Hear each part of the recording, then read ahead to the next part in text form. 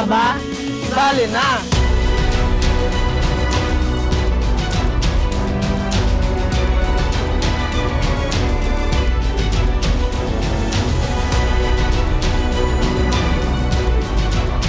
Kita Kids. Kita Kids. Kita Kids. Kita Kids Sa MCC Season 2.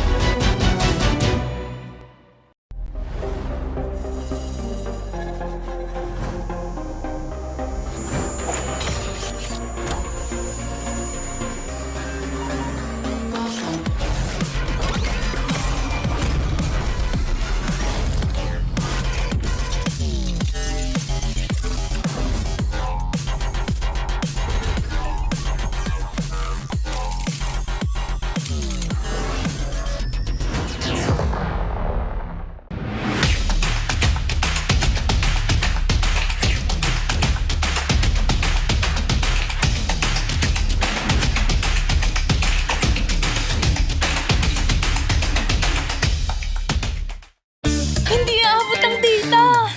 Nice! Don't worry! The Only with Smart Power All 99. Hindi nabitin with 10 gig data plus only Facebook or TikTok and more. Load now! Who needs to go to a concert when you can own that stage with your friends? Enjoy a night of impromptu bowling tournament.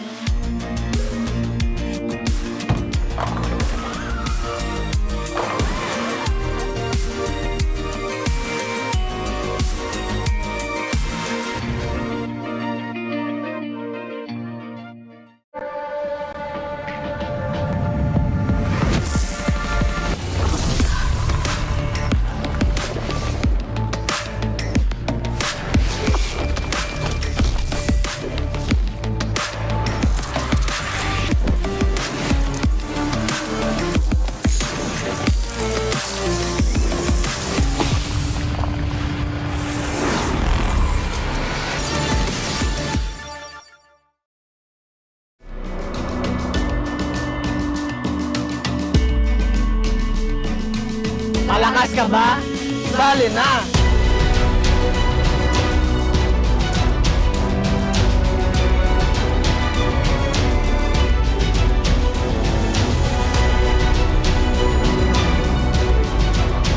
Kita Kids. Kita Kids. Kita Kids. Kita Kids Sa MCC Season 2.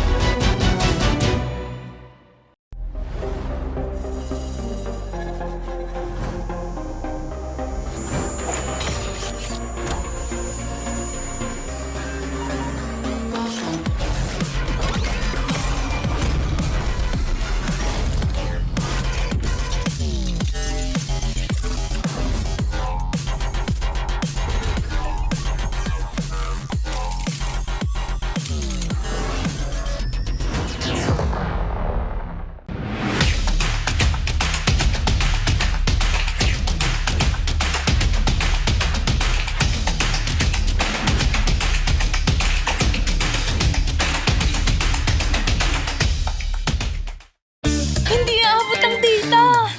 Nice! Don't worry! The Only with Smart Power All 99. Hindi nabitin with 10 gig data plus only Facebook or TikTok and more. Load now! Who needs to go to a concert when you can own that stage with your friends? Enjoy a night of impromptu bowling tournament.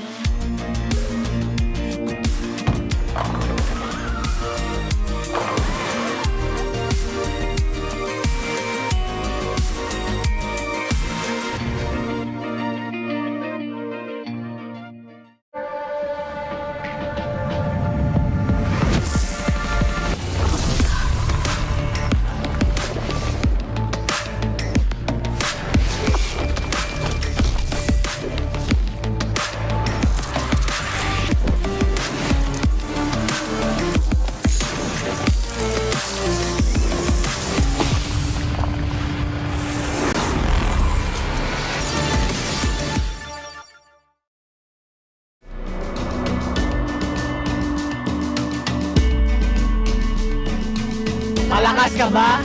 Sali na!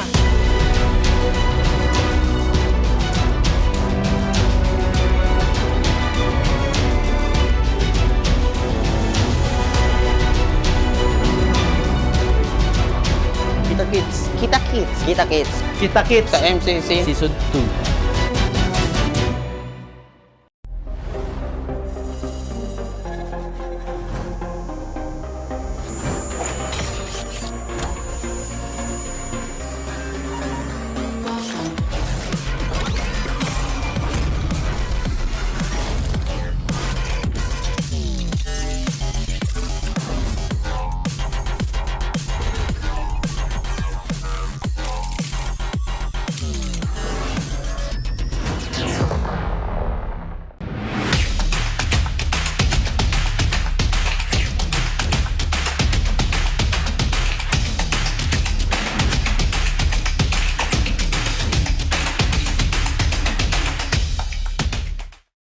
Hindi aabot ang data! Nice! Don't worry! Be only with Smart Power All 99. Hindi nabitin with 10 gig data plus only Facebook or TikTok and more. Load now! Who needs to go to a concert when you can own that stage with your friends? Enjoy a night of impromptu bowling tournament.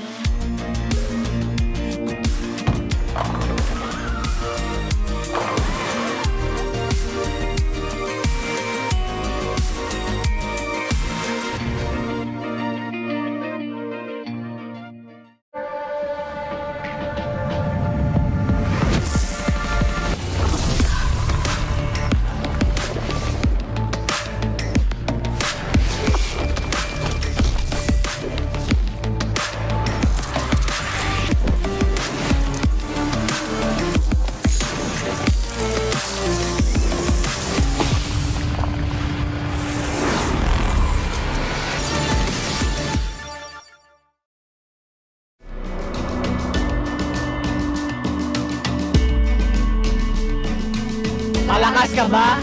Sali na!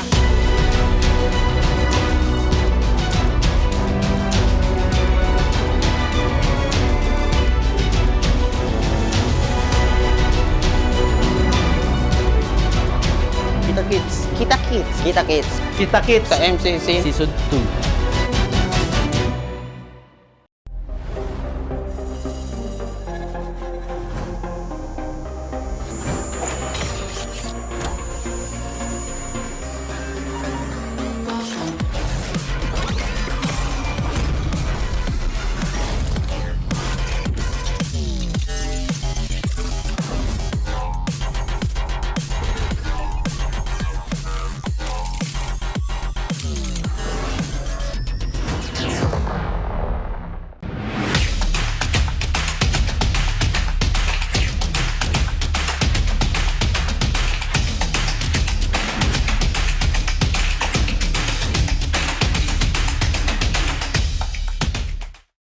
Hindi aabot ang data! Nice! Don't worry! Be only with Smart Power All 99. Hindi nabitin with 10 gig data plus only Facebook or TikTok and more. Load now! Who needs to go to a concert when you can own that stage with your friends? Enjoy a night of impromptu bowling tournament.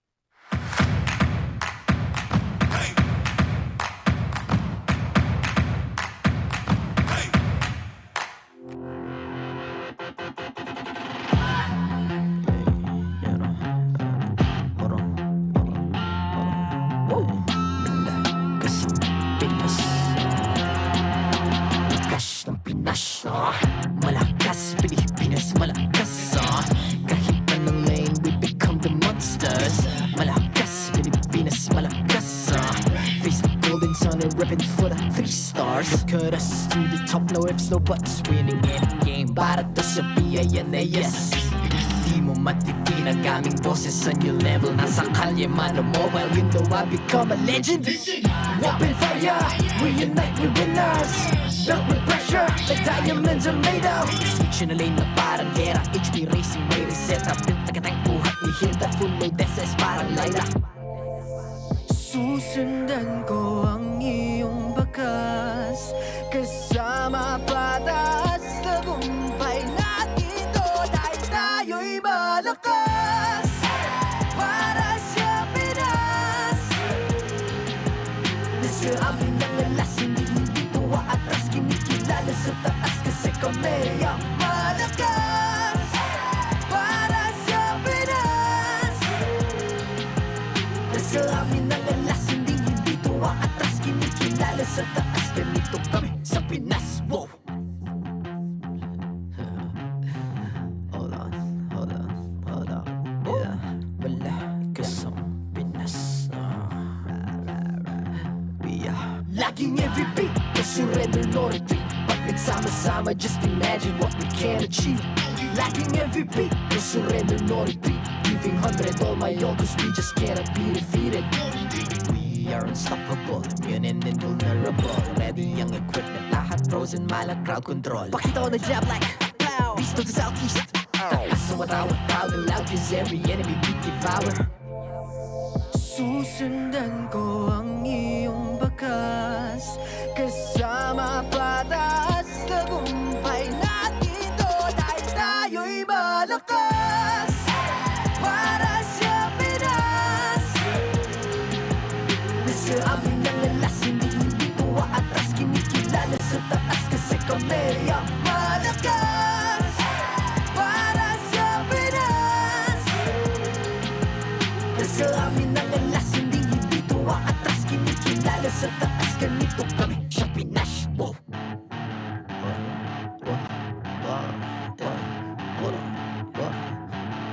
Malakas, Pilipinas, malakas.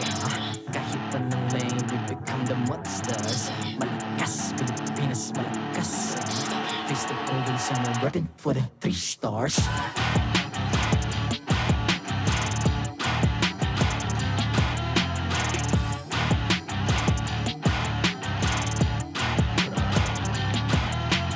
Ang lakas ng Pinas, we unite, be the stars. Ang lakas ng Pinas, we unite, be the stars. Ang lakas ng Pinas, we unite, be the stars. Ang lakas ng Pinas, we the stars. Ang lakas ng Pinas, we unite, we the stars. Ang lakas ng Pinas, we unite, we the stars. Ang lakas ng Pinas, we unite, we the stars. Ang lakas ng Pinas, we the stars. The 15th season of MPL Philippines is brought to you by the following sponsors. Infinix, the MPL official tournament phone. Lakas sa laro with Infinix. Smart, the official telco partner of MPL Philippines. Our partner in esports, Time Zone. Join the fun at Time Zone. TT Racing, for those who dream, work, and play. TT Racing has your back.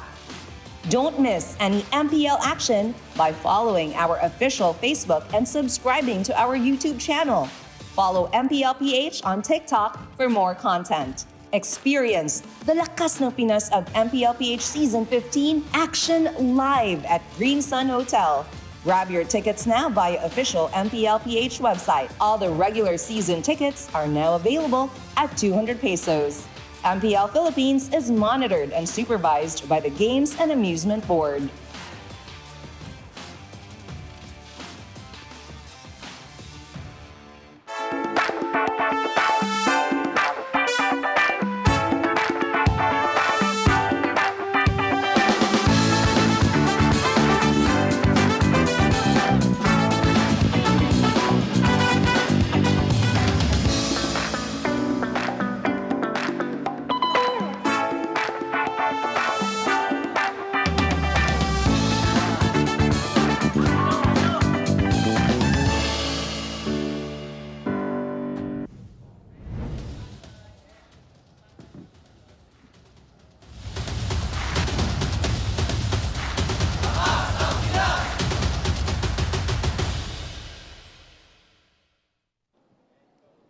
Good afternoon, superfans, and welcome back to the MPL Arena. My name is Hans Galeria. And I'm Kalusi at panibagong aksyon at bakbakan na naman ang naghihintay sa atin ngayong araw. You know what? With what happened from yesterday and even yung mga nakaraang araw, nakita natin ang Team Liquid Philippines and Aurora as they made sure to stay at the top of our standings. Nagpakilala rin ang Kite Brothers at ang bagong bansag na Baby Cakes Duo. Mainit yan, Hans. And I'm curious to know, may makakapagpapigil pa kaya sa kanilang dominating win streak? You know what? We're about to find that out. Pero hindi lang naman doon ang nagtapos ang mga laban natin because even outside the game, there was also celebration courtesy of the MLBB Golden Month. Tama ka dyan, but today is a new day at I'm sure marami pang sorpresa ang nag-aabang sa atin sa loob ng Land of Dawn. Kaya ano pang hinihintay natin? Huwag na natin patagalin pa at ilabas na natin ang lakas ng Pinas. This is MPL Philippines Season 15.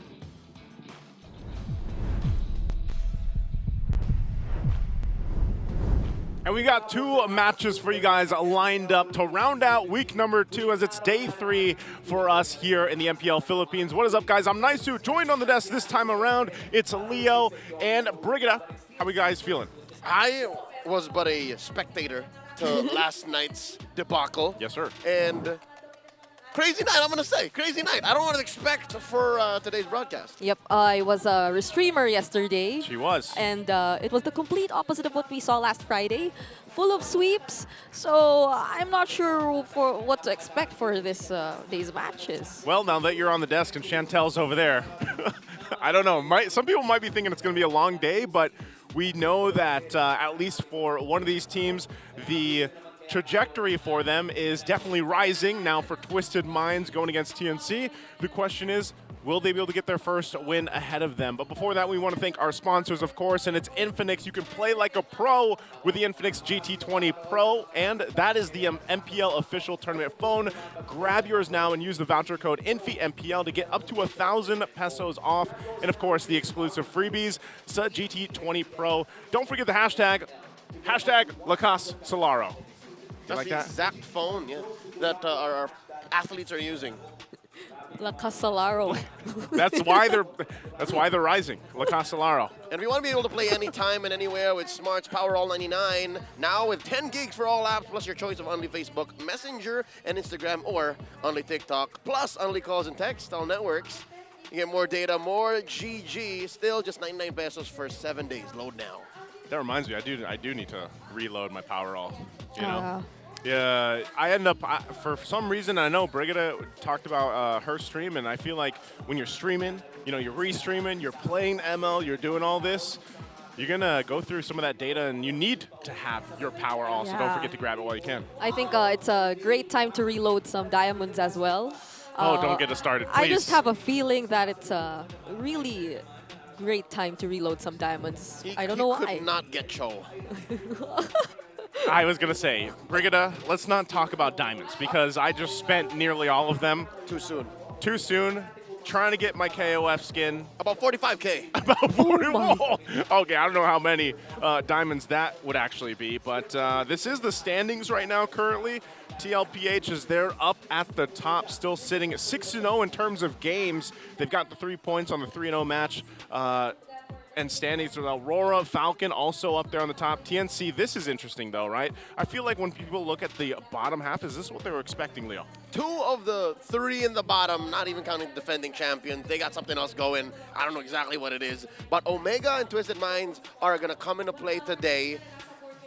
I'm guessing there's something new that they're cooking, and they're going to need it. Given that not a single win yet, towards the end of week 2, not even a game win. Yeah, it's a different feeling from what we see from AP Bren, because at the very least, even despite their losses, they come out of them very optimistic, and a lot of us acknowledge that they are actually onto something. We might see significant growth from this point onwards, but as you've mentioned, 2 teams who are clearly struggling have to show us that they've learned what to do starting today. This is tough because this is literally the story of being on a different end of the spectrums. You know, for all these teams here competing, Twisted Minds obviously still looking for that first win, Omega too, and that's the part of it is TNC is, I feel like a lot of people are used to seeing them at the bottom, but now that they've had their 2-0 record, and maybe, let's say, they end up winning here, that's a great just kind of change of pace for the Phoenix Army and TNC as an organization as a whole. Yeah. Even if it is a streak and nothing has changed from the last time we saw them in action starting yesterday, they're on their winning way, so they're continuing to rise, while their opponents coming up in, less than 10 minutes are seemingly trapped inside their own minds. It's just a twisted tale of this new team that just came out of nowhere, out of the fallout of a few franchises. I can only wish that maybe some way, somehow they show us something new. And I'm wondering, at least for this, we've got a feud-fueled showdown. Why is that a feud-fueled showdown? I mean, Brigida, do you know much about what the feud is in the past here and what's going on for our first matchup? Well, if you're familiar with the players who are playing right now, you would also have an idea that they were mostly one another's teammates in different variations of their former teams, and some of those are actually shown right here. The next play, former teammates James and Yawi. You could also include the Echo former teammates who were previously together. There's Zaida, there's Yawi too, 3 Martizi who hasn't just played yet, even outplayed, and it doesn't stop there. It's even the most recent Blacklist International lineup which we've seen. So there's Lord JM Haji, MP the King. It's literally a mix and match of all these players who were once playing together. Maybe that's why this matchup, despite it being a brand new matchup, the first time in Season 15 to happen, feels familiar. It's because it's the same dudes from a bunch of old teams that we all love that aren't necessarily here anymore, whether it be literally or by name. These are athletes, stars that we're so used to watching and saying, hey, did they not used to play? Yes, folks, they used to play. And, you know, things have gone down in and out of the league that have led them to tonight. And that's really been the story so far of this season. You know, just season 15 in general has had a lot of these histories where it's like, okay, these players used to either be on the same team or they are now going against each other, or they were in a different country and now they're back in the Philippines and they're going against one another. And that's all part of the kind of story for them, but it's also something you have to consider, like, even when it comes down to the coaches behind them, you know, in the draft, which we know is so important once we lead into these matches here. It's that familiarity between the players and between those play styles as we get a good look at them here. But also, that's something to consider once you go in and actually get into the game, right? A lot of people have been paying attention to TNC and what makes them so strong and why are they continuously rising right now. As we take a look at the stats here, Kozin and Zaida's kills assisted by Yawi. Brigida, can you break down the stats here? Yep, as you can see, Zaizen, this was the name given to both Zaida and Kuzen by Yawi yesterday when we had the post-game or post-match interview. And a lot of these statistics which we're currently seeing right now are either led or participated in by Yawi as one of the main setters of not just the tempo, but even those pickoffs and kills, which TNC just keep going after and keep going for. I think they've actually earned their spot as a team with a really high kill participation, which speaks volumes about how they really try to play out their games. I think they really have established that identity in them in which they play for that snowball type of early game centric and aggressive play style that teams really have to watch out for. Yeah, and I like what you mentioned here too, and a lot of people will notice it, just Yawi's impact as a whole as a roamer here. Now on the flip side, we're going to be looking over on the other side, Twisted Minds. Very different in terms of data that we're going to see from Twisted Minds, just because they're still looking for that right formula and can outplayed outplay. That's one of the questions that has been asked here for them. This is Twisted's kill distribution based on their opponent's role. Yep. You know, you have this kind of breakdown here. What does this mean for us, Brigida? I'd say the mid control is something a lot of us have been paying attention to. The mid duos and their rotations and how they're able to pressure the map. And it wouldn't be so bad for you to get those early kills as well as the mid duo. You provide space, you open up the map. But what we're seeing right now based on the statistics is it stops there. It kind of no longer allows, or it doesn't reflect in a way that should be benefiting them in the long run. Their gold laner and their jungler doesn't really get to participate much in those kills. Long and short of it, Outplayed has not outplayed anyone that significantly impacts the game. He has gotten 1 kill, and that kill being on Oheb as the game ended. Twisted Minds losing, by the way. So, big question mark on Outplayed. Can he get the kills where it matters? Sure, mid and roam, a lot of his kills like 11 and 11. But really, if you want to see Outplayed do his thing, he's got to kill junglers. He's got to kill gold laners. He's the one. He reminds me of a similar a situation that we've seen Jome in, Big J, right?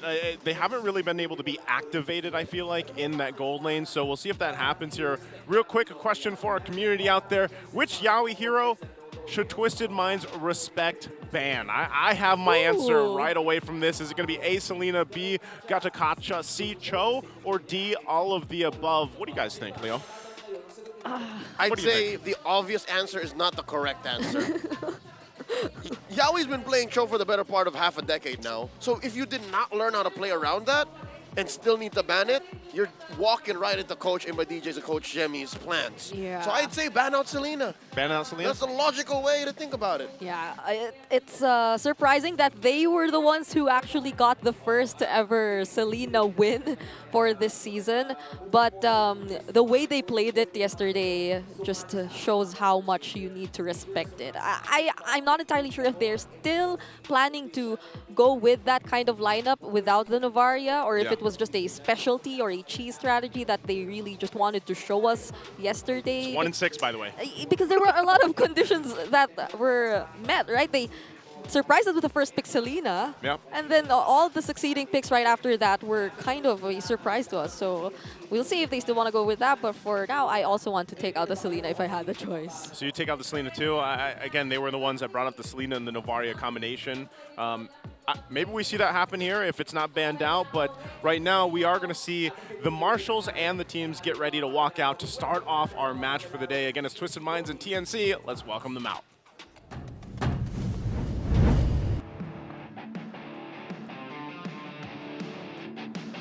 To oversee and uphold the tournament's integrity, guiding us through this match are Marshals, Juvin, Chico, Patrick, and JJ. Opening today's series is a team still trying to find that twist this season. They are Twisted Minds. In EXP, it's James. In the jungle, it's MP, the King.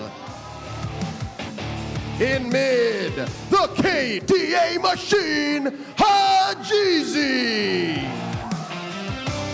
In Rome, Escalera. And in gold, Outplayed.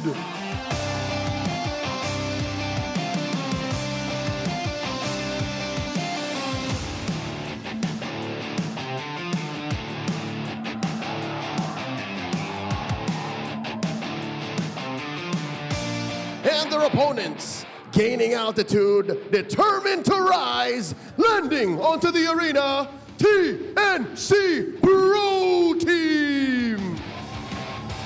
In EXP, Lord JM. In the jungle, Zaida. In mid, Lancy. In Rome, the one and only Yawi. And in gold, Kuzen.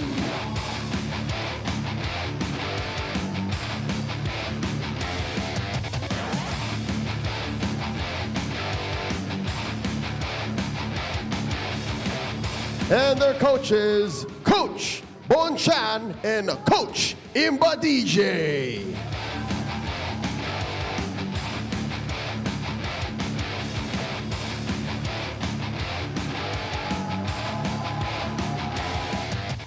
And there we go. The teams are locked and loaded and ready to go. Let's go ahead and introduce first Twisted Minds PH. Brigida, take us through. All right, Twisted Minds clearly have been struggling for the first few days of MPL Philippines Season 15, and they themselves, they know it. They brought in a new player or someone, they brought in Escalera basically Yep. for their lineup instead of having Sensui as their roamer, and we've seen him perform yesterday.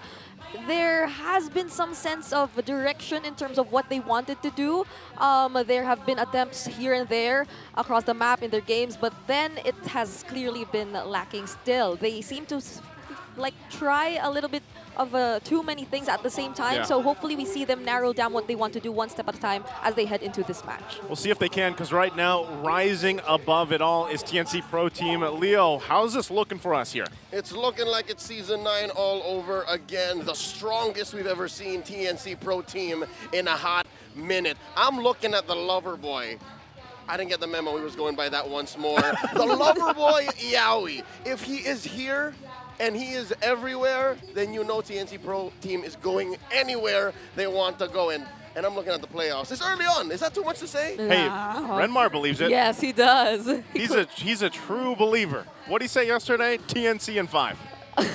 I think he, even in as early as week 1, right? He already Yeah. mentioned it has been either just the first or second series of TNC, and he already believes that they are heading into the playoffs.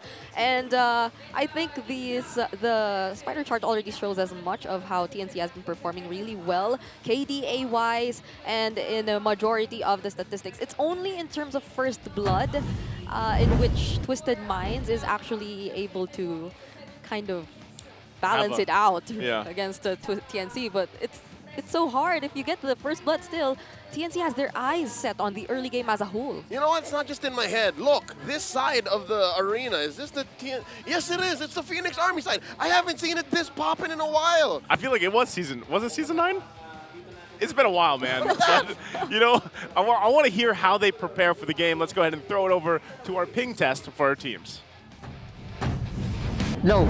Game na pre. Para makahipa. Hoy, tara na. Alay, pampahype, tol. TNC nyo, puno na. Di na ako, invite. Imbitados Unidos. Maganda ata, encourage na room sa Chu Pagkasipa, winter na. Tuloy ko. Okay, well, what do we hear? Let's go ahead and translate it for our international viewers out there. What do we hear over there? What was Yawi saying?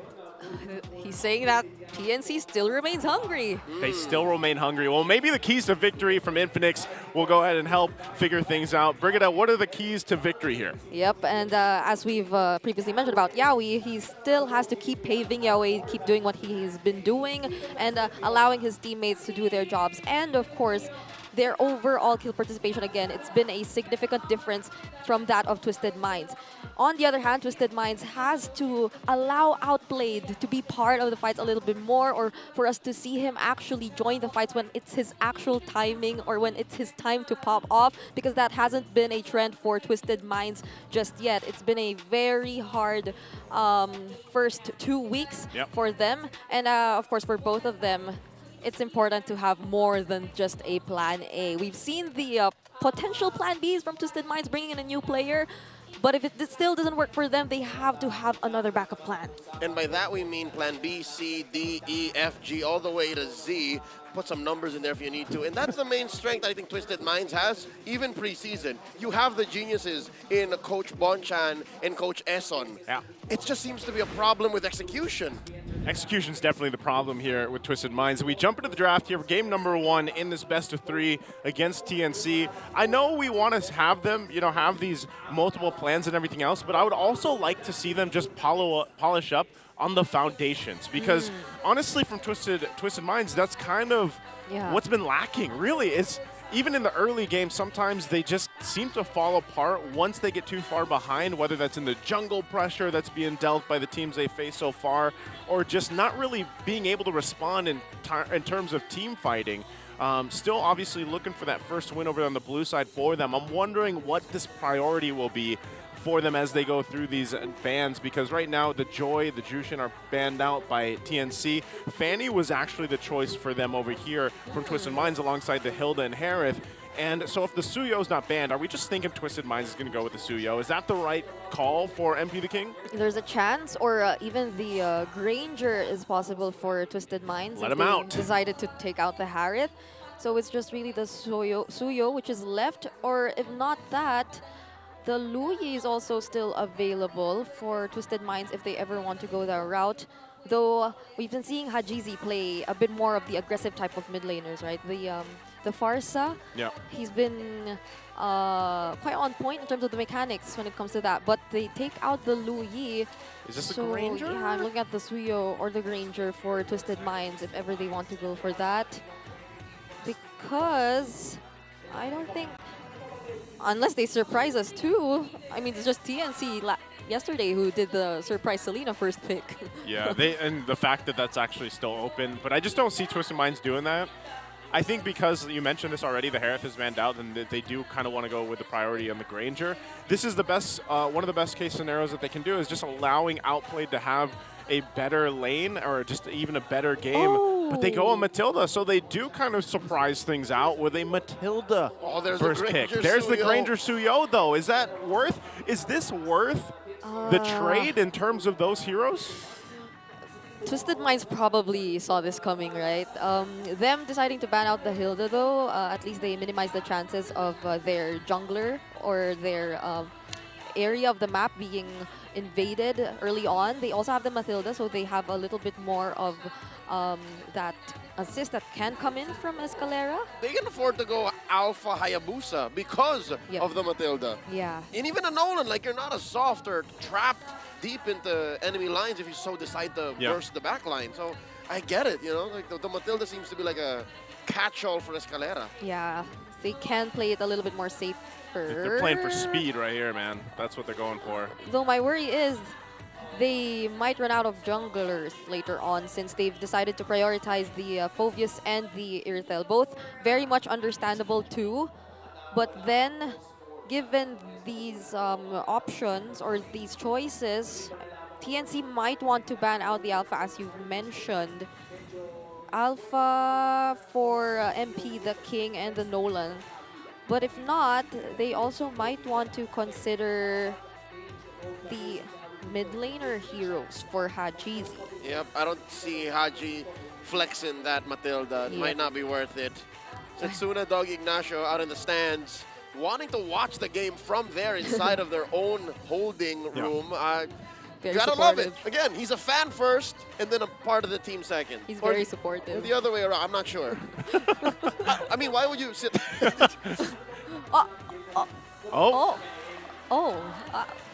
Yeah. At some point in time, that was actually true. That was actually true. Yeah. There's so much that happened. I mean, this was also started, during the offseason, I think? Like the Alpha. They've been listening to the stories. That's the Barretts, yeah. Okay, they take out the Barretts. It's a Lord James special right there. Yes. The Flicker Daytona's welcome. I went to high school with that guy. Who? Did? Yeah, I just waved on the screen. Is that your guest? No. It's just a random high school. Hey, no magic in the arena. Whoa. What? What is this? What's that? It looks like foreign currency. Was that foreign currency or was that like a or playing cards with astrology an odd card back. or something? Yeah. What was that? Okay, they take out one jungler and a mid laner. So they both attack MP and Haji. Yeah, so the Nolan's still there, the Force is still there, though it's a bit tricky. You have to consider there's a Khalid. So they go to CC to continue hurting Lord JM. Man, that's really going to narrow down the options for Lord JM, but there's a Badang, just in case. which is funny that Badang didn't go through in the first phase. Yeah. I feel like every single, well, I don't want to say any absolutes here, but almost most matches, Badang is picked up in the first phase. Yeah. There's a Badang, there's a Gatot, just in case Lord JM wants to consider that. And a Hylos.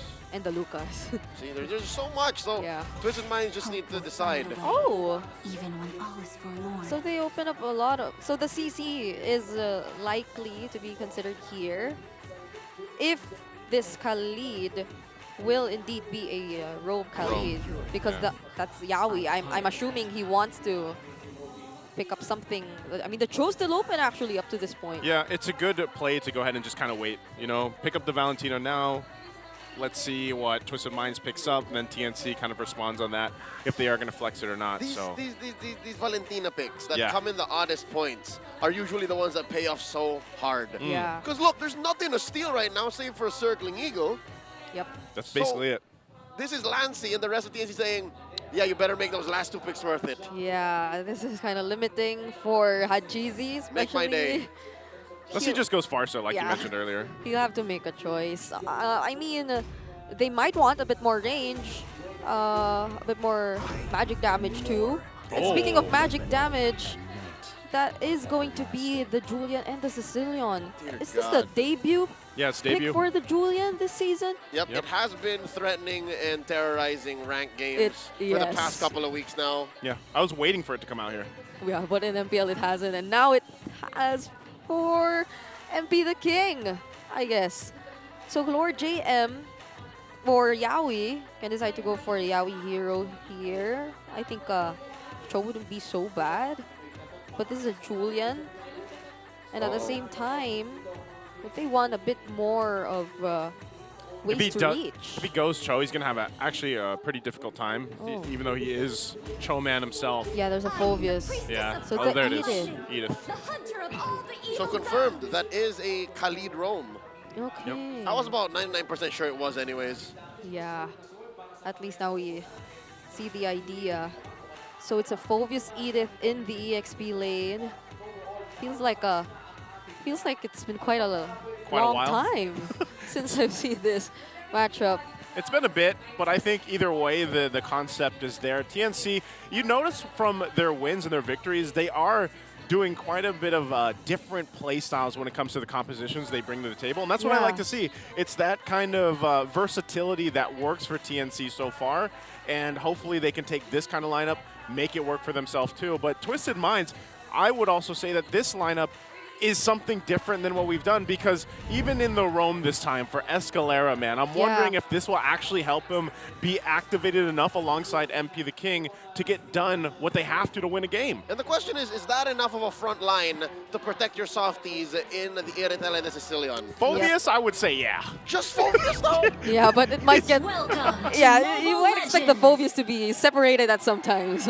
Well, let's find out here. It's game number 1 in our first match of the day. It's Twisted Minds still looking for a victory, and a TNC looking to continue the rise into the sky. And as we look at this already, early aggression, Yawi just showing face alongside Lancey here. Yep. At the very least for Twisted Minds, we're expecting to see possibly a lot more participation. There's a reliable source of magic damage or burst damage overall that can come in if the mid trio does decide to rotate together. Some Sicilians are clearly based on the emblem combinations picked up here by Hajizi as well. We could be expecting the aggression to come in from Twisted Minds, and that's also what we would like to see from them. But just the same TNC, I doubt we'd see Yawi and Lancey far from each other for the entirety of the game. They're so fast, they're so quick to rotate, and one of their strengths is exactly what we're seeing right now. Their capacity to just control this river and be aware of the rotations coming in from Twisted Minds. And the hard part about this too, for TNC specifically, is actually being able to, number 1, catch Twisted Minds with the lineup that they have, but also being able to follow through. I mean, think about it. A Matilda alone is going to allow you to do that. Escalera also takes a little bit of extra protection running that Purify. But then, too, when you're trying to catch MP the King, this is the thing about Julian. He gets away so easily. So TNC, if they commit to either a pickoff or a setup with a Raging Sandstorm or what have you, they have to be able to actually secure those follow-ups and those kills here. And that's what Twisted Minds can actually do with this mobility that this lineup gives them. So the Turtle's going to go ahead and get pulled out by Zaida. They keep it together here. They're going to fight for it. Yawi dealing a lot of damage in the back line. Quicksand guard flickering out. Turtle, 3/4 of its health left. And the flicker in by Lancey. Pops the Infernal Pursuit. A lot of damage sent in. James secures a kill on a Lancey. Lord JM very low. Gonna go down. Not enough damage on that Edith despite the ult. Lord still standing. Zaida and Yawi holding their ground. Turtle gonna be secured here by Twisted Minds, and the punish on the Yawi. Circling eagle by Escalera. Not sure they want to pick this fight. That's a win for Twisted. That's tough because, you know, I was just saying that. They're going to have to commit to those fights.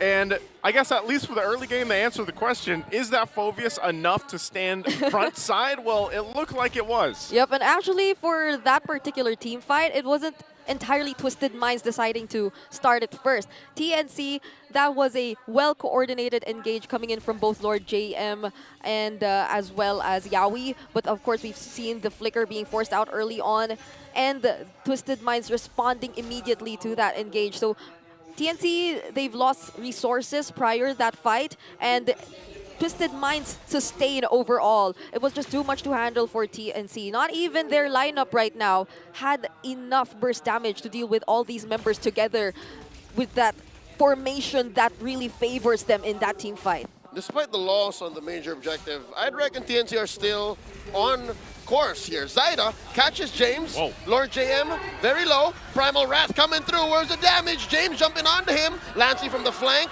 Can they finish the job? Zaida holding his ground with the sever. Is that enough? Here comes Hajizi and Yawi from the sidelines. James falls. That's a 1-for-1 trade. XP laners down. Yawi jumping in, point blank. Oh. He's gonna push back MP the King. Close call, both sides. Wow, Yawi actually survived that, was trying to wait to allow Zaida to come in. Not able to get it, but Escalera, okay, he's gonna scout this out, but he's gonna go back. What a team fight there, Britt. Yeah, in normal circumstances, you wouldn't consider doing the you're using the Raging Sandstorm anymore to stay in that fight, but down bottom! 1v1, Cozen outplayed! Can't outplay! Yes, Here's but Yawi. not can finish it. Outplayed! Gets taken down! Yawi took it personal! The Ducati ran out of gas! Oh my goodness, this is exactly what we've been saying. The fast rotations coming in from TNC, and for 2 consecutive team fights, it's that quick rotation and ability to respond which allowed them to not completely let Twisted Minds take the lead. Time to go to the turtle, says TNC, pulling it over. Massive man advantage, other side of the wall. Twisted Minds trying to come through. Guiding wins by Escalera. James coming through. There's the take, the secure, and the shields. Yawi's gonna get sacrificed here alongside Lord JM. He does get to back off. Outplayed in Escalera, pushing them back. TNC suffering a loss, but secures a turtle. Yep. At the very least, TNC complete all together in that objective take, just took what they had to. Checking out the items and the gold as early as now, it does feel like they're still trying to manage, but wait. Okay. Oh, man, okay, he keeps the turret together. But man, as you were saying, you know, they get the turtle out of that, and you have to commend to what's happening here. They're still maintaining pretty much equilibrium, but it looks like Twisted Minds wants to make a play. They at least want to get this turret down. That they will do. But TNC will continue to farm around the map and find what they can. Long-term trade here set up by Twisted Minds. Despite losing men, are able to set up great on the map. Mid lane seems to be next up on the docket. A turtle up in a minute. TNC engaging via Zaida. They let go. Escalera keeping the border safe. Yep, this is going really good for Twisted Minds in the early stages of the game. Aside the fact that Outplayed is actually able to play really well in the lane up against Cozen, and we've seen it earlier. They're actually able to focus a bit more of their attention towards rotating to Outplayed. And now it's rewarding them clearly. They've switched up the lanes. Outplayed now up top. So for TNC, it's surprising to see that they're the ones being sort of read out. It's interesting because TNC for the longest time have been playing an absolutely clean early game, but now Twisted Minds, now they're up top too. Circling Eagle set in by Escalera. Lord JM might fall here, and he does alongside the turret. Clean take by Twisted Minds. Nothing on the board for TNC so far. Here comes the reinforcements. Down goes Lancey. Turned out for Escalera and James. 2 for 2 so far. And down bottom, Cozen untouched. Good response. Looks like they're going to go ahead and just take their route to the turtle now. Cozen will go ahead and help them out for this, but it was a trade even there, and it was good use for Twisted Minds. You know, they had all that utility. They brought it up top, but then Lancey bought enough time to let the rest of the response come through for TNC. So again, all this leads to nearly an even game right now, at least at this point. You know, still working on some of the turrets. There is that turret advantage right now for Twisted Minds, but looking at the items, are they falling into place for both teams here? Yep, so far, even just the Yawi, looking at his first item, which is the Athena's Shield, it allows them to actually engage in team fights a lot more against Twisted Minds, since most or majority of their early game damage is again coming in from their mages, from their jungler and Escalera too, a bit of it from Escalera. So he's able to sustain it a bit more, unlike what we've seen in the first team fight during that first turtle. So now they're a bit more equipped to fight, and with that Sky Piercer pickup as well from Kuzen, they're gradually able to find the openings up against Twisted Minds. That's what allowed TNC to get this 2,000 gold lead here. Despite losing out a majority of the engagements, across the map, Zaizen has been doing work. The gold is in the right place for TNC, and they're dealing the right kind of damage and giving the bodies that can afford them to do this. Okay, they're actually going to go ahead and just try to take this, but Lord JM has to flicker out. Pops a Primal Wrath. They might have to respond. Here comes Yawi from the flank. 4 members of Twisted Minds respecting the propensity of the lover boy to get a fight from out of nowhere, and it just escalates. You notice what's happening here too, right? Like Brig, they're continuing to put pressure on the map, and now they've gotten themselves a little bit of a lead first time in this game. Yep, but Twisted Minds, they have to be extra careful, because even when they consistently rotate together and try to look for the engages, Yawi and Lancy has that tendency to go for the sandwich plays, always make them think twice about wherever they're currently positioned up against TNC, because there's a chance that they can fight up against the 5-man lineup of TNC, such as now. Yawi engaging, using that Rampaging Sandstorm to retreat. Quicksand Guard to survive. James jumping in, accepting the salvo from TNC. He goes down, traded out for Lord JM. Zaida holding on. Look at the iframes on that Julian. Yeah. It saved MP the King so many times. That's what I was talking about. In this entire game. And TNC, once they're forced to run away, disengage, they wouldn't want to chase after them anymore. And suddenly, it's quiet. This is dangerous. TNC's planning something. Zaida holding on to this small camp down bottom in that brush, watching the Lord get reset. And both teams just waiting for the dance to start. Neither one to make the first move. Escalera spotted by Yawi. Just going to spot him out for now. Again, it was positioning that they wanted to go for it. They go ahead and reform and recollect, but they know, honestly, at this point, it could go either way for the First Lord, and neither team wants to be the losers of that fight. Now, the focus could be maybe the mid lane turrets. Yeah. TNC has to be extra careful, though. Their sustain or their frontliners, at this point, even despite the Athena shield pickup, can be potentially easily bursted down by Twisted Minds, and that's been a trend since earlier! Escalera down to a third of his health, jumps in to a death brush. Lord JM bursted so quickly. Yawi doesn't survive, MP gets a kill, and the rest of them feel the magic damage. Zaida coming through, cuts a line between them and the teams, forcing their way through. 3 for none so far, and it's a clean take for Twisted. And that's exactly what I mentioned. At this point, Twisted Minds just can take on any person they decide to take on from TNC. And those were the 2 tanky frontliners too! Zaizen holding on for dear life.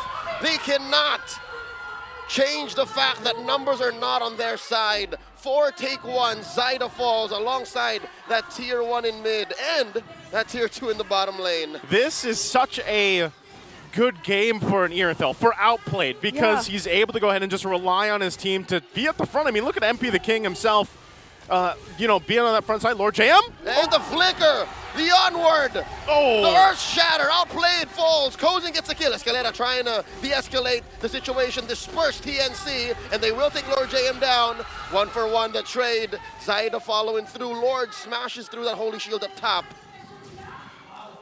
They got to wait for this. They're going to have to deal with the Lord. They do. But man, what again, an interesting fight there, Brig. Yes.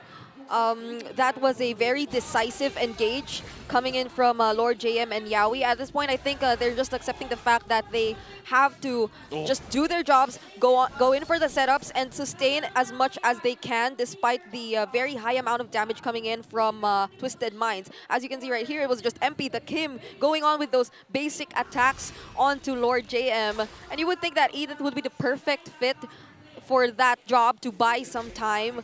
But even despite that, even despite Edith and its very own kit, Twisted Minds, just looking at the items, just looking at MP the King, you wouldn't want to go near that Julian. It's so hard to take him down, even also with the Rose Gold Meteor concentrated energy pickups.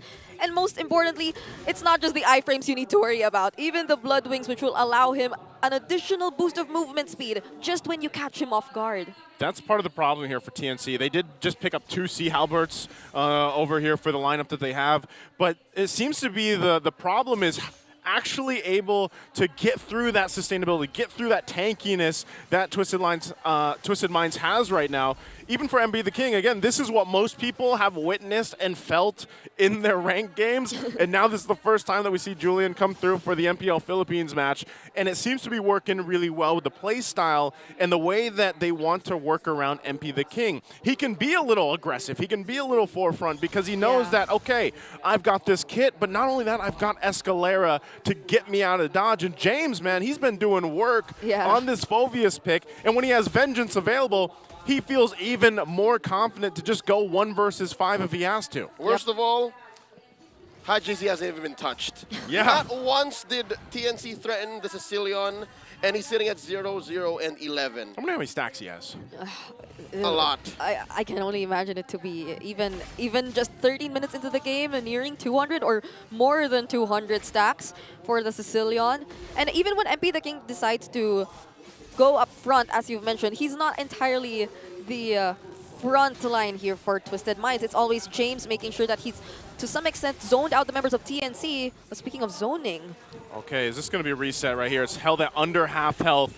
We'll see if either Roamer decides to just go in. It looks like they're going to fight it out. Dear God, Dato attempts Zaida with the flush retribution. The fight all the way in the back. Yawi barely surviving. Quick send guard buys him a second more, but outplayed gets his man. A roamer for the Lord. TNC happy with that trade. A clutch raging sandstorm coming in from Yawi, and TNC, a great decision to contest that objective since Zaida wasn't really behind either way. He was also level 15, so it just really had to, or he just really had to depend on his teammates and of course his own retribution. But Twisted Minds, they're just clearing up that Lord secured by TNC. Yeah, they're going to clear that really quickly. Again, it was, we kind of have to go for it, is what TNC was saying. Yawi was the sacrifice. They get that Lord, but I'm wondering what that will result to across the map for them because still, they only have those 2 turrets down to work with. They're not going to be confident enough to actually push down either because of the way that they can be displaced or even outmaneuvered by Twisted Minds. You can see at 293 stacks right now in the Sicilian, getting up to that 300 mark. And it's really starting to show in terms of the damage that this lineup can do now. Yep, even just imagining the wishing lanterns, those little butterflies. Yeah. That'll get to TNC. Even when he just decides to use a single Bat's Feast onto the tankiest members, that'll be a lot to deal with if you were TNC. Stacked on top of the glowing wand, so there's a lot of trickle damage happening, and then suddenly the burst from Outplayed, the burst from MP the King. Twisted Minds, amazing damage profile set in. That's why they win, what, 4 out of 5 direct engagements against TNC in the 16-minute game. Yep. And he gets a Divine Glaive just now. So it's going to hurt even more so for the damage that Hajizi's able to pump out. And really, we're at just kind of a...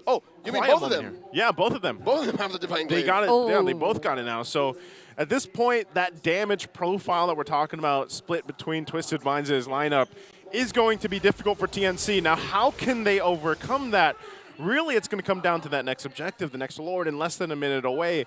They might not want to just completely, Yawi, go in. If he sacrifices himself and they're down numbers, even if they win that Lord, we might see the same thing, where they might secure the Lord, but if the 5-man from Twisted Minds is still alive, they would be able to just clear it out again. You gotta start asking the hard questions here. Who's gonna find Hajizi? Yeah.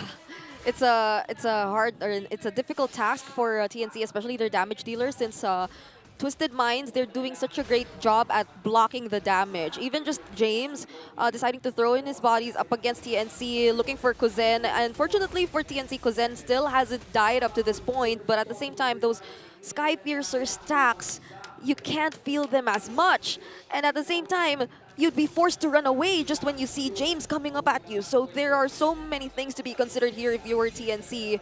But of course, you'd want them to group up together. This is probably where we really have to see their team fighting prowess come into effect. Okay, we're going to have to see if it does work out here for them. Yawi getting the vision that he needs, information to give to TNC. This Lord is crucial here. Yawi does take a couple shots. That's way too many shots. He's down to a third of his health already. He's going to heal Forced up. to use a quick sand guard, and Twisted Minds here just waiting for the right moment to blitz.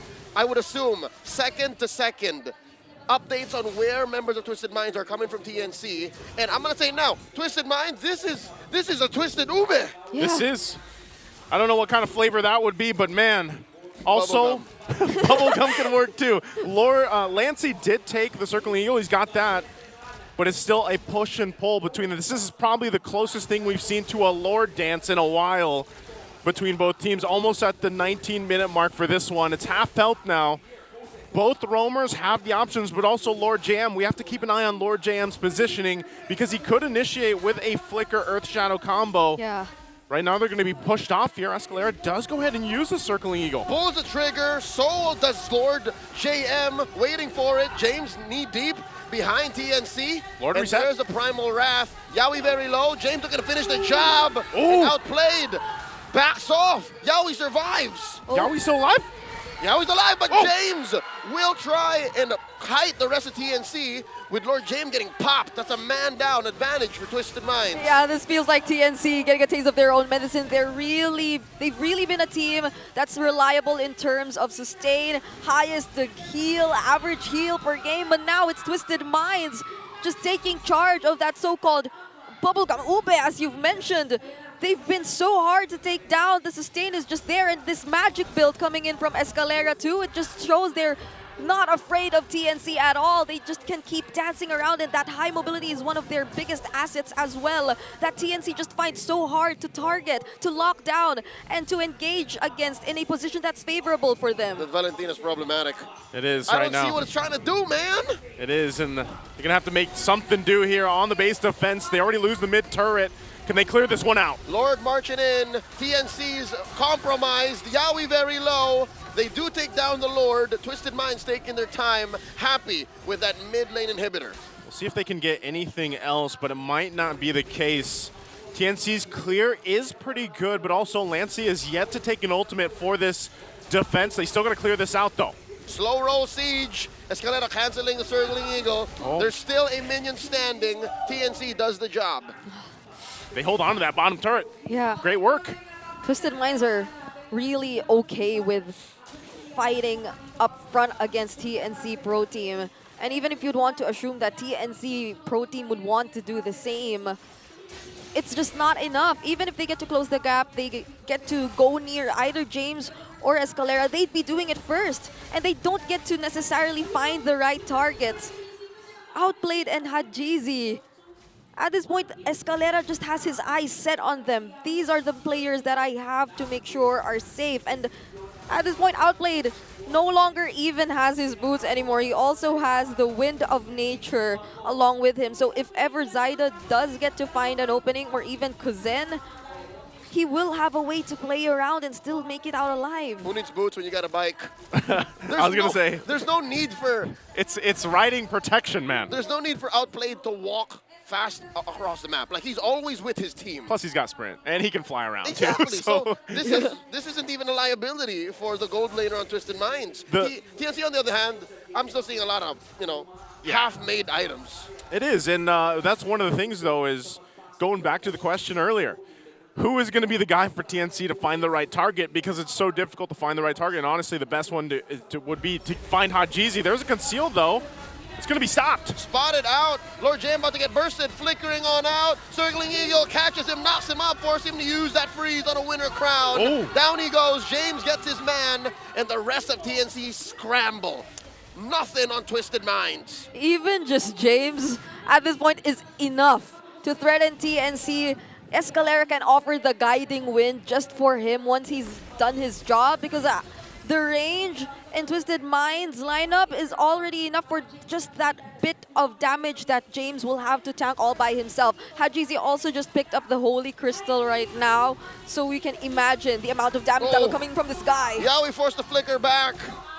They're backing off. They can't even try to take their own purple. This is really, really hard for TNC. This is going to be tough. Zyda's going to have to pull something amazing off if he wants to even try to steal this, but I don't know if Twisted Minds are going to give him an opportunity or a window to. And he does come in, fails to get it. MP the King with a clean retribution. James taken down by Kozen. Yawi sacrificing himself, popping the immortality to help the rest of his team back off.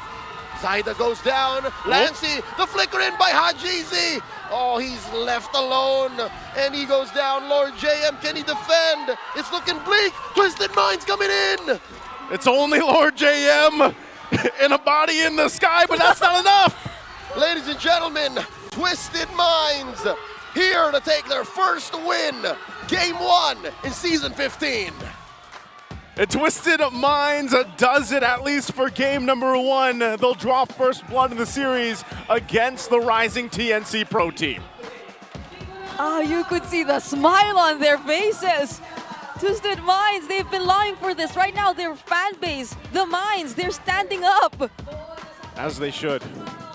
What a game. I mean, again, the lineup that they had, it almost seemed for a little bit there, especially towards the late game, that it was just unkillable. Like, really, James was just, at that point, he was just throwing his body forward. He's like, yeah, I know that I'm pretty much tanked up on all these defensive items, and I have Vengeance, and I'm just going to keep going, you know? And they did a really good job at least forcing Yawi to go ahead and use his Raging Sandstorm if he had to, burn his Flicker if he had to, so that there wasn't that surprise setup that we usually see from those Khalids so often. But even using the Quicksand Guard, where then he didn't have that to rely on, and there was just a lot of good layering here from Twisted Minds.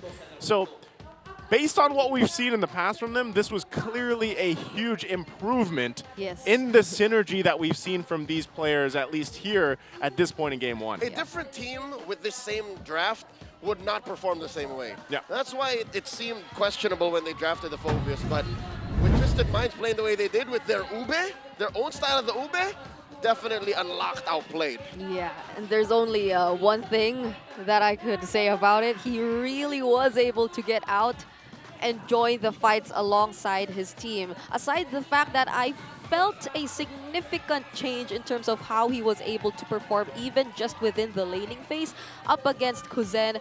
There were those clutch micro plays that were actually surprising to a lot of us, since it didn't feel like Outplayed was able to perform and show us those kinds of plays early on into the season. But with this decision to go for the Irithel and just play for the late game, which clearly has been something they never let go of. The advantage was almost always in their hands from the first minute onwards. Outplayed was just having the best possible time of his life. He was taken out twice. They were able to gain access to him somehow, but it wasn't just entirely dependent on him either way too. So he was just able to carry out his job most of the time, and if he wasn't able to completely carry it out up until the very end, at the very least they had Hajizi alongside them. What I liked about this as we look at the highlights here from the game, and especially for Outplayed, is this was the first time really that I felt like there was the team was playing together. You know, they were actually rotating really well together. Their timings on a lot of this stuff was on point. I mean, even some of the fights where they had to engage, disengage, and then follow through again was really able to showcase that they've worked on this. And then, again, this is a team, Twisted Minds, I know it is only week 2, but they needed this win here. I know it's only game 1. They haven't won the match just yet. TNC will go ahead and adjust leading into the next one, but this is a great victory for not only the team and the fan base as well. And going forward, hopefully they can continue to play like this, because it just seemed like everyone was there for each other on the right moments and able to go ahead and just kind of shut down what we've seen from TNC work for them in the previous games. I think TNC went a little slow.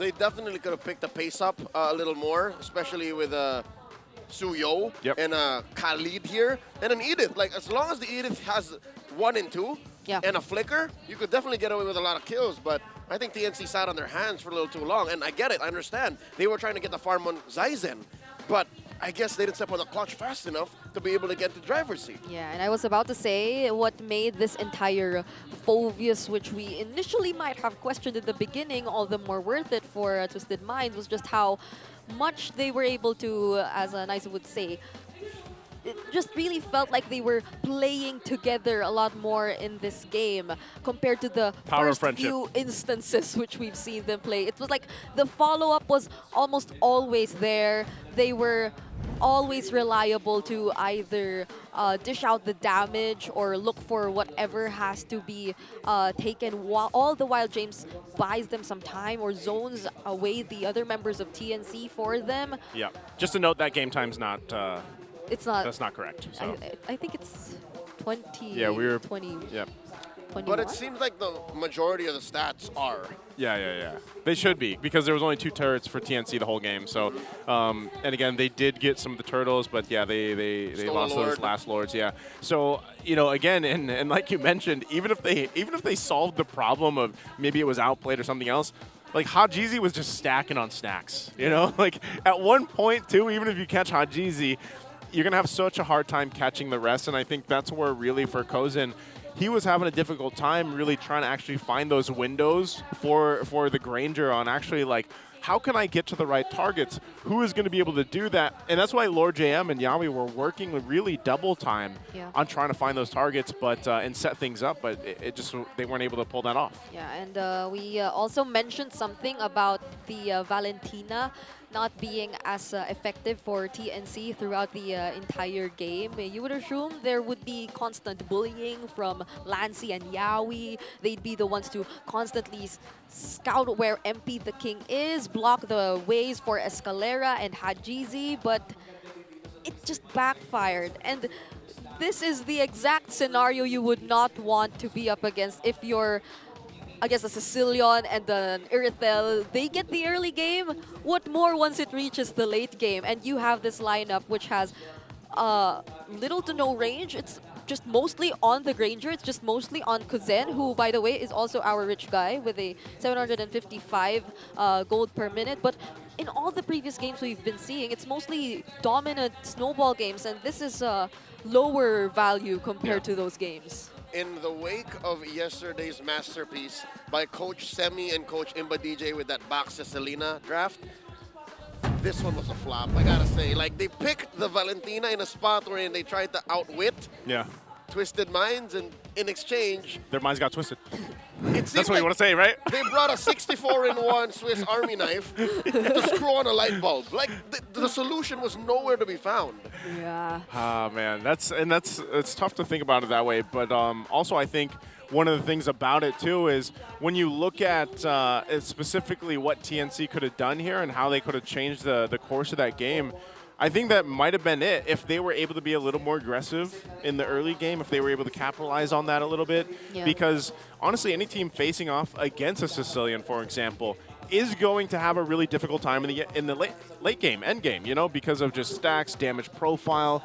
But even so, maybe the biggest problem was the Valentina, because I don't know about the specific counter for it, but I think most of the time, especially towards the late game, the only ultimate really that you were taking, or maybe throughout the entirety of the game, was the Circling Eagle. And, you know, when you have that and then you can't even really fight these fights, or you're constantly disengaging anyway, the Valentina is just kind of shut down. I mean, even your kit, where technically you see, okay, well, maybe she can utilize the Terrify, you know, part of her abilities.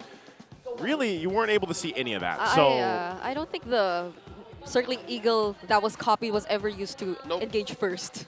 It would put TNC in a worse position.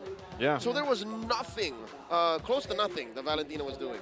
Here's a little update from our friends over at MPL Indonesia. Dewa reverse sweeps Light and Emon's BTR, man. And this is off of yesterday's amazing performance. Emon scored a maniac, if I'm not mistaken. Yeah, I think he did, yep. Man, Light and Emon, they're getting reverse sweeped over there. So they had 3 games. I feel like maybe that's foreshadowing for us. Also because Brigid is here. I bet you Pamela's watching right now, like, you guys should have picked me. So it's not just here that we've been seeing some surprising developments to our M6 and former international. I call that healthy. Yeah. We're in a very healthy environment right now for our competition overall. Because think about what this can also mean. I know I don't want to jump too far ahead, but what if Twisted Minds actually sweeps TNC? What if that happens? Suddenly, the Phoenix gets soiled again. Yeah.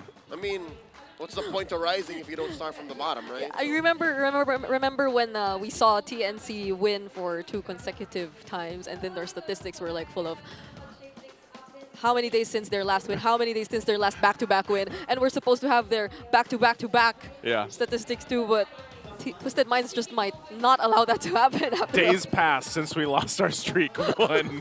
the new statistic, but hey. You know what? It still goes back to the draft. It does, it does. I'll tell you now, like, where was this team when Twisted Minds opened Season 15? Because it looks like this works. Well, we had one different player. Right? But Escalera was there the whole time. He was.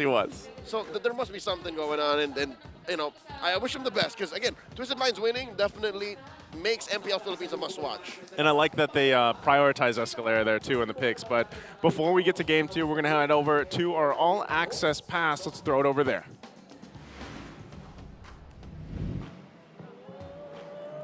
Jiraya? Ikaw ba yan?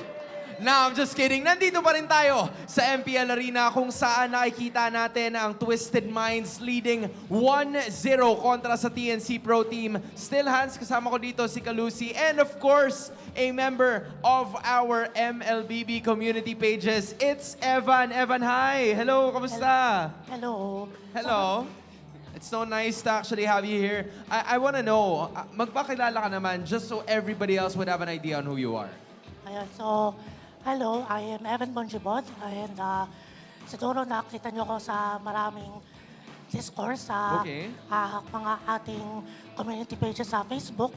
And ako yung dumagawa ng mga stats. So, kapag may nakita kayo mga Excel spreadsheets, ako yun. Okay, so for context, guys, this is Evan. In case lang na you guys missed it, this is Evan. Yung lahat ng mga nakikita nyong stats sa MLBB community pages, yung mga KDA leaders, yung mga ganyan, siya yung gumagawa nun, right? Yes. Numbers guy. Ikaw ba, Hans? Numbers guy ka rin ba? Well, I try, but I leave it to him, right? Okay. Okay, that's good to know. Okay, Evan, I'm curious to know lang, pwede bang i-share mo sa amin, ano ang nag-motivate sa'yo para gumawa ng stats this season? Well, to be honest, previous seasons pa ako dumagawa ng mga stats. Pero, dumagawa ako ng mga playoffs analysis kung ano mga kailangan gawin ng mga teams para makapasok ng playoffs or makapag-upper bracket. Pero this season, ginawa kong sipagan na week 1 pa lang, mapakita ko sa mga tao yung performance ng bawat players para ma-highlight naman natin yung ginagawa at yung mga effort ng bawat players sa mga laro nila. Alright, every week ba naming maaabangan yung mga stats mo? Yes, every week. Kasi nandito na ako, sipa lang, do lang. Tsaka ang kulay nung ano, I don't know if you saw. Color-coded. But it was so colorful, color-coded, all of the teams are there. Tanong ko lang, nagbabala ka bang mag-analyst by any chance? Kasi parang yun din yung ginagawa ng mga part members ng coaching staff natin eh. Is that something that has ever crossed your mind? Pwede naman. Gusto ko maging statistics major pero napunta ako sa comsci. So, palay nyo. Okay, why not? You know what? Kung sakali naghahanap ang mga teams, you know where to find this guy. Makikita niyo siya all throughout. I also want to know, Kalusi, right? I think you still have one more question. Yes, and since topic na rin naman natin yung stats, ano namang masasabi mong analysis sa nangyaring game kanina? Well, para sa akin, it's all about team fight. And talagang galing ng team fight potential ng team ng Twisted Minds. As, lagi na lang nakaka-pick off na tutuloy-tuloy lang yung team fight nila hanggang napanalo na nila. And we did see it. Kani-kanina lang, kaya naman the Minds got a victory in game number 1. The question is, will they be taking it all the way or will the Phoenix Army rise from the ashes and take the series for good? Ibalik na natin sa ating mga casters. Thank you so much, Hans, Luis, and Evan. All-star contributor to our group over there, the Stats Man. Big respect to all those people, man. I'm personally not a numbers guy. The only numbers I know are the numbers in the gym. And that's about as far as I get. 45 plus 45? Yeah, 135. 135. There you go. No, but Evan Jesus Bonjibot is also a top contributor to my page. So I'm like, oh, it's this guy. So whenever I post something and then, you know, it's something of substance, yeah, it's that guy. Yeah, honestly, whenever I see his posts, I study. initially think that it's from either someone in the back end involved in the production. Because it's so detailed. Yeah, because it's so detailed. I wonder how he's able to get those statistics. But Computer major, apparently. yeah, and he wanted to be a statistics major, but those are like kind of related. I don't know. It's a deadly combo. It makes it work. It's his passion and now his profession. Oh man, if only we could all do our passions and our professions Oh, wait. together. Wait, Oh wait! what? Oh wait! Oh well, oh, we're back. So looking at the draft here, game number 2, we do have TN.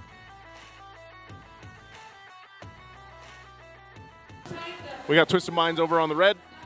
And looking through this, the band's already coming out. First phase, it's the Eve, the Louis Yi. There's the Jushin now for Twisted Minds and the Fanny. So I mean, look at this. They do have a 75% win rate for TNC in the games they've played, and Twisted Minds changed that 0% win rate on the blue side the previous game. So we'll see if they can do it here for game 2. It should still be 75% or higher if TNC follow the fundamental rules. Yeah. What are those rules? Don't get too tricky with the Valentina, man! And as of now, they already took out 3 mid lane heroes, the Jushin, Louis, and the Eve. So maybe if ever we do see the Valentina, right, they pick it in a much better position and timing. But as we're seeing it right now, the Suyo still available. Both the Harith and Granger are still up for grabs too. There's It's Twisted Minds that bans it out. They're like, we're going to ban out the Matilda this time.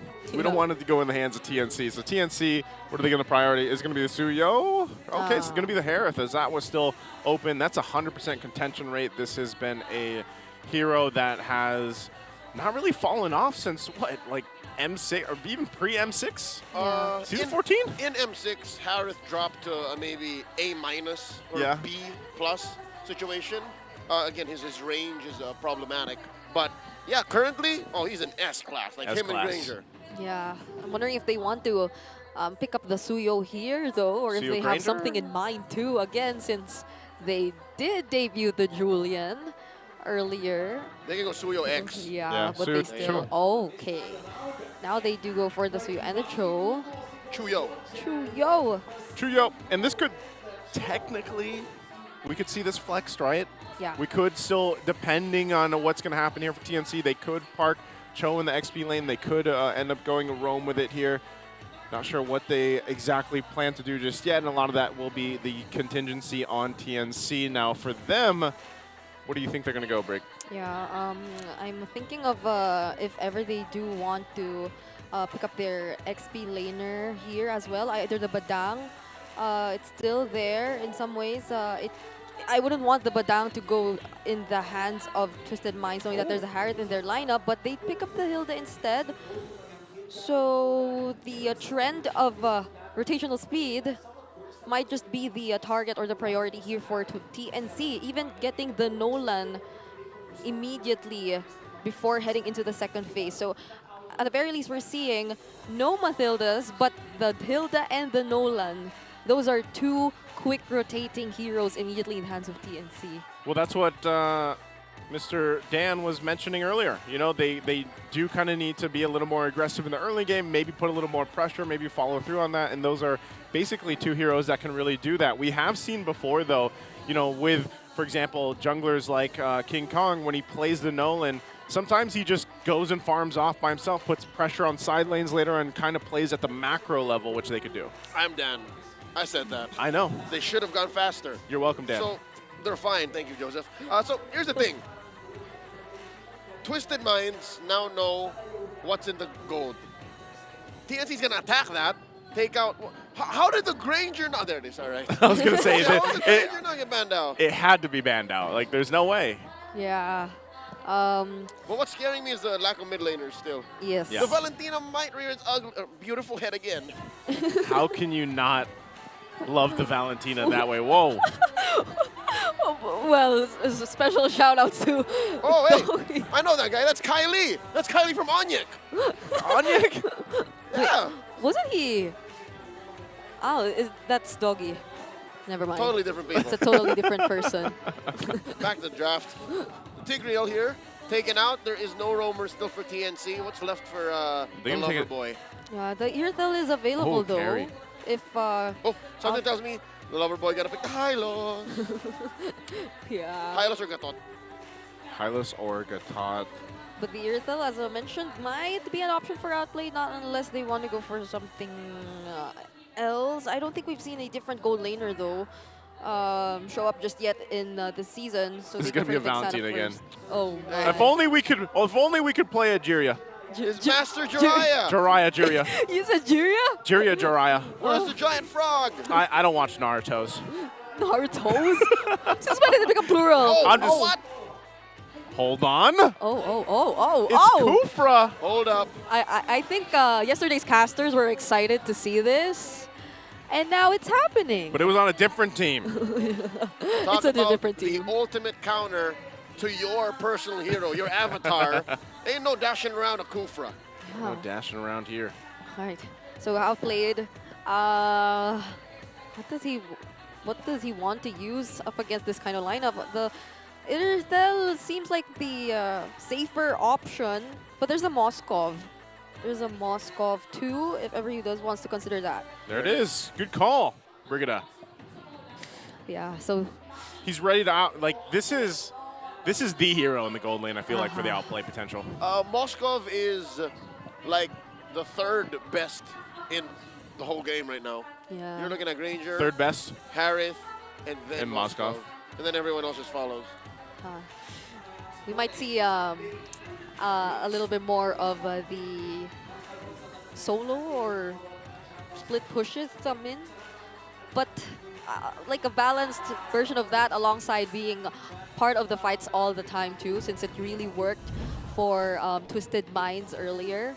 And looking at the index, somehow Twisted Minds might really have to be a little careful in the early to mid stages of the game.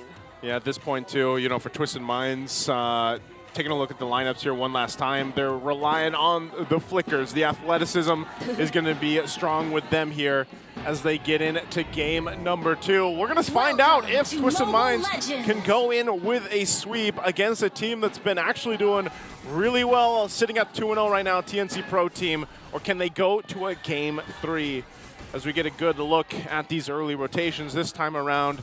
Will TNC step on the gas a little bit sooner? I'll tell you now, a preamble to the action. Hold up, in mid, Lancey down to half health, wings by wings, and a regenerate on both. All right, looking at Twisted Minds draft, all in all, they have less propensity to Ube. Yeah. It's clear that in game 1, like they were built to just go around together, but this lineup, I'd like to see them split. Yep. They need to play the map. Yes, beginning with outplayed even, maybe. He can be a little more playful in terms of where he positions himself, even during those objective takes that we might be seeing later on. But even in just looking at the mid duos of both sides, both can be really threatening in the early game if they work together well. Already flicker burned for outplayed. Not wanting to get taken down this early on. So good usage of that. A little bit of a response here towards the top side too. Yawi will find Escalera, but ultimately nothing is going to really happen here until that first turtle does break out. We take a look at how things are starting, some of the early build paths here, Brick. Yeah, early tough boots too. Outplayed, trying to keep a little bit more safer in the laning. Interesting though to see how Lord JM's the one being stopped from rotating first out of the EXP lane. So there will be some sort of advantage in terms of Twisted Minds positioning themselves though, but Escalera. Yawi finds him, puts him down to a quarter of his health, and just like that, Escalera has to hold this pixel brush as the turtle spawns. Okay, right now, holding it together. Escalera's quite low, so he has to be really careful on the approach. And here, Yawi already jumps in. Oh, feathered airstrike coming through. Lancey gets hit by James. Down goes MP the King. That's going to be a turtle secured for TNC. And the fight continues. James, Infernal Pursuit on to Yawi. The flicker back.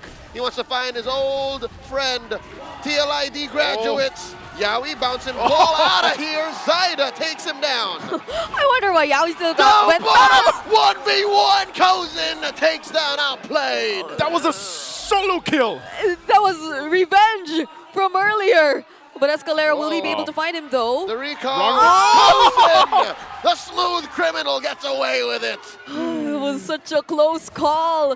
But then again, TNC clearly, they're taking control of the early game. Also, despite what we previously mentioned about Lord JM and all that, it felt like it wasn't necessary for him to be there either way because Yawi was just on point with all those Tyrant Revenge, Tyrant Rage combos that he just kept using, and similar to now. Feathered airstrike answering back, the quick shoot pull, and Escalera gets sent 6 feet under. Oh, this Kufra's working wonders. Outplayed could be in trouble again. Harrod with the Zaman Force, Kozin dancing, forcing a flicker away on Outplayed.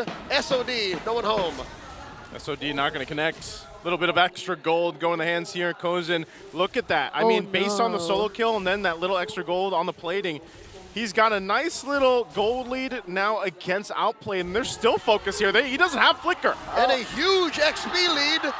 Dashes through away from Yawi's jump. Bouncing ball, keeping them at bay. Almost running out the whole gold energy shield down bottom. Yeah, even the junglers actually. Zaida leading 2-0 in terms of kills is already 1K ahead of MP the King. And earlier, it did feel like Twisted Minds, they were just able to have such a great early game because there was no one to stop MP the King from just getting his farm. He was highest in terms of gold when the game ended earlier, but it doesn't seem to be the case right now.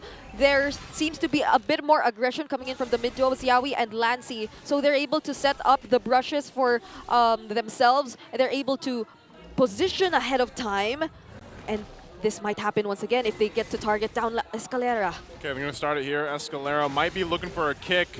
Half health on the turtle. They're just going to blitz it though. No really room to just even contest that. Nice try. Outplayed does throw out an SOD, hits someone into the corner. Best stay down here. Look at the rotation from TNC just as quickly going down a gold lane. Yeah, it seemed like they were just up top near the turtle pit a second ago, but Yawi again, how do you position yourself with your Twisted Minds? Just knowing that there's a threat, that there will be another jump! Yawi push the push, full-on combo, compromising and taking down MP. Man, this is what we wanted to see, you know, even last night. Right now, Yawi utilizing this Kufra to the point, just making it work. I mean, a lot of times he hasn't had to do anything fancy yet either. And maybe later on we see that, but there's such good timing on his setups. Oh! Uh-oh, feathered airstrike. All right, preemptive clear here by Lancy, forcing back Escalera. And that's, oh! The solo kill! Outplayed. And Kozin 1-1 now, flaring up with the recall. Oh my goodness. Kuzen just earlier with a solo kill, but James about to get bursted here. The Rift's not able to take him down. About 5 HP on James. Still 2 up there. That's Lord JM. One more hit. Don't get it. He misses. And the recall by the former TLID champion. This is the feud we were talking about. Yawi, he's down here by himself waiting for Kozin. Way of the Dragon, caught in by Escalera. Hajizi flickers through. Finally, Yawi goes. All it took was 3. Kozin drops the Salmon Force and the feathered airstrike. Lancy with the final blow. Up top, Lord JM wailing away at MP. Gets hit by the Spear of Misery, and he holds the brush. All right. They really wanted to get that kill onto Yawi right there, but checking out the items, still Kuzen leading up against Outplayed, but he's been able to gradually close the gap since he's been getting very important kills away from TNC since earlier. You wouldn't want Outplayed to catch up on this Moskov and open up a lot more possibilities. But still, TNC, they have this feathered airstrike too. They can still take control of the turtle pit. Lancy, well timing that ult. He knows that when it comes down to it, it'll be off of cooldown. The pre-fire making it work. 100% of turtles go into TNC. The kick by Escalera finds Zaida. The answer to Zaman Force. Escalera goes down. MP the King very low. One more. The bouncing ball dashes through. The surge. Lord JM with the final blow, taking down the King. And that was the disconnect that we've seen in the past from them. James. The answer, feathered airstrike. Close combat, point blank, gets blasted by 3. Going back to the point, that's what we were talking about. Even for Escalera, he was by himself when he decided to go in for that Way of the Dragon kick, gets killed, and then the rest of the team falls apart. So now Twisted Minds finds themselves quite behind, you know, almost 7,000 gold at almost the 8-minute mark. Yeah, and you somehow feel the difference of Yawi just really taking command of TNC and directing where they're supposed to focus and target their skills, but hold up. Up top, the Zaman Force used defensively. Kozin dashing back. The kick catches Yawi. He's going to sacrifice himself here. He goes down for the sake of his gold laner. Okay, he goes down. Pick up here for Twisted Minds. Zyda's damage is actually even able to go ahead and threat James. Now, James, he will get even more tanky on this Phobius like we saw in the previous, but so far with TNC's lead, with the confidence they have to move around the map, having 4 turrets down, and again, Twisted Minds has not, they just got their first one. That one does go down. They have to be a little more careful on how they approach these objectives. That's currently where the metagame is right now. As a Nolan, you're at a very specific position wherein you're #1 in burst. Even Suyo and Joy don't come close. Yeah. Yep, and even when Yawi went down earlier, Zyda on the Nolan, just given this mobility too and his presence of mind, just making sure that there would be a trade, that their gold lead wouldn't minimize as much. They took that turret down bottom, but Escalera, he's here alone again. Lord JM going hunting, gets pushed out of that pixel brush. Escalera holds the Y brush. The rest of Twisted Minds coming through. That is outplayed all across the map. They do find Lord JM. 1 down, feathered airstrike, the answer. Escalera down. Already spending the EE. No home for the SOD. And it looks like it's a back for Twisted Minds as James gets popped here, traded out for with Yawi as TNT secures the Lord. The 1-for-2 trade. Unfortunate that Outplayed wasn't able to land the spear and join that fight. So TNC will go ahead and grab themselves the objective, only using Yawi. So still at this point, they'll be able to make more moves in towards the base of Twisted Minds at this point. Yep, and they're very decisive. They can just keep going for Escalera. He decided to prioritize the Dreadnought armor and has only recently picked up the Magic Robe. So they can feel the damage coming in from Lancy, who up to this point hasn't really went down yet. 0 deaths also on the Glowing Wall and the Wishing Lantern. So you could already imagine the amount of damage even if you are one of the supposedly tankiest heroes. Look at that lead in this lineup. in the jungles. Oh, that's a huge difference and gap that MP the King is dealing with. Yep, that's 4K. And they are just about to take out all the outer turrets. No Holy Shield as well for this bottom lane turret. Then there's a Conceal coming in from TNC. There's a charge in, he jumps in. Yawi with the full combo, taking down MP. Outplayed, fighting at point blank range. This is not ideal for a Moskov. They trade out for Lord JM though. Yawi as well. SOD behind Kozin. Dashing through. Feathered airstrike. The answer by Lancy. James versus Zyda. Zyda versus James. Escalera as well. Might go down. 2 for 1. 3 for 2 currently. And they're going to take down all of the minions, clearing them out. Twisted Minds keep their inhibitor. There was fights everywhere there.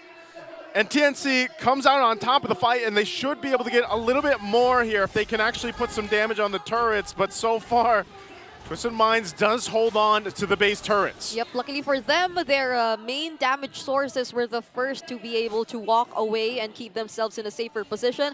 A well-timed Purify as well coming in from Kozen just to avoid that Spear of Misery and that threat of Twisted Minds getting to take him down altogether at once.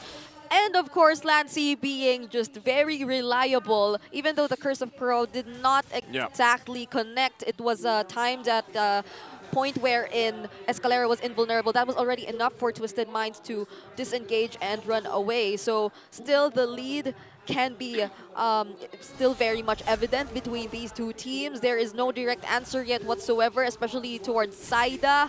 No one wants to get near Zyda at this point, not even Outplayed, and it's a very difficult position for Twisted Minds. Yeah, a very different game too for Lancy. You know, this time he's a lot more of value on the far side, like we mentioned in the previous game. He's able to pump out tons of damage. He's quite hard to catch himself with the Wings Y Wings, but then a Purify. And maybe it's going to change a little bit once Escalera gets a little bit more magic defense, because right now he doesn't have, he's only got really the anti-Karas finished, still working on the next defensive item.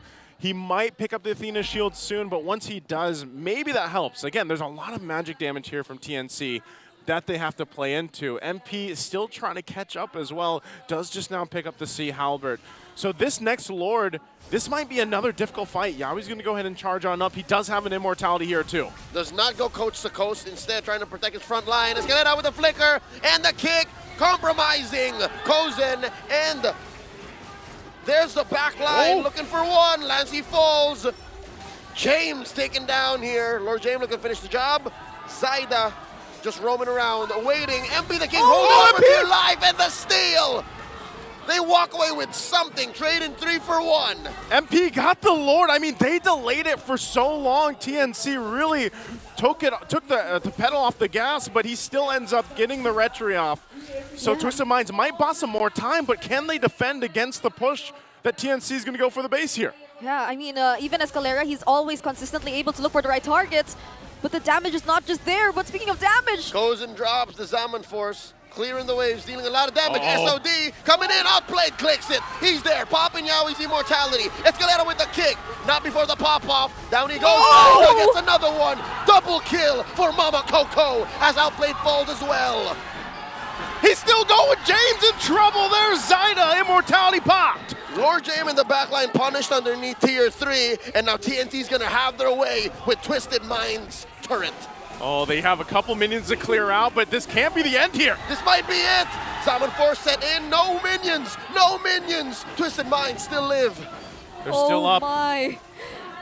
Imagine Zaida, even in that very chaotic team fight, was still able to look for the right targets. Another feathered airstrike. Yawi goes down. Hajizi lives, but only for a second longer as Zaida pops him. Escalera down as well. SOD outplayed, holding on for dear life. It's outplayed, and James left here. It's over. Zaman Force on Kozen finishes the job. We're going to game 3.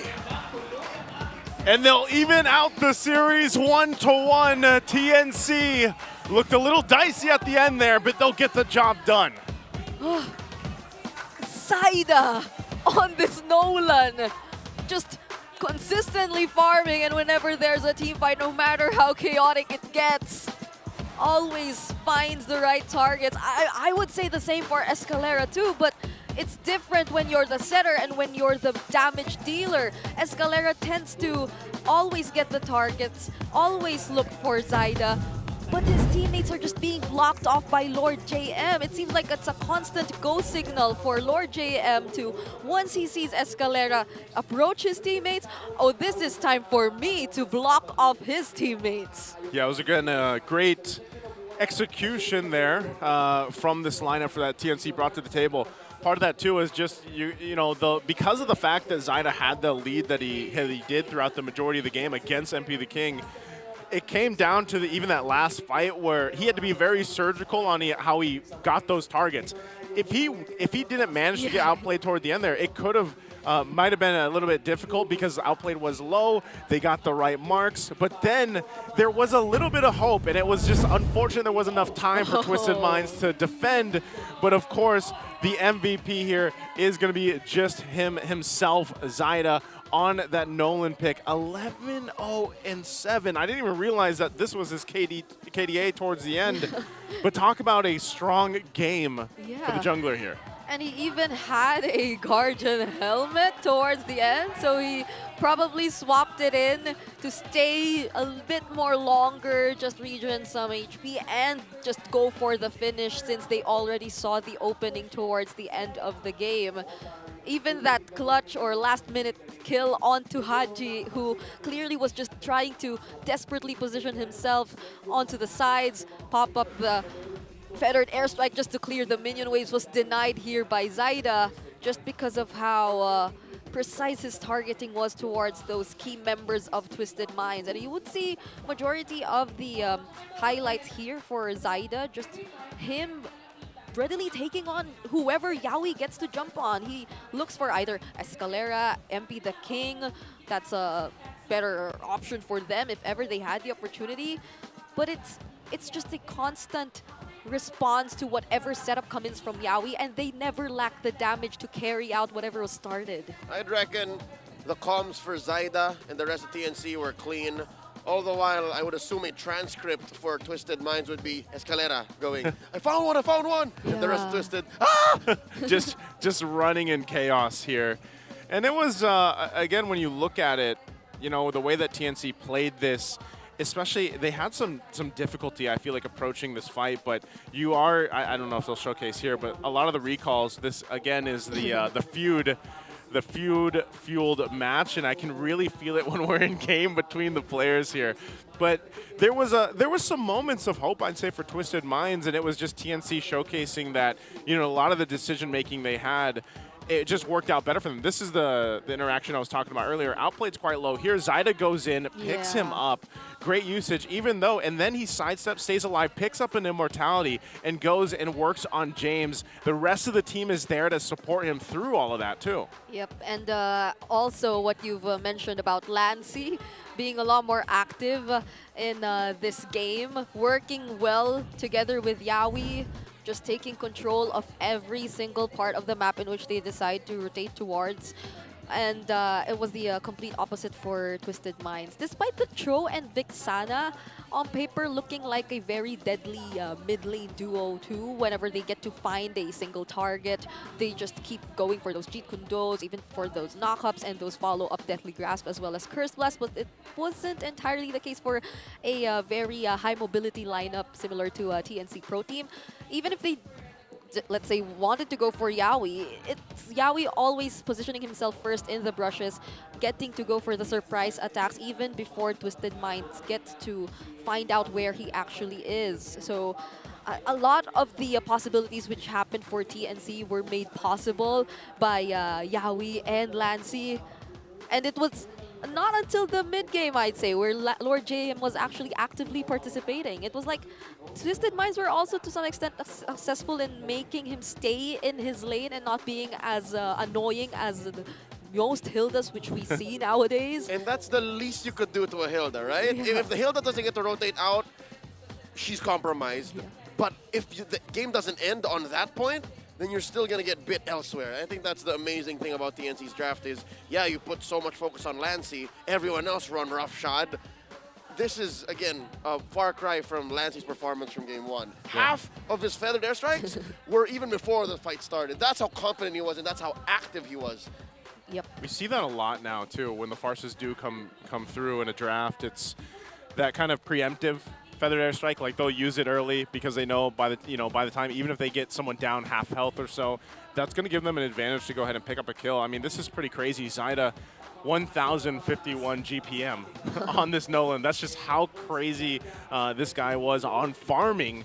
And the reason why, once again, that MP the King had such a difficult time, he was just gapped. I mean, at 1.4, 5,000 gold behind. 3 levels. Zaida, 3 levels.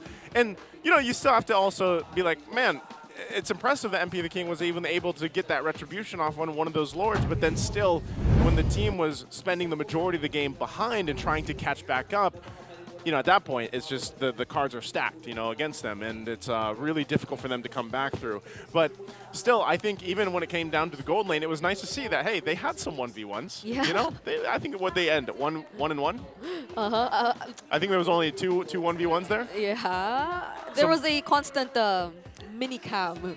So maybe they settle it in game 3. But also we've got this here, Zai Zen, the duo, ties the feud-fueled showdown. If you guys are just joining us here now, that is the story about this matchup. Again, a lot of these players in the past have either been teammates or they've been on similar teams or they've had their feuds here and there, and now they're battling it out against each other in this matchup against Twisted Minds and TNC. So that's why I'm saying, you know, when you see those recalls come out, it's fueled. It's fueled here. It's some sort of them being just so familiar with each other too, and knowing each other from way back.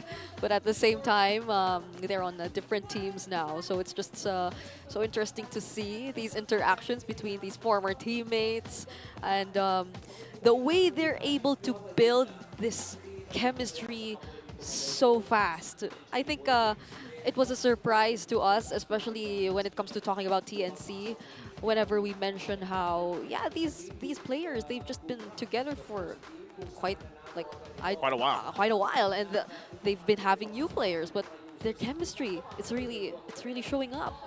I think it's definitely showing up. Twisted Minds, like I said, even though they struggled here in Game 2, we saw glimpses of the synergy in Game 1, so hopefully they're able to go ahead and replicate that and maybe get a win in the series against TNC.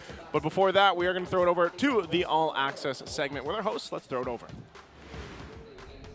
Maraming salamat sa ating mga casters. Kalusi, Jiraya, salamat binabantayan mo kami ng maayos. Kasi kanina kinakabahan kami, no, Kalusi? Oo, at balita ko, hindi lang siya ang bisita natin ngayon, Hans. Wait lang, Kuya, kinakabahan ka ba sa kasama namin? Dahan-dahan ka lang, Kuya. Thank you, Jiraya. Sige, pwede ka nang, kasi nakapasok na kami. Ha? Salamat paring Jiraya. Dito muna tayo. Kasi guys, kakapasok lang natin sa MPL Arena. Hindi ko alam kung napapanood nyo na siya, pero mukha naman siyang pamilyar. Tapat mo nga doon ng konti. Sino ba yan? Sino ba to? Uy! Ay! Hello, pwede ba kaming pumasok? Okay, pasintabi muna Ayan, ha, mangangamusta lang kami. Sa lahat ng mga nandyan ha. Alright, so ang ating official restreamer for today, walang iba kundi si Exort. Pare, welcome. Sige, dito ka sa gitna. Yan, dito ka sa gitna. Grabe. Ngayon lang natin siya nakita, no? Oo nga eh. Nakita ko nga kanina, akala ko sino yung sumisigaw sa tabi ko. Oh, pero ngayon, nandito ka na. Kamusta naman ang restreaming experience? Kasi dati nagsistream ka lang siguro sa bahay mo, pero ngayon, andito ka sa MPL. Ano ba pinagkaiba? Parang naka-tempt din tumingin sa likod kasi yun yung live talaga eh. Pero dito may delay. Parang naka-tempt din tumingin sa likod. Pero masaya rin naman overall. Masayang bagong experience. Okay, may pinagkaiba ba yung experience mo kapag nanonood ka lang sa bahay versus kapag dito ka live sa MPL Arena? May pinagkaiba rin. Tsaka mas masaya dito kasi rinig din yung crowd. Tsaka parang nakikita ko rin yung stage. Masaya. Parang nakamiss maglaro din sa on-site.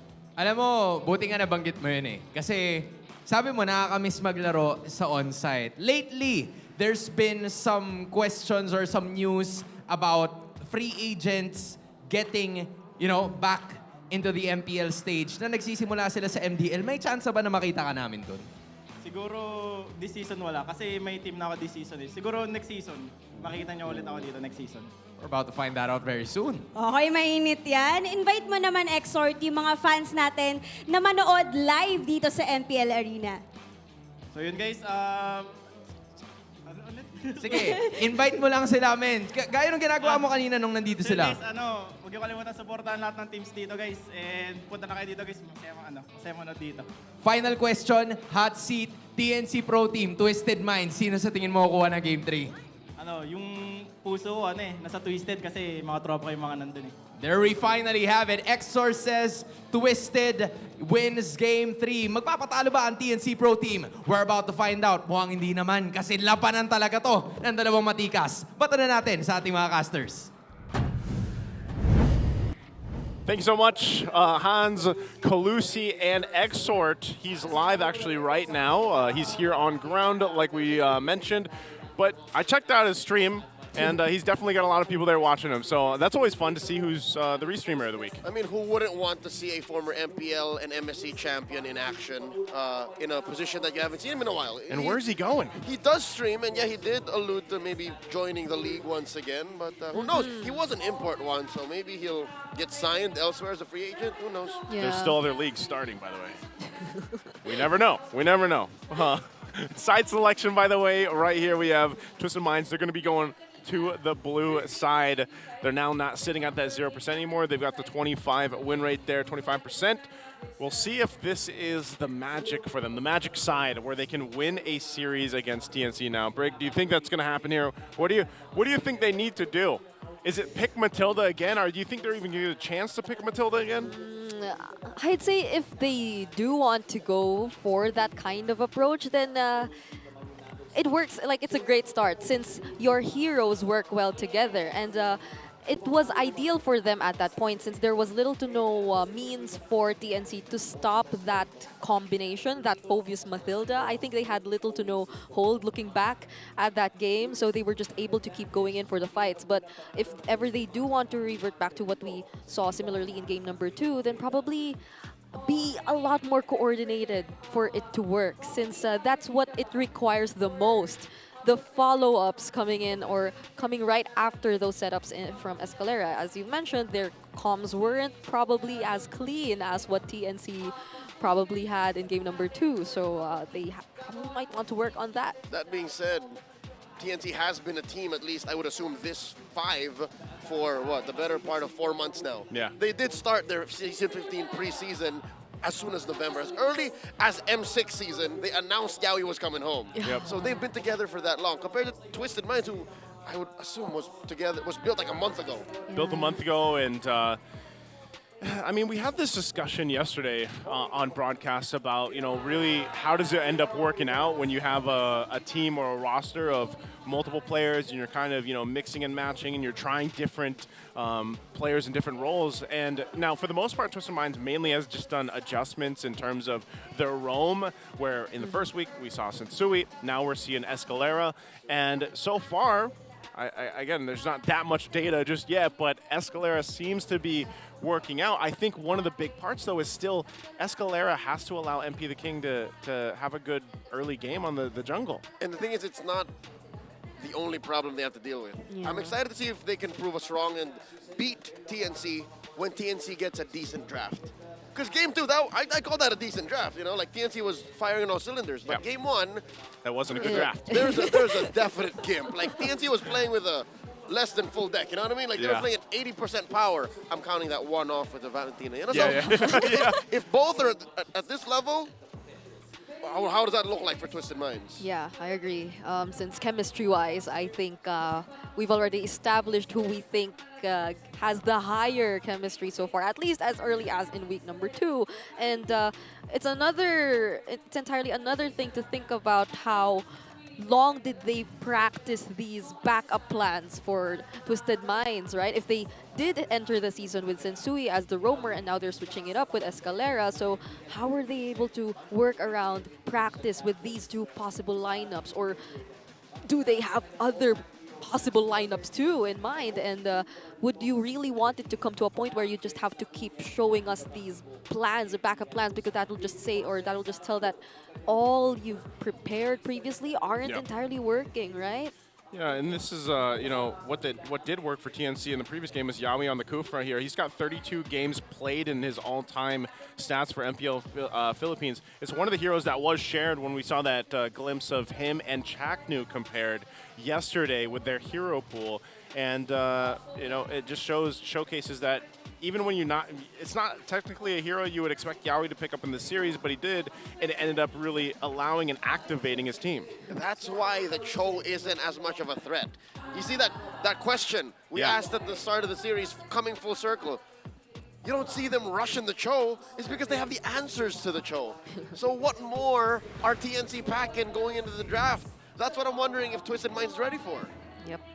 We'll see if they do that. See first pick for Twisted Minds earlier, or yeah, they're in blue side right now. So this kind of reminds me of how they okay. Now there's covering the bases. there's already an immediate answer right now from TNC compared to earlier, but I think they, in this case too, if it's still open, I could see Twisted Minds still kind of prioritizing even the Harith, like if it's not banned out. It just seems to work out better if they do get their hands on it, and again, unless they want to trade something this time around. Instead of fighting against it, since the attempts coming in, especially from Escalera earlier, you wouldn't want to face that against a lineup with a Harith again. You'd have to take into consideration so many targets, if ever that is the case. So at this point, the jungler trades are still possible for both of these teams, actually, or unless they do want to go for the Harith, since Kuzen has been having a really good time on the Harith earlier when we saw him play in game number 2. last ban though for TNC. We'll see if they actually decide to take that out. There's been some swapping too, where it's like, you know, usually you see that Fanny band out over on the red side, but just Twisted Minds has not wanted that to go in the hands of Zyda. And I really got to say too, for Zyda, we talked a little bit about, you know, before when he had to step in the shoes back in for Carl Teasy, he's really improved. Like his play style, his confidence, I would say, just as an individual player has really improved. And he's also just got a great hero pool of junglers. Now, the Harith is banned out, so what does this leave priority-wise for Twisted Minds? What could they be considering the Joy instead of the Suyo? I mean, if they want to be a little more focused on the targets or the priority on the heroes during the team fights, there will be a much clearer direction for MP the King to engage whenever there is a team fight if he gets the Joy, and they will be picking up the Joy instead. But there's an immediate response with the Granger Badang. No need to rush the Suyo. Yeah. So you get a Granger plus X. Yep. Which the Badang's been kind of slept on, you know, in the series so far. So this comes through, and right now is just such a quality pick in the sense that you disrupt the team fight flow a lot of the times, and you can even go ahead and catch some of those more mobile heroes that Twisted Minds might try to bring up. Yeah. Escalera, could he be considering a similar hero as earlier? Would he be revealing the throw immediately at this point, or will he want to reserve it? I mean, there is the Jawhead possibility too, but there you go. So it's the Joy and the Cho together paired up for Twisted Minds. And TNC finishes off their first phase draft with the Suyo. All right, so far so good. I'm looking at the checkboxes. Follow patterns. Confirm your essentials. Confirm your cores. Both sides have done that right. Yep. Yep. Take those in, and then now the focus on some of the mid lane options for both sides here. I think we still eventually see a Farsa come up if it's not banned out. Seems to be one of the heroes. What are the top heroes in the mid lane right now in terms of success? Farsa, the Vexana, Eve.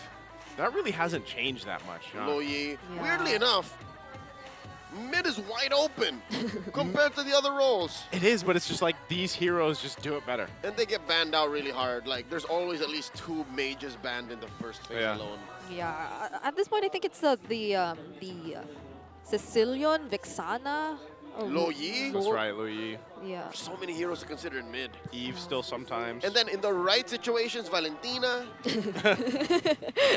Some teams can get away with it. I'm going back to like Aurora the other night. This game 3 might be one of them. Yeah, I was gonna say game 3 so far. It could be one of those games. I don't see a Valentina spot just yet. There's a Jawhead band. That's a good choice because usually that's paired with a Suyo. Yep. So that'll alleviate some of that pressure that combo does bring to the table. So TNC on the response here to pair this up. We'll see if they end up picking their mid lane option. Again, the Farce is still open. Could just go for that. Not that. Don't do it. Yeah. February's over. Unless they want to go there for... Yeah, okay. So they go for the Farsa instead. My gears almost got grinded. turn into Mr. Neil over here. Turn into Midnight. I'm sure Midnight would say the same thing. Yeah. He's in the arena, by the way. He's not working today, but he's here. I'm sure we share He's the probably sentiment. ranting somewhere. We share the same. He's enjoying and ranting at the same time. Hey, he deserves that day off. He did some play-by-play yesterday, so. After a long time. Whoa, debut? Another debut? Oh my goodness. Hey, you know who plays a lot of Kadira? Who? That guy in the restreaming booth. Exhort has held, legend says, Exhort held global #1 Kadira for like 6 months. This is so... That's legend? Man. Might be real, might be true. That's folklore. Oh, and it got a Kapcha. I believe he did, yeah. I think he was one of the notable Kadita users. But this brings me back. And the first time I felt there's a chance we might be seeing this is when we saw the Novaria Selena come into play, and it's it gives up the same feeling, right? There's a Kadita once again, and it's Hajizi using it. So what does TNC Pro Team respond with? There's no Jawhead, there's no Tigreal.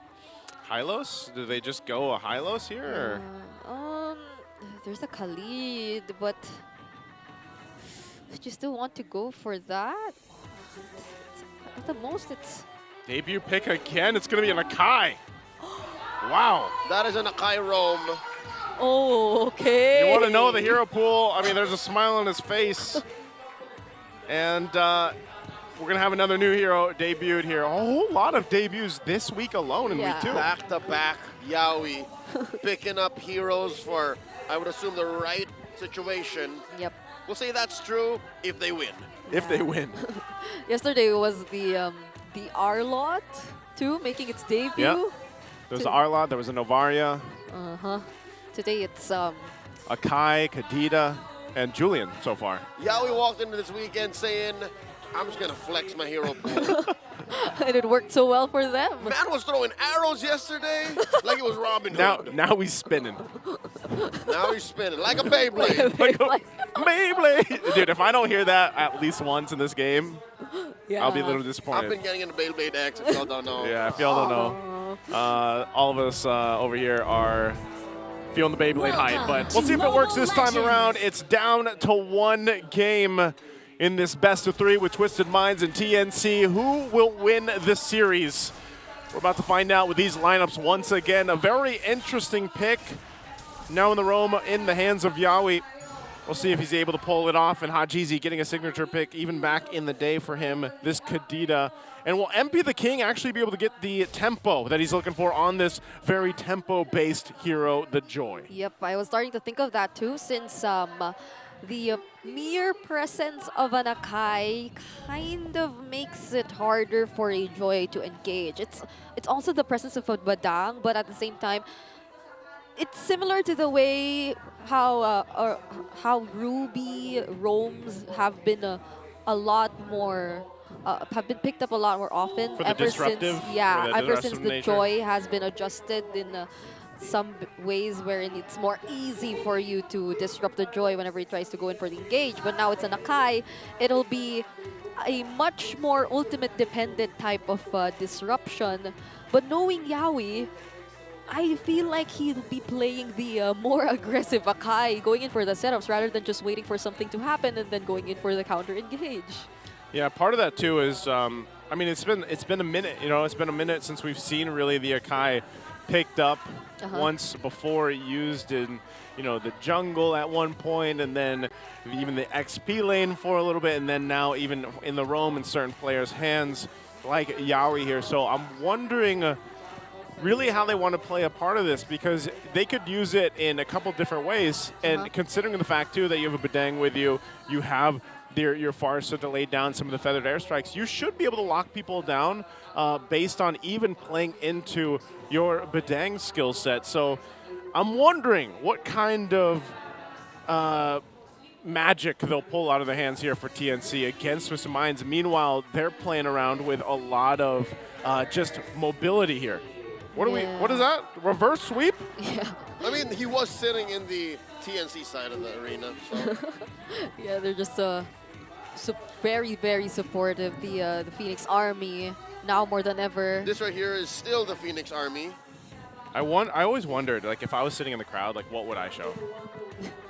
I know. What? I'd show What pictures you would of show? my co-talents. Stolen pictures. Stolen photos? Do you have a lot of those? Yeah. Well, you know who's got a lot of stats? It's Hajizi. He's got 3 games played on this Canadian. Wait, only 3? 3. For the all-time. Oh, and it hasn't Wow, I thought had he that said much wait. of a... To be fair, he's played a majority of his early career as a jungler. Yeah. And then as a roam/mid. And then a roam/mid again. Well, you know, he's got 3 games played. I feel like I've seen him play it more than that, but maybe not. But this time we'll see if he's able to go ahead and pump out that burst that we're used to seeing with the Kadita. Oh, which reminds me, Yawi used to play that hero too. Look at this, Zaida already vertical jungling. He's crossing over, and he went in unpunished, giving TNC a 500 gold lead. Wow. For nothing. Wonder what the idea there was for Twisted Minds. I mean, right now, Escalera kind of already has information, but he's already done what he has to do. So now checking out the items, And I mean the emblems, Hajizi, it's been a while, so we're seeing Rupture, Pull Yourself Together 2. So we might be seeing a lot more Petrify combinations come in. You would really want to keep interrupting TNC from getting their momentum. But this is a Flicker Akai too that we're talking about. Yawi headbutting into that brush, forcing out a response. I think Twisted Minds was ready to collapse on him too. Yeah, they're ready for it. Again, leading into this first turtle. A lot of kind of back and forth. Lancey almost with the level 4 should have a Feather Airstrike by the time this fight breaks out, unless... But Escalera will try to delay it. Takes a lot of shots. No, Escalera down to a fifth of his health. MP the King looking to clap back. A lot of damage onto MP. And that's Lord JM flickering back. Doesn't go through the wall just yet. A lot of ult spent there. Yeah, and Yawi's already level 4. So all the while that was happening, he wasn't there. He was getting his level 4.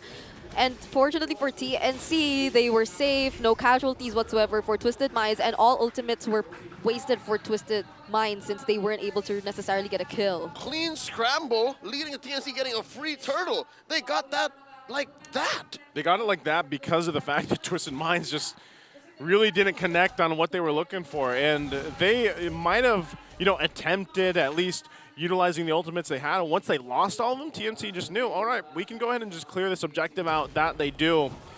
And so they hold on to a very minor lead right now. Twisted Minds still not too far from being able to set things up as we take a look at just how they rotate up here. Yawi's been given a lot of information too, but I would say at least for MP the King, he's pretty much keeping up this game. This game, at this point, in the previous game, he was already fallen behind. So as long as he continues to farm up, he's even got just, he's able to secure his buffs alone. The damage from a Joy has been pretty crazy when you look at the games when it's picked up. And so with that kind of speed, that kind of mobility and damage, Twisted Minds might be able to win the next turtle. Oh no, Zaida jumps on Hajizi! Wow. The young Salik Imam didn't see that coming! He was left alone in the mid lane. And I mean, we were supposed to, or I was supposed to mention too, that yeah, aside from the fact that MP the King can be able to keep up a bit more in this game, he can be playing a lot more connected alongside Escalera with the setups. And those are some of the possible plays from Twisted Minds, but not hopefully at the expense of always leaving Hajizi alone. TNC have been getting the kills onto this mid laner. He hasn't been setting up the surprises just yet, even on the Kadita. Yeah, I think part of this too is just you're the dead lane and the XP lane for now, but it looks like Hajizi goes there. He might be setting up a pick here in the bottom. Oh no! How about this? Oh! Lord JM flickering back, survives with the extra shield provided by his skills. Thank God for that Badang's passive, he lives. And now you don't have rough waves, so that's information that TNC can just go get this turtle. And another sequence of plays that allow for TNC to get a Lord from underneath Twisted Mind's nose. Because they were fighting elsewhere, the objective is free, but Twisted Minds does wail away at the gold down in the XP lane. That allows for them to equalize, but how is Lord JM doing this? How is he taking on two dudes at once? He's literally just hanging out there. How is he still there? They might go for it again. One more time, round 2, fight. Cracking him, breaking him, and he still lives! Oh, man. Twisted Minds, they're settling for the trades, but even then, they aren't able to make the most out of it. It's actually TNC Pro Team who might be the ones to get a turret off of Twisted Minds first. Lord JM on the Badang. He doesn't seem to be threatened at all, and Yawi's been doing a great job, even on the Akai, just making sure that everyone in Twisted Minds is within vision. It's crazy because what Yawi's mostly doing is just staying in bushes. Like, he's just prepping the headbutt.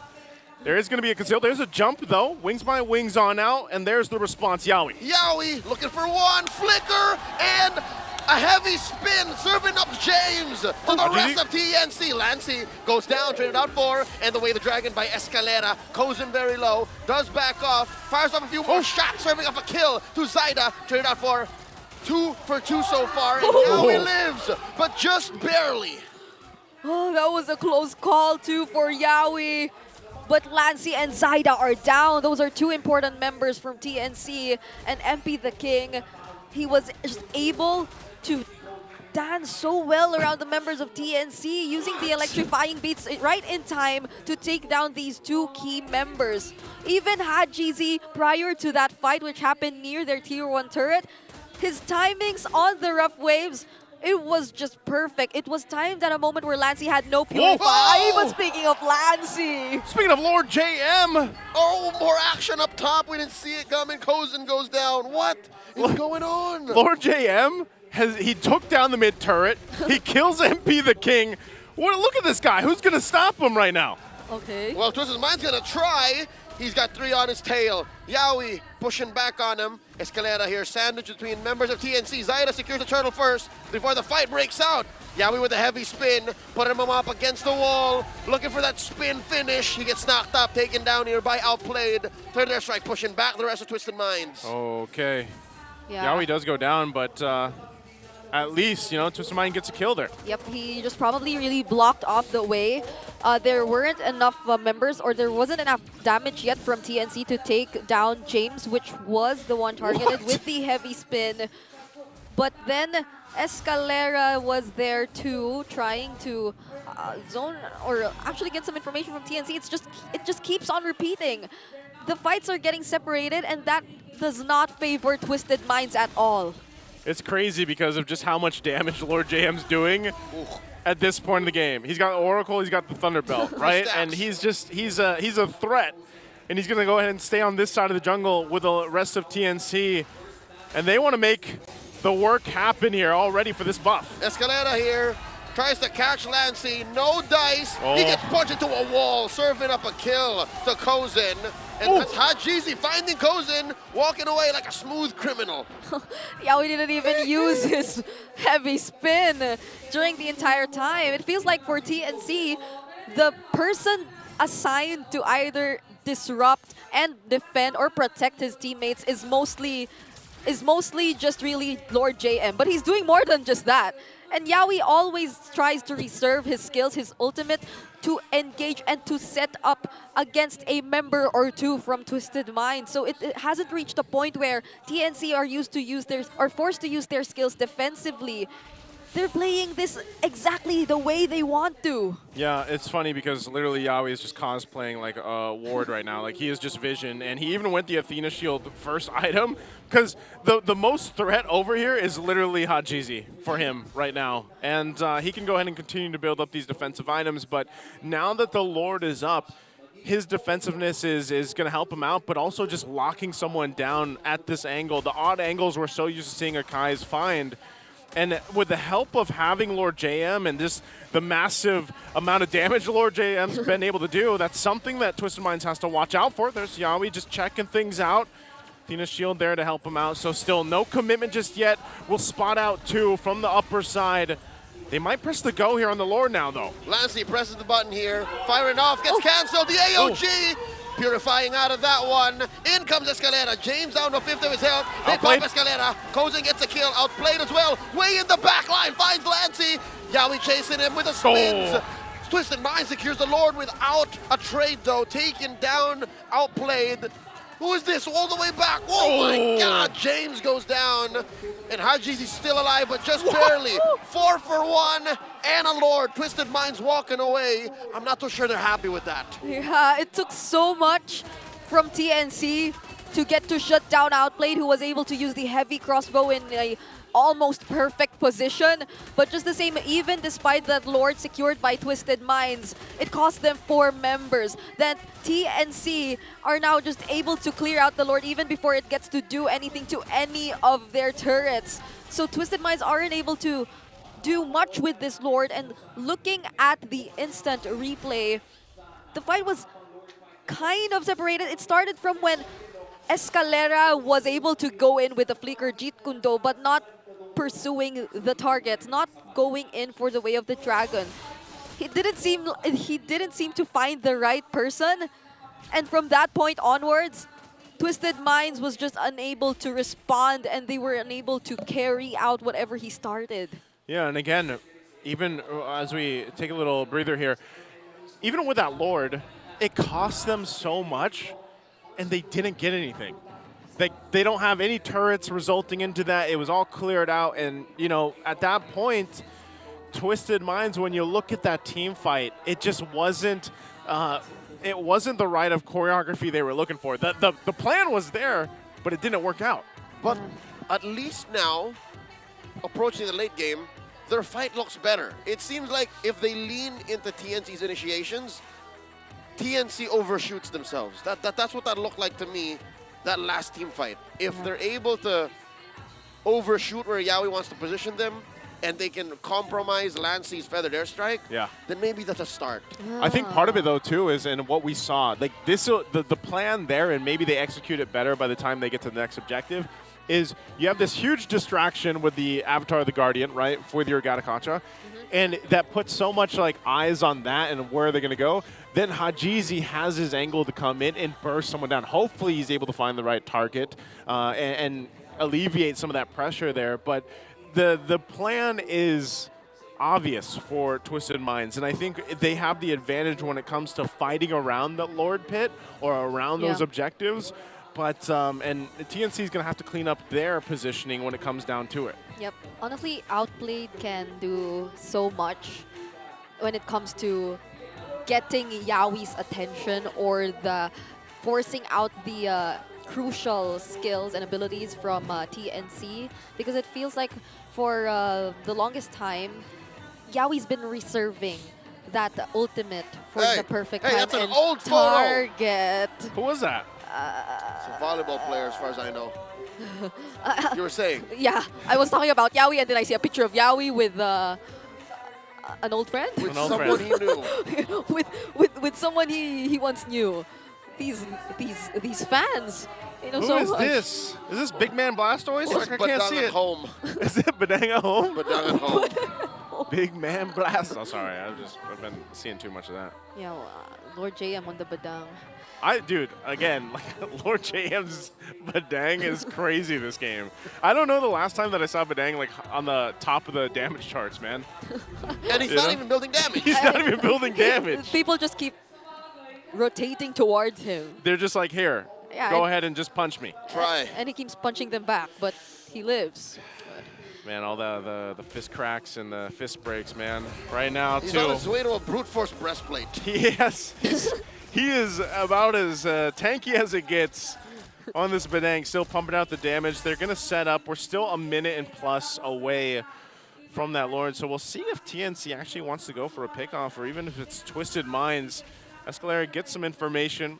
He's going to be a little bit more risky here because he's got the immortality at least now. So far, it's just holding down the mid lane, that little minor advantage of keeping up that tier 1 turret, though.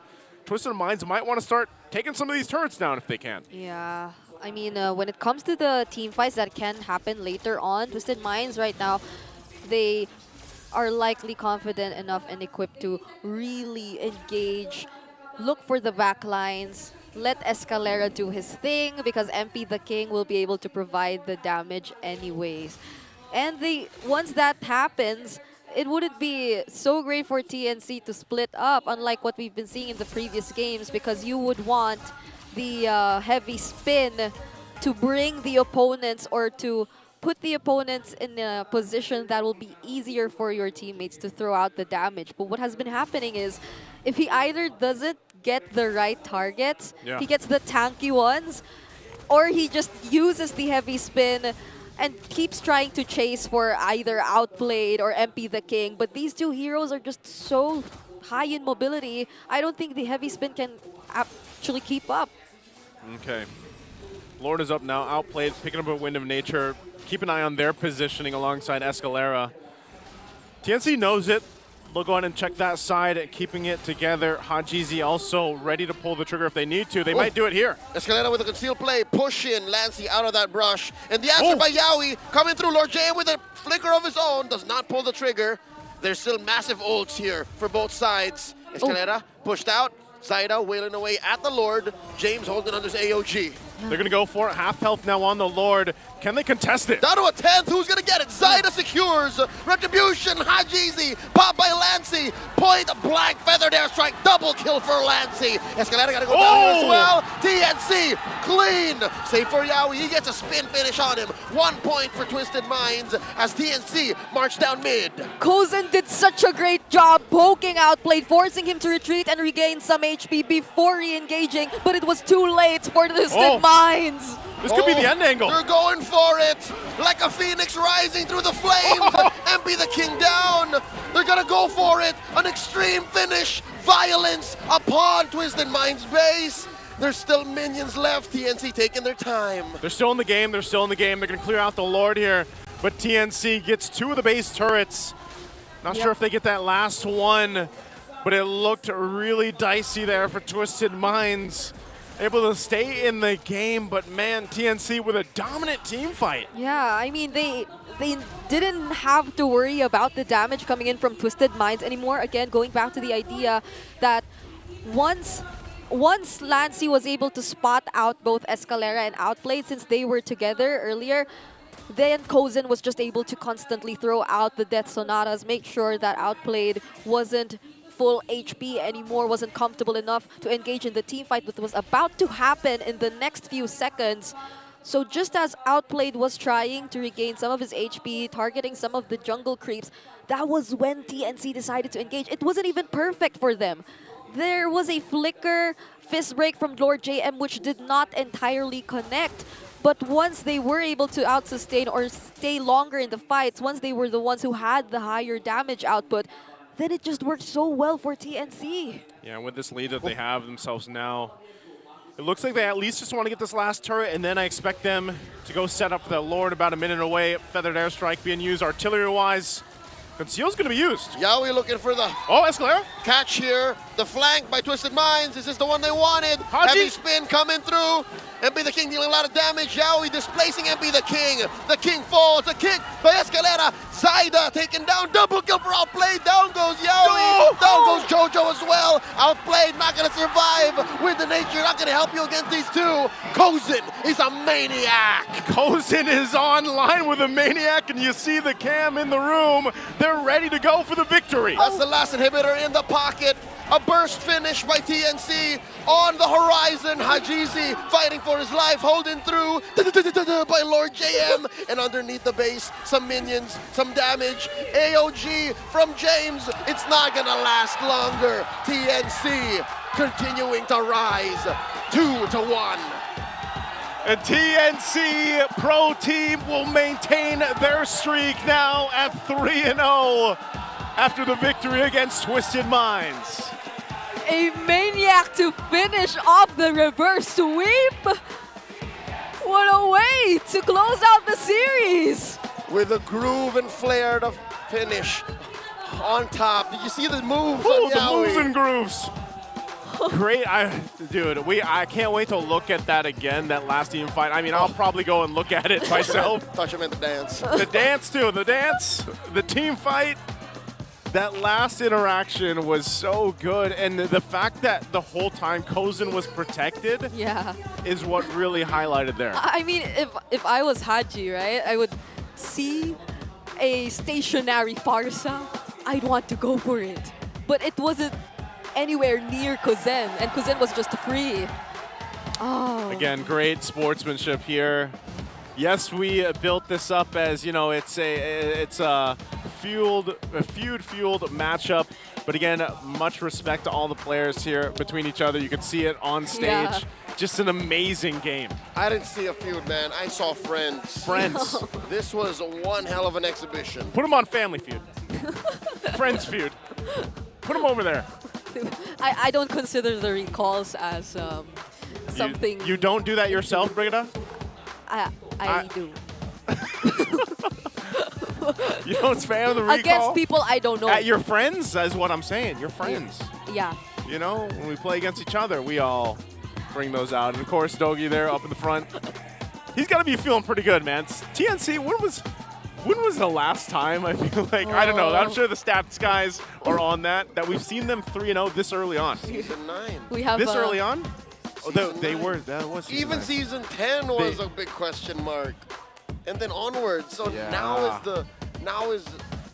is the closest to season 9. Early 2022. It's been 3 years. Somebody put that picture away. It's been 3 years. Gotta get rid of that picture, but again, celebratory interview coming up here with TNC Pro Team and our hosts. Let's throw it over to the stage. What a heated matchup! Your winners, TNC Pro Team! Buhay na buhay ang Phoenix Army. Did you guys like that win? Nagustuhan nyo ba yung panalo na yon? Intense. Parang may dagdag na bigat itong laban na to at hindi ko alam kung bakit. Siguro alam nila, but I wanna know, Kusen, since hawak mo na rin naman yung mic, nandyan ka na rin naman, hindi ka makakapagtago sa akin. Okay, punta ka dito. Yan. So, this is a totally different story from last season. Ano ba yung mga kinailangan yung i-adjust heading into this season kung bakit iba talaga yung laro nyo compared sa nangyari nung S14? Ano po, focus lang po kami sa namin, sa laro talaga namin.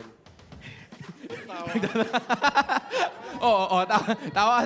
Pero hindi. Sige, I actually wanna know more. I guess it's the same thing for Lord JM. Ikaw din, bagong adjust ka rin. Sige, Kusen, pwede mo na ibigay yung mic sa kanya. With that one, what are some of the adjustments that you had to do? Kasi bago ka rin sa team, right?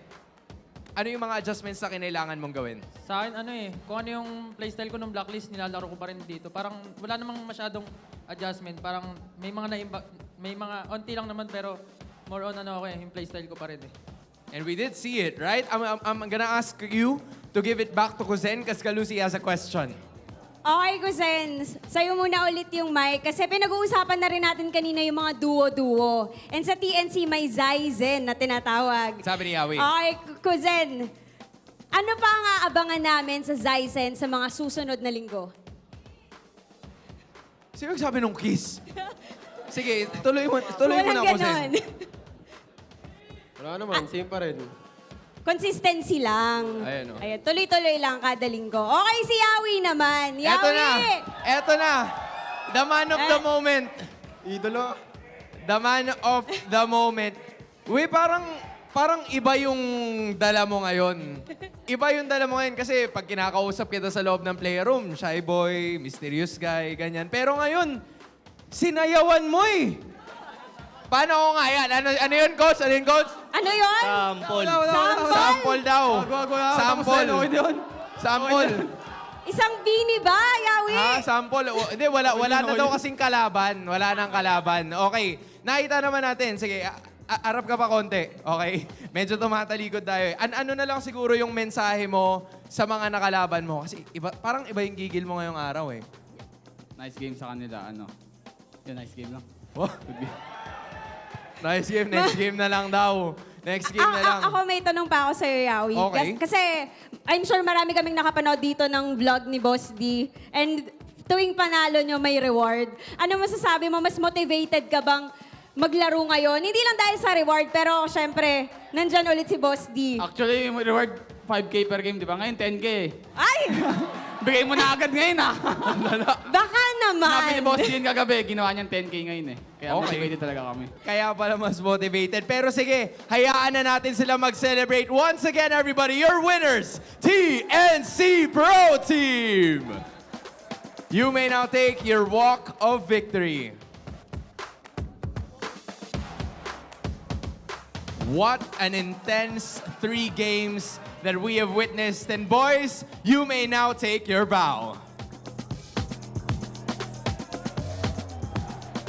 Man, umpisa pa lang ng Sunday primetime, rekta na tayo kagad sa 3 games.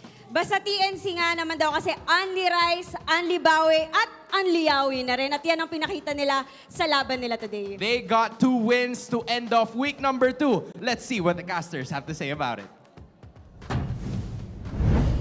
Always great to see those interviews, of course, with the winning teams. And yeah, Yawi's got the dance moves, and now I think that he's got 10K pesos. Oh. Where was that bonus when I was working for TNC? You could hit him up now. Wolf and I have some qualms. Doggy's got to feel pretty good, though, man. You know, again, proud of the boys here for Doggy and the squad, TNC, and everything that they've been able to do from week 1 to week 2 now. This is a well-deserved MVP for this game, number 3. Kozin just popped off on the Granger, especially that maniac he was able to get at the end. Yep, he did. He did. And up until the very last moment, he just had his eyes set on winning. He made sure, even with that last-minute immortality buy, that he would have enough time to push the base, to take it down, and not prolong the fights any longer. Because Twisted Minds were slowly getting to find the angles, the entry points, which would make their lineup a lot more effective. We've seen it, at least, or a glimpse of it, in the last sequence prior to TNC eventually putting it close to the game. There was a better entry coming in from Hajizi, MP the King coming in from behind, as well as Escalera. But TNC, given the fact that they weren't able to take out Kozin first, and that is also due to Kozin just being able to position himself really well whenever there's a team fight, and I think you'd see it multiple times here in the MVP highlights, such as this. I'd also say it's part of his teammates being able to just show him immediately of whatever threat could possibly come up, but he himself, right? He was never targeted here by TNC, not even when we mentioned they had a lot of ways to find the backlines. Yeah, even there, you know, towards the end, good try here, effort from Twisted Minds, and I think overall in the series, really good effort from them. I think this was, so far, I would say the best that we've seen them play up to this point. And again, they have gone with a couple different iterations in their roam. I'm really wondering what they'll do for week 3. Like, will they go back to maybe having Sensui? Or I'm wondering too, could they actually put Sensui in the jungle with Escalera? Like, take MP out? You know, I guess that's the big question for Twisted Minds on what they can do with the lineup. It's an option, but I don't think they should revert to that immediately just because they lost the series. Yeah. There's something here. It's a diamond in the rough. Twisted Minds with Escalera in the roam. But all in all, Zaizen don't disappoint. Like the fact that this gold and jungle core duo have performed the back-to-back, earning TNC the reverse sweep, like the hype was real. Yeah, it was multiple times wherein Zaida would come in at the right moments, even securing objectives right when we thought TNC were just about to disengage or not pursue the fights any longer. Some weren't entirely favorable for them. I'd say there were certain points in the game or in the series wherein it feels like they still want to fight a little bit longer, even though it clearly wasn't the best scenario for them anymore. But it just also goes to show how TNC just want to stay together, or it just gives off that feeling that until they know they can, they'll keep trying. And a lot of it is, of course, because of the best wingman once again. 2 games in a row. Yawi with 10 assists, earlier 11. This gave way to the rich guy and the carry to perform and get his MVP. You know what? This week alone, for those of y'all who are fans of the big 3, you know what I'm talking about. Yawi, Renegade, and H2. It's a big week for these 3. Yawi, despite having a less than stellar experience, you know, playing-wise in MPL ID. Yeah. H2 being in the MDL and Renegade doing Renegade things, like they're all flourishing in their own ways. Yeah, I think that's why, again, when you know, you guys might not know him, but when you get a glimpse of Doggy in the crowd, you know, he was the one there that they were showing on camera during the interview. He's almost like a proud dad to them, or a proud bigger brother. Like, I don't know how you would want to frame that, but we'll say dad. We'll say dad. There are a lot of interviews which show just how close he really gets to his players. He becomes afraid of losing them again, parting ways with them, but that's just how it goes. Here we go. We got a little shout out, of course, from Liber Timor Omambat Batita. Apaka Intense, best game. That means, wow, it's so intense. That was the best game. But yeah, it was. I really think that I was personally surprised that this game went 3 games, honestly, because part of me was really just thinking that TNC has been so on fire, so hot lately in their games that they would have gone into this with a sweep. But then, yeah, like you mentioned, Leo, I think just that draft that they had in game 1 was pretty questionable. So, but they still come through. They win the series. We're also going to hear how they sounded with their comms for that game win.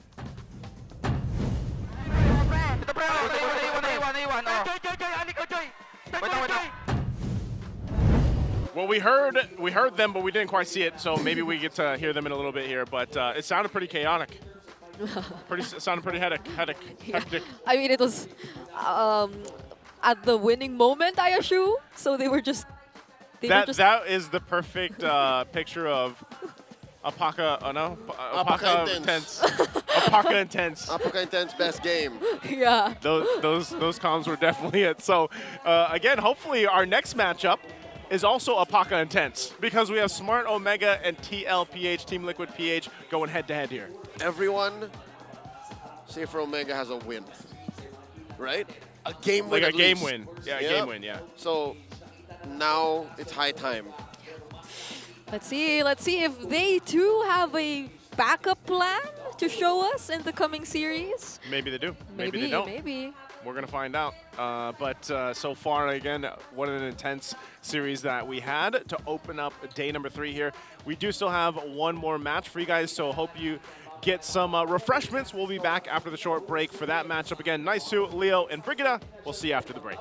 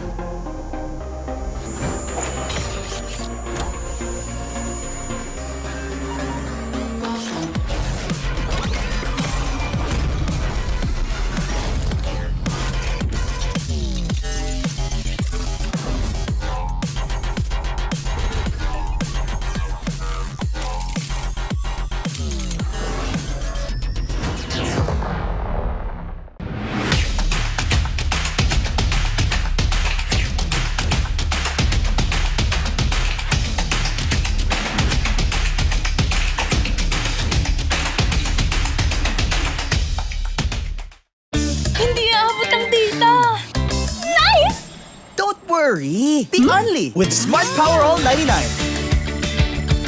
Hindi nabitin with 10 gig data plus only Facebook or TikTok and more. Load now! Who needs to go to a concert when you can own that stage with your friends? Enjoy a night of impromptu bowling tournament.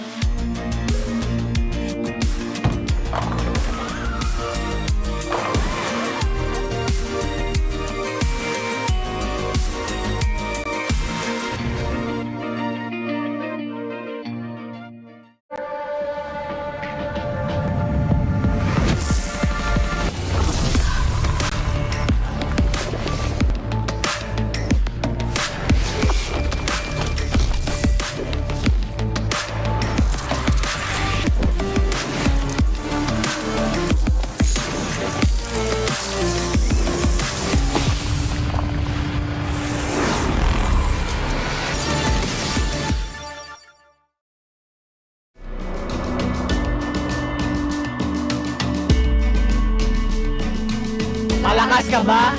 Sali na!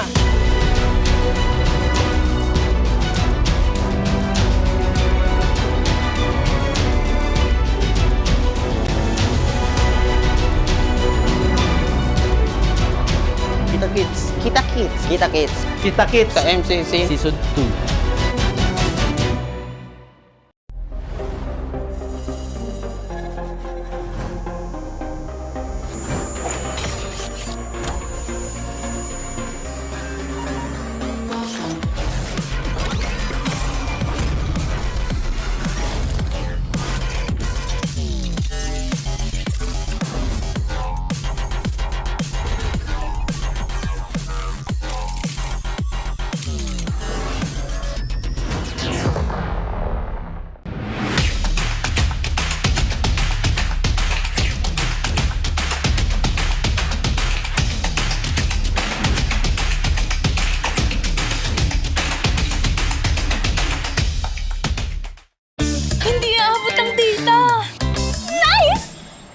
worry! The only with Smart Power All 99. Hindi nabitin with 10 gig data plus only Facebook or TikTok and more. Load now! Who needs to go to a concert when you can own that stage with your friends? Enjoy a night of impromptu bowling tournament.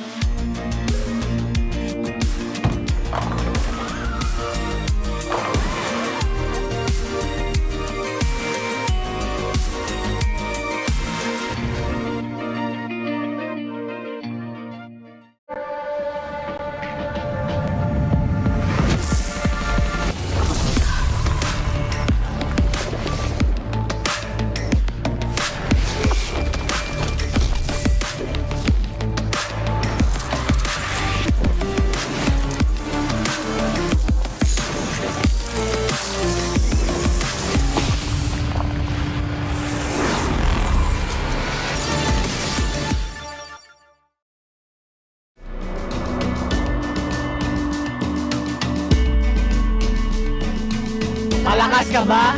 Sali na!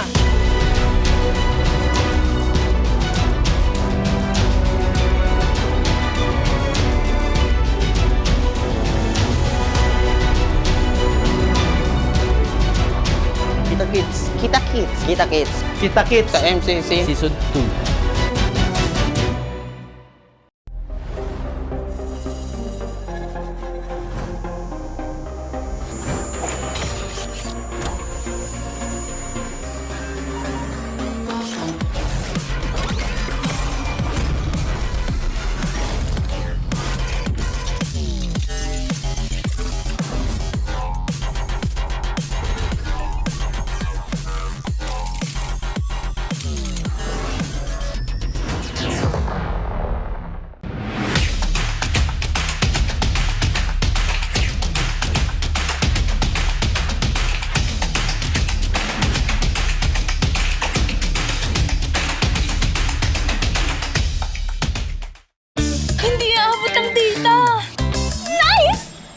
Worry! The only with Smart Power All 99. Hindi nabitin with 10 gig data plus only Facebook or TikTok and more. Load now! Who needs to go to a concert when you can own that stage with your friends? Enjoy a night of impromptu bowling tournament.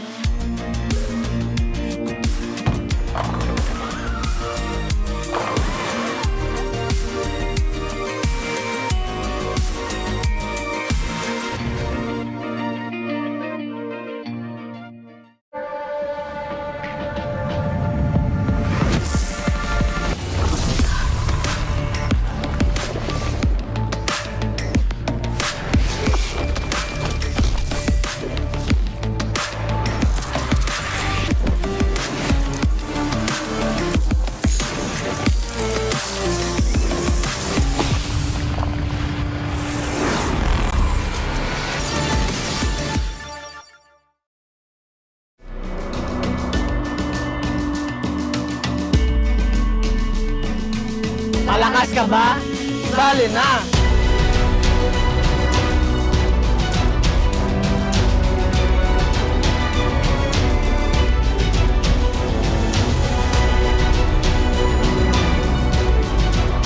Kita Kids. Kita Kids. Kita Kids. Kita Kids. Sa MCC. Season 2.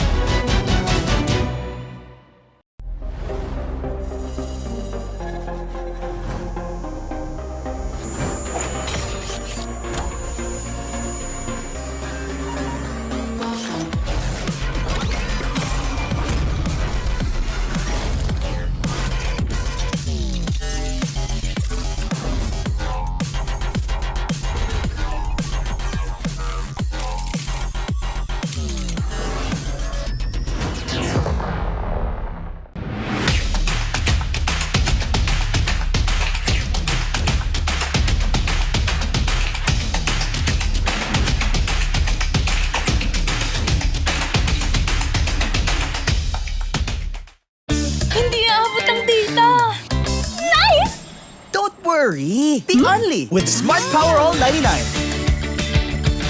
Hindi nabitin with 10 gig data plus only Facebook or TikTok and more. Load now! needs to go to a concert when you can own that stage with your friends? Enjoy a night of impromptu bowling tournament.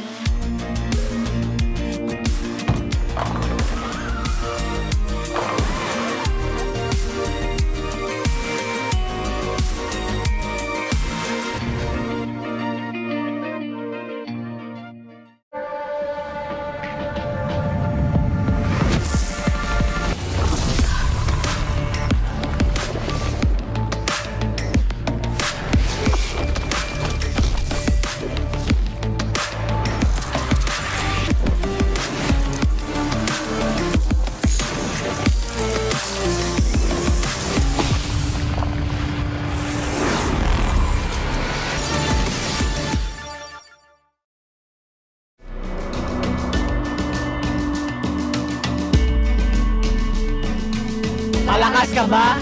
Sali na!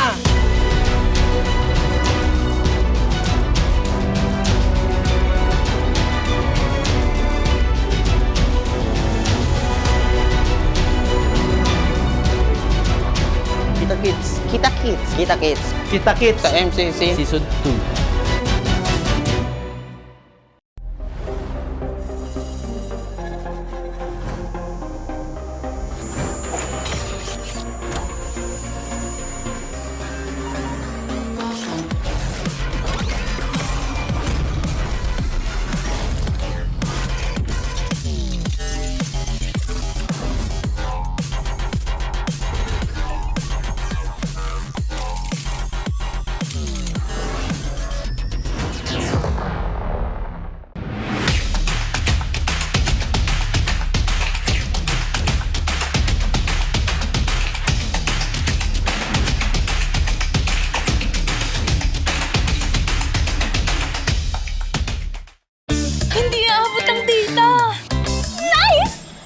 Worry! The only with Smart Power All 99. Hindi nabitin with 10 gig data plus only Facebook or TikTok and more. Load now! Who needs to go to a concert when you can own that stage with your friends? Enjoy a night of impromptu bowling tournament.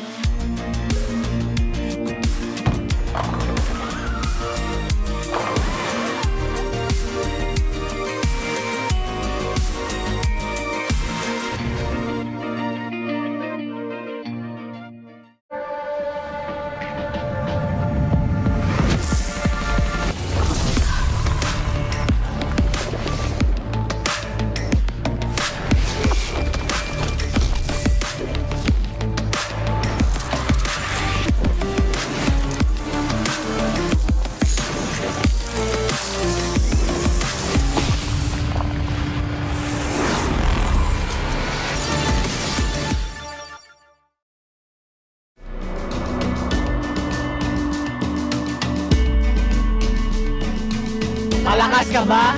Sali na!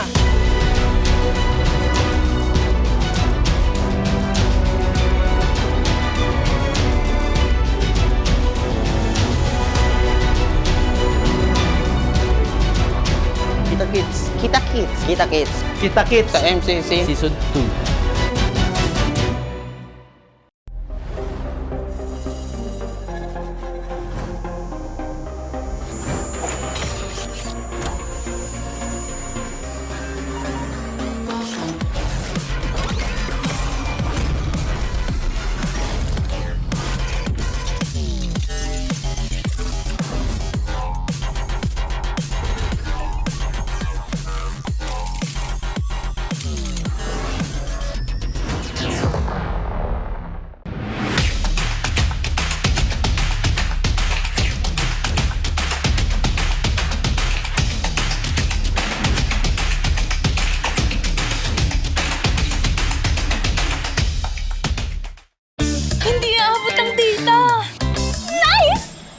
Worry! The only with Smart Power All 99.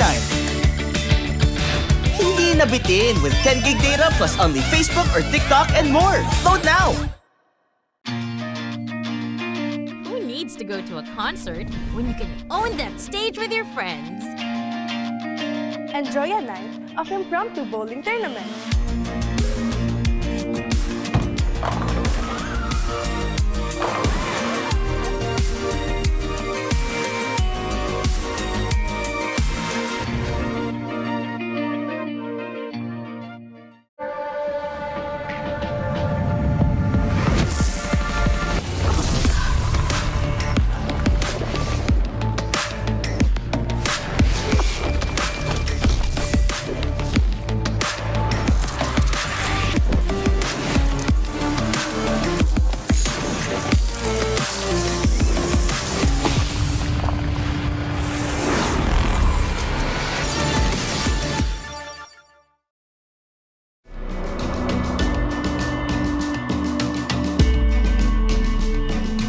Malakas ka ba?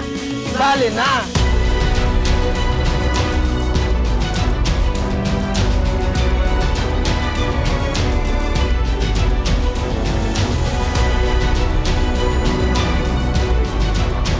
Kita Kids. Kita Kids. Kita Kids. Kita Kids. Sa MCC Season 2.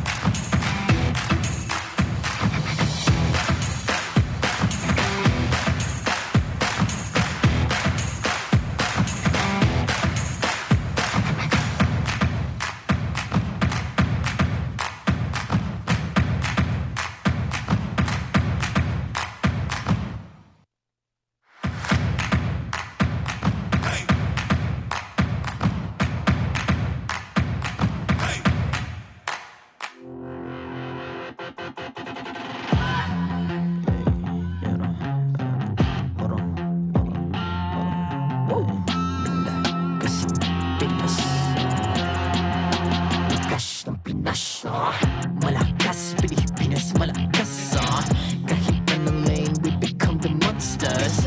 Malakas, Pilipinas, malakas face the golden sun and repping for the 3 stars. Look at us, to the top, no ifs, no buts, winning any game para to sa PINAS.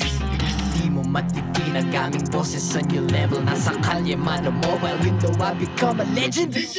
Open fire, we unite, we winners. Built with pressure, the diamonds are made of. Switch na lane na parang gera, HP racing may reset up. Built agad ang buhat ni Hilda, full load SS parang Lyra. Susundan ko ang iyong bakas, kasama patas, tagumpay natin ito dahil tayo'y malakas. Para sa Pinas,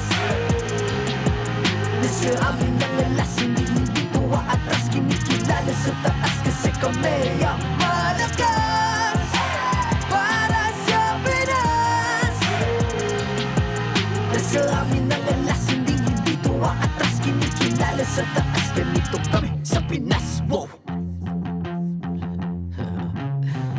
Hold on, yeah, wala ka sa Pinas. We are laging MVP, no surrender, no retreat. Pag nagsama-sama, just imagine what we can achieve.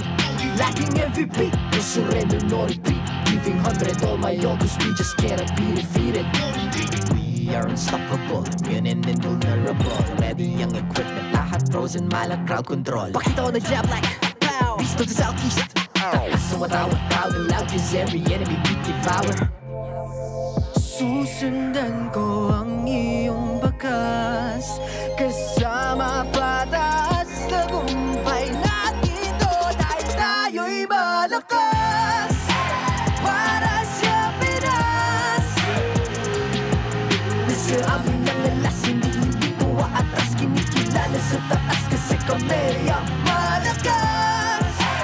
Para sa Pinas, nasa amin ang alas, hindi tuwa atras, kinikilala sa taas, ganito kami sa Pinas. Wow!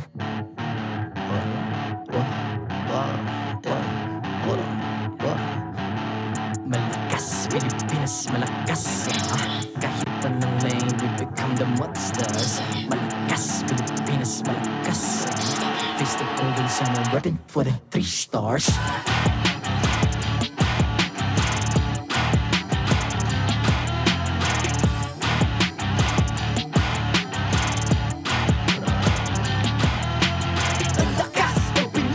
Unite, be the stars. Ang lakas ng Pinas. We unite, be the stars. Ang lakas ng Pinas. We unite, be the stars. Ang lakas ng Pinas. We the stars. Ang lakas ng Pinas, we unite, we the stars. Ang lakas ng Pinas, we unite, we the stars. Ang lakas ng Pinas, we unite, we the stars. Ang lakas ng Pinas, we the stars.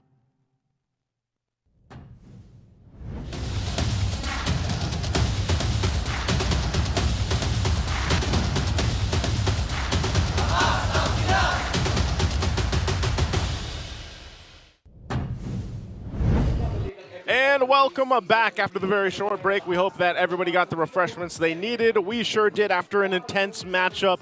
Match number 1 between Twisted Minds and TNC. We went the distance, 3 games, but TNC gets the victory. What is up, guys? I'm Naisu, and this is Leo and Brigida. And we're back here to bring you the last match of week number 2, and it's Smart Omega versus TLPH. Did you just do the thing I did too? I did a thumbs up instead. Oh, okay, cool. But it's in the same position and angle. What is that? Can I see it again? What was it? Is that a reflex? You just mirror? That's literally the emote, by the way. Yeah, I stopped saluting because everyone started saluting too, so I guess I have to change. You got to change the hand gestures. Yeah. You know? But again, we want to just go ahead and let you guys know, if you missed it, the Phoenix Army. And they win that feud-fueled showdown. That's such a tongue twister. That's why I really slow it down. Feud-fueled showdown, 2-1, and it was looking pretty good. I mean, Twisted Minds, they won the first game, you know, but unfortunately they weren't able to win the series. We'll see what adjustments they make moving forward. But hey, it feels good to be part of the Phoenix Army, I'm sure, for all the fans out there. Yep. It's a. Are you the Phoenix Army, Brick? Yeah, I'm thinking of something for the Twisted, for the Minds. Or are you the Minds? No. Or you're both? I am both. No, I'm both. she's but also like, the Brigadutes. She's just never Yeah. sure. Yeah. No, but for today, I think I'm on the Phoenix Army. It changes day to day. So it changes, so basically you're a bandwagoner. All right, let's go ahead and shout out our sponsor, Time Zone, because they've got an exclusive promo just for you guys. Get 400 pesos power load for only 200 pesos. That is a deal. You get double the amount, basically. All you have to do is register on the Time Zone Fun app, insert the promo code TZXMPL, and redeem the voucher at any of your favorite Time Zone venues. Don't miss out on this amazing deal, because that's a whole lot of value for that code. And in case you want a game at home, you better be gaming on a TT Racing chair. You get a 2,000 peso discount on your next purchase by using TT Racing X MPL's Philippines exclusive voucher code MPL2000. That's MPL2 3 zeros over at ttracing.ph. I can't do what he did. She can't, because she's sitting on it. Don't miss out on the exciting TT Racing gaming chair giveaways during the MPL Philippines. Stay tuned for more info. Just remember, for those who dream, work, and play, TT Racing has your back. Or if you're Brigida, you're sitting on it. So I need this. I don't want to finish that. So for my lumbar. For your lumbar. She needs it for She's her got hiney. she's using it as a booster seat. Yes. If not for this, I would be like. Just show them. Just. No, Yes. there you go. Now you understand. It is a downward slope. Now you understand. There you go. That works. But yeah, and again, thank you to our sponsors for, of course, making this season 15 possible for all of us so far. And comfortable. And comfortable, that's true. And I hope at some point we get to go ahead and experience the time zone experience. Every time we go out there, it's being used. Like, there's a line for our time zone experience out here. So I'm if sure you guys if you stood next to them, they would just let you. Do you think so? Do you think if I just approach them, You like just assert yourself, Joseph. Just I just don't say anything? Wait, I can't imagine Naisu doing the claw machine. You just go. The claw machine I don't use because I actually feel like I would break it. Like the joystick is quite small. Oh yeah, yeah.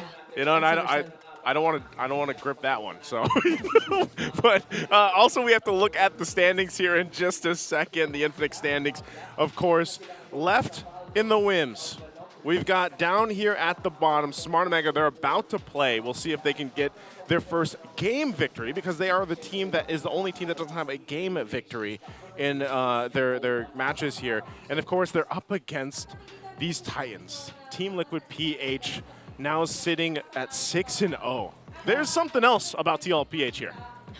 They've started the season as if they really took the time off season to reset and to regroup, even with the new addition in their lineup. It didn't feel like an entirely new piece to what they've been doing constantly because it seemed like it brought back the cavalry, the stampede, and it became a much aggressive version of it altogether. Those guys, you know, in their off season and everything else, even in season, but off season, they grind, and they grind on their streams too. And I feel like that even when you think they would be relaxing, like they're playing, man. They're training, they're playing, and up against them again for the highlight of this one, it's the streak versus the skid. Super Yoshi to the rescue. Now some of you guys might be wondering, Super Yoshi, who's this? Super Yoshi. This is Super Yoshi, formerly of Euphoria. Of Euphoria. Super Yoshi, formerly of Onyx, of TNC. He's part of the barangay now, in case you missed it. Yeah. Part of the barangay. So does this tell something that there is? We're hinting. We're using, we need you guys at home. I know sometimes it might be hard. Use your context clues right now. All right? So there's a chance because as you can see right here, we're dividing the MPL teams in the regular season into two groups. 4 of them in a 3-match winning streak, whereas the other half aren't having that much of a great time. It's 4-match losing skid for Twisted Minds, 3 matches consecutively for AP Bren, and surprisingly we're seeing Onyx Philippines here, but they're in a 2-match losing skid too. What kind of world are we living in where the world champions, the defending champions of our league, have less points than the winless team from last season? I'm just stating facts, right? Nothing against TNT. I'm actually on the bandwagon. Yeah. I was part of the Phoenix Army before the league was even, you know, part of the league. But you know what I'm saying? Like, how? That's what makes this great, man. I mean, the fact that you're in this environment where the competition is so high, some off-season changes and, you know, roster updates and everything else have this kind of effect on the league, and makes this the standings that kind of jumbled after week 2. I think it's really exciting to see, you know, and also I didn't know that the opposite of a streak was a skid. Oh. I'm just sitting here thinking about that. Did you guys know that? It's just a way to understand what it means to lose, you know? To not be on a streak. It could be a backslide. Oh. That's true, that's true. He's here. There he is. Yeah. Who's he look like, by the way? He looks like someone who played earlier. Oh, he's showing us the jawline. Super Yoshi to the rescue. Super Yoshi's all-time MDL stats. He has a totally different look, by the way, in his photo. Yeah. So does Jome, by the way, in his other photo. He had blonde hair here. When he was in Onyx, he had silver hair. And now he's back to dark brown, I think. And here it's kind of black. So he's been through a lot from MDL to MPL, not just in terms of hair color. He's been with different groups, again, be it Bren Euphoria, Onyx. But we haven't seen him for quite some time now. The meta looks so different when Yoshi was playing in the main lineup. So now here, I guess, Omega's giving him the nod. Yeah, and also we got to go ahead and address the duo that we've heard about, the Baby Cakes duo. From the, and like, how do we explain this? Which one's Baby, which one's Cakes? Of no relation to RSG Baby Cakes from MPLSG from previous seasons, all right? That's such a throwback. Daddy JP's trying to wonder too. He's like, pointed it out. It's like, no relation, all right? Yeah, this is a similar stat line to what we've seen earlier in terms of like how participative Yawi was in the kills of the gold jungle duos, because we're putting a lot of highlight onto these two roles specifically in terms of how they're able to carry the teams and lead them to victory. And a very similar pattern is reflecting here in terms of how JP is able to carry out that job too. He's been a very efficient setup player here. I don't know why Carl and Oheb don't want to sit as close to each other. Maybe because everyone was they just kept saying Baby Cakes, but you know. TT Racing Chair is just too comfortable. It's just too comfortable. They're just deep into that. It was so comfortable that there was one specifically for the hydration of the team. The liquid of Team. You get what I'm saying? So, you know, part of it though, I have to wonder because I was sitting I think I was sitting there being like, man, where did this baby cakes even come from? But we do want to ask you guys a quick question too. Are there only two? I guess there's only two answers here. You gotta read this. Can Super Yoshi save the barangay? A, yes. Or B, hanggat may buhay, okay lang. Who said that yesterday? The Mamba. Okay, what does that mean, by the way? Hanggat may buhay, okay lang. Tell us. As long as you have life. Oh, wait. As long as you have life, you're okay. Right. Okay lang. Yeah. Is that right? As long as you have life, it's okay. So Wise words from Chaknu. So it's a non-answer. It's a non-answer. Like, you're not saying no, but you're not saying yes. It's a safe answer. It's a safe answer. I mean, Like- that's the like answer. me. Yeah. That's very Brigida-like. But at least, you know, B for Brigida. it can go both ways. Our chat is probably putting B for Brigida too, which is probably out there. But hey, that is a phrase you could technically live by. As long as There's if life. you're really thinking about it, you know. And so I'm wondering too, is for Super Yoshi? See, you can't you're thinking about it. That's too many words. You could just say whatever.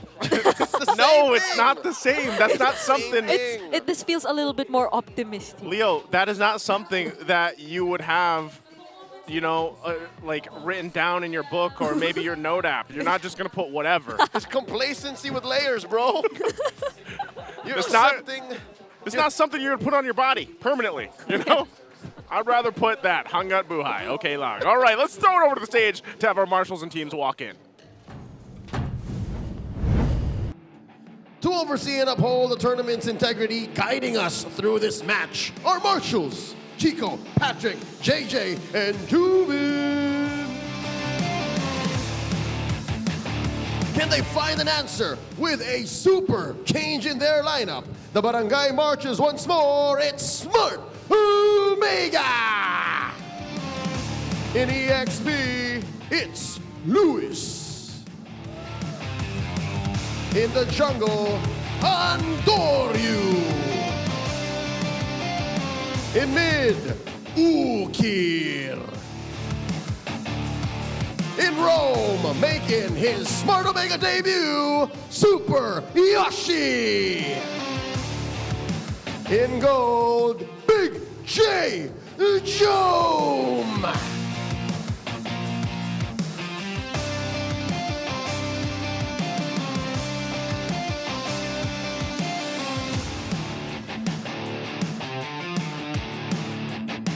And their opponents, comprised of duos from Sansan to Baby Cakes, it's Team Liquid Philippines.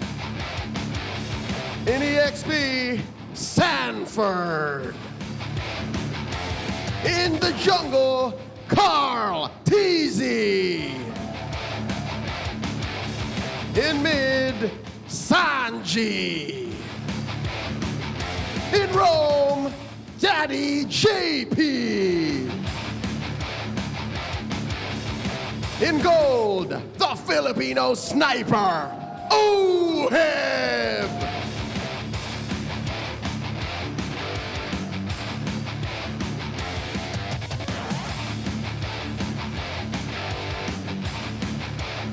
And their coaches, Coach Lembot and Coach RC.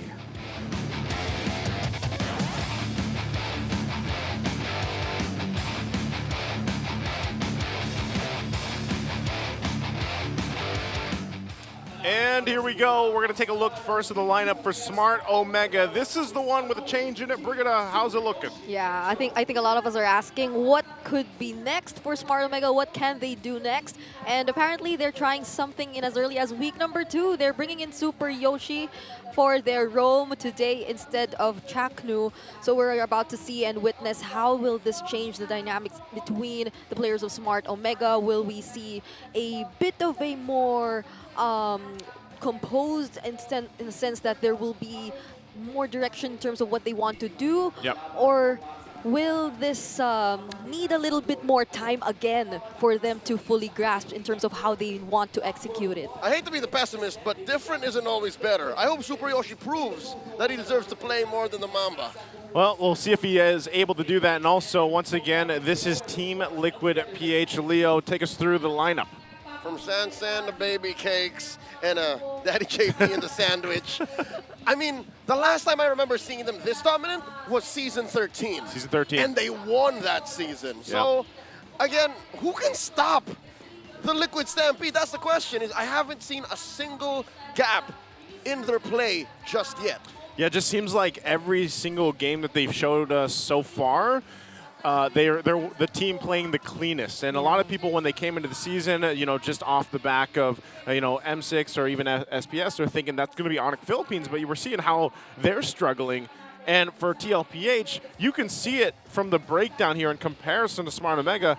Obviously, there's really so many areas that Smart Omega can work on to improve. Yeah. And when you look at the breakdown here, really it's just heavily in favor for TLPH. And imagine TLPH are performing this good, even when you talk to them and they just say that they're just enjoying every single game. They're having fun together, and I think that's a key word. It hasn't felt that way for a long time because, of course, after being in the top for so long, they found it difficult to bounce back when they suddenly found the other teams catching up and eventually dethroning them from the top. And it felt like a desperate way to come back. But now that they have a different outlook, a different mindset, everything just seems to be falling in place for the Cavalry. Yeah, that's one thing I noticed with them as well, is just how well composed they are as a team, how well their synergy is working. And, before every game, they definitely have to have a ping test. So let's see how the players took this one. Magkamali ang sang tulad ko. Ang kulit mo, Magnus! Isa-isa muna. Pwede kapit si Yossi. Malakas lang boses ko! May nais pa, kuya. Sarap maglaro. Ito sa akin yung mic. Pwede ka nga dito. Mag-mic check. May jacket ka agad, Ken? Oo, entrance daw jacket na siya. Oo, okay lang. Okay lang. Parang siya, libero. Huwag nyo nga ito, Ban. Kailangan ko ma-warm up to. JP! Okay. What was that? What's the end? Was he saying his own name? JP? Was he doing an impression of his own walk-in? JP! But again, that's Super Yoshi and that's JP there.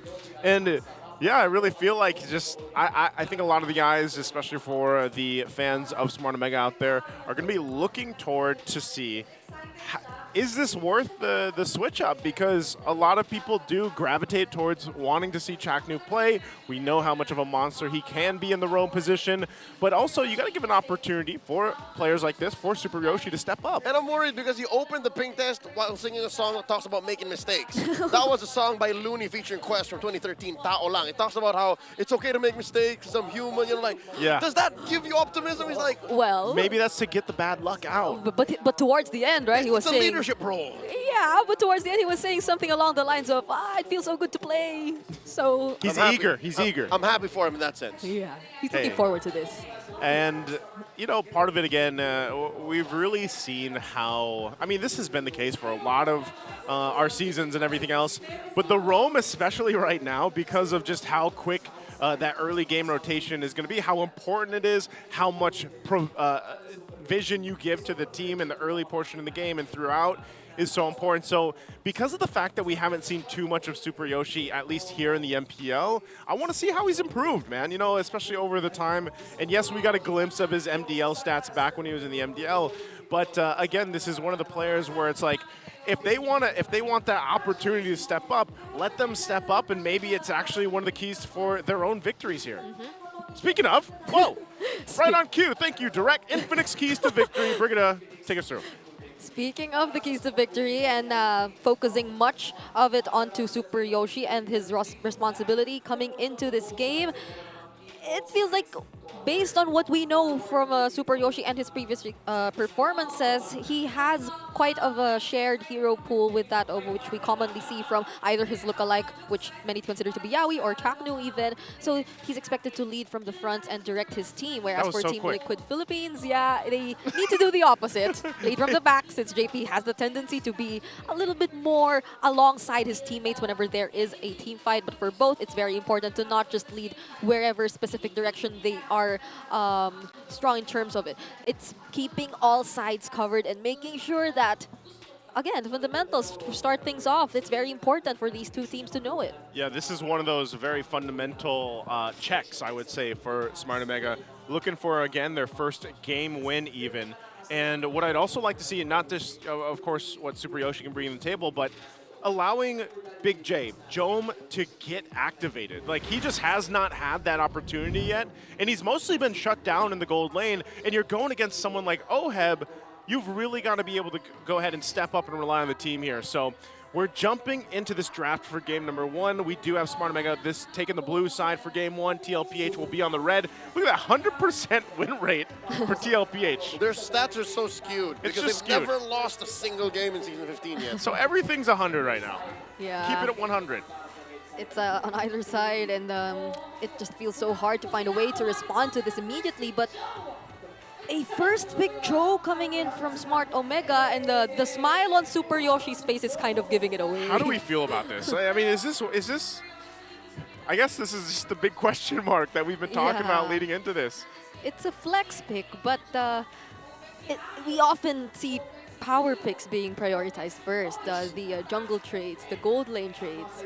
So it's a different approach to it, which allows Team Liquid Philippines to get their hands on two of their preferred jungler gold How often do you see Harriet picked alongside a Suyo, man?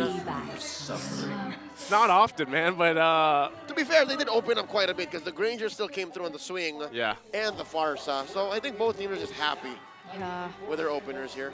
It's a strong mid duo immediately showing up from Smart Omega, and I don't think this is a common trend nowadays. Most of the time, it's the roam XP being flexed in the first phase, and then we see the mid laners being picked up in the second phase of the drafting. But now we just revealed it immediately for Smart Omega, assuming that this is going to go into the roam. But JP responds just the same with a Jawhead that regardless of who he decides to pair it up with, since there's also the Vexana that's still available, there's also the mostly the Vexana still available. It'll work out pretty well for Team Liquid Philippines. Leo, this is the combo, right? The Suyo, the Jawhead. Very fast. Very fast. And very just kind of true to the playstyle that TLPH has been showcasing us so far. So if you're Smart Omega, you don't want to be getting caught off from that Jawhead and right into Suyo's blades, obviously, with the Soul Sever, and that combination works so well. So how do you build up around this? What do you go ahead and take for these last two picks here for Smart Omega?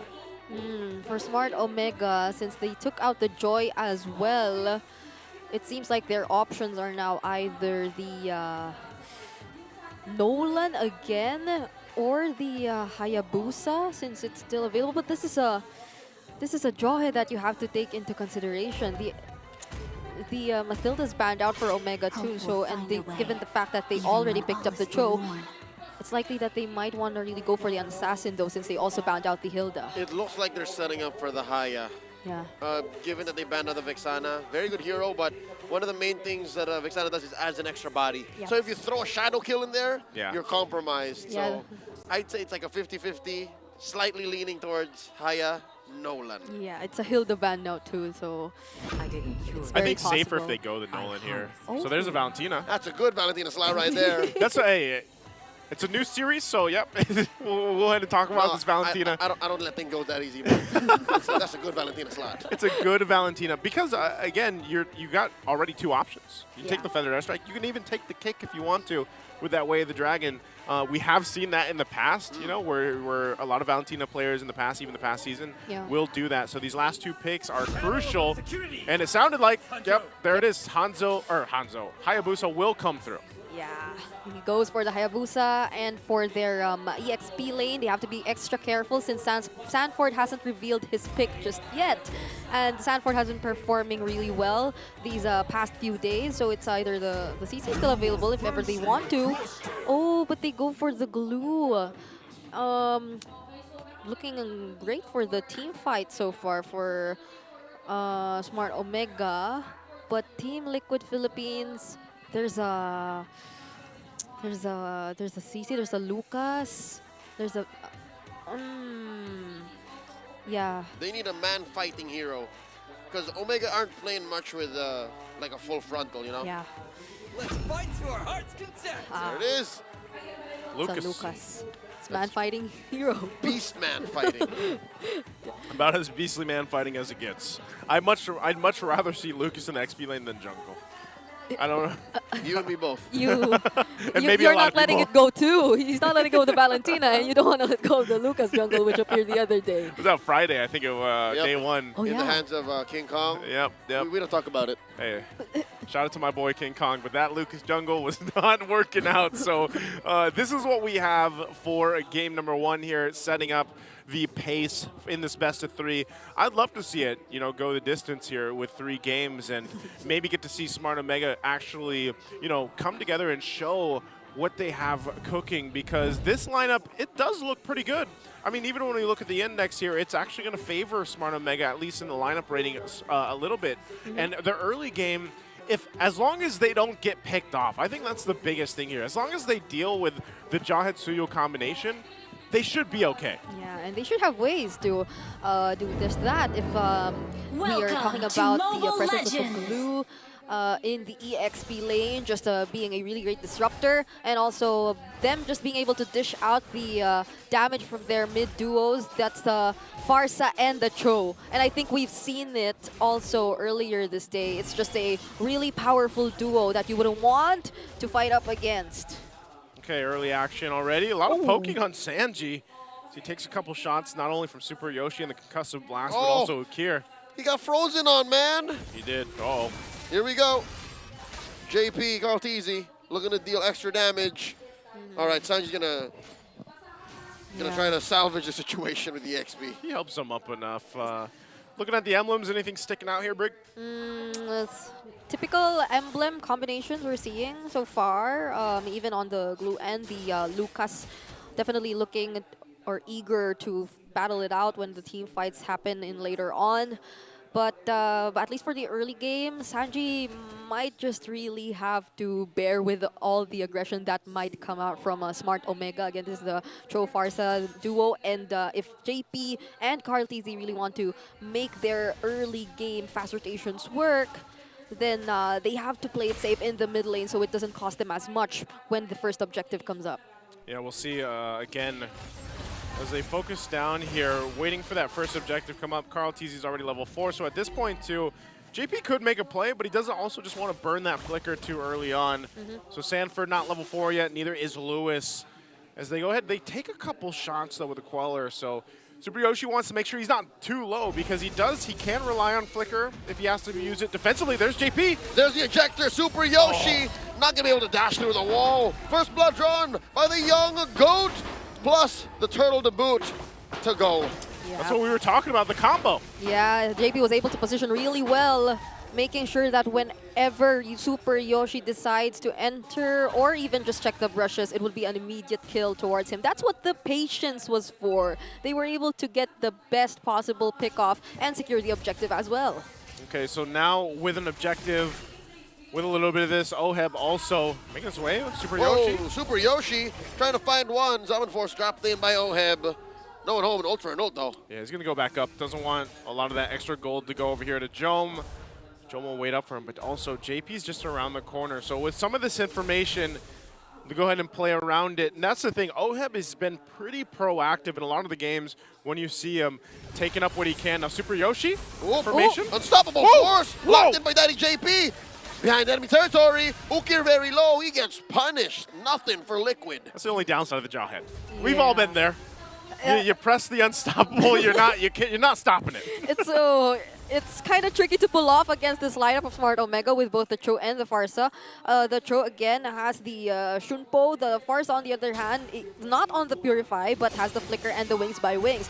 So just one wrong timing could cost you your life. Lewis here with a split. Not going to be able to get the grab. He does stay, and he does click it. Let's go, though. Okay, Sanji holding on to the Way of Dragon too. Lewis will be fine, but the rest of the TLPH is actually just rotating now together. Again, waiting for JP. JP is just 10 seconds away on the Flicker, and a lot of the times once that's available with the Jawhead, they'll usually try to make a play before the objective comes up just to have the numbers advantage. And once again, some of these items already come into place. No first items locked in just yet. Yeah. Super Yoshi will be spotted out though. Yeah. They haven't picked up any items just yet, but it's still looking good, especially for Team Liquid Philippines. But Smart Omega might want to take on this fight. Sanji has the Way of the Dragon, so he is just as deadly. Does not have a flicker, though. He has a double dash. Super Yoshi checking in on that bush, and it's a rock, paper, scissors game here. JP can force Yoshi to do something, but all the while, Omega's controlling this brush. Yeah, they're all at this point too, given the vision that they need. Waiting for that turtle. JP will go ahead. There he gets kicked. Yoshi gets the kick. Followed up with a feathered airstrike. He goes down himself, serving up another kill to Carl Teasy. 1 for 1. Roamer's out of the picture. Both teams can still contest with the turtle though. Yeah, there's no Zaman Force for Ohev, but Sanji has his ultimate still. Grab on a Carl Teasy. Sent them all the way back behind the turret. And there's a fight here. Unleashing the beast is Sanford, the Apex Predator, cornering the Shinobi. Down goes Andoryu. Oheb gets the kill. This might be a sure turtle for the Cavalry. Zaman Force by Oheb. How on half of the baby cakes. Both of them doing work right now. And another turtle goes to Liquid. That was a beautiful timing from Sanford, just deciding to go all out against Andoryu once he knew that the Oogie Shadow kill was already used and there was no way to contest anymore. Unstoppable force on the Yoshi. He answers with a kick, but Oheb takes him down. A rich play by Oheb. Very rich, gets himself some gold, and that turret is just going to go down here too. One more shot from the cannon minion, and Oheb clears out that lane.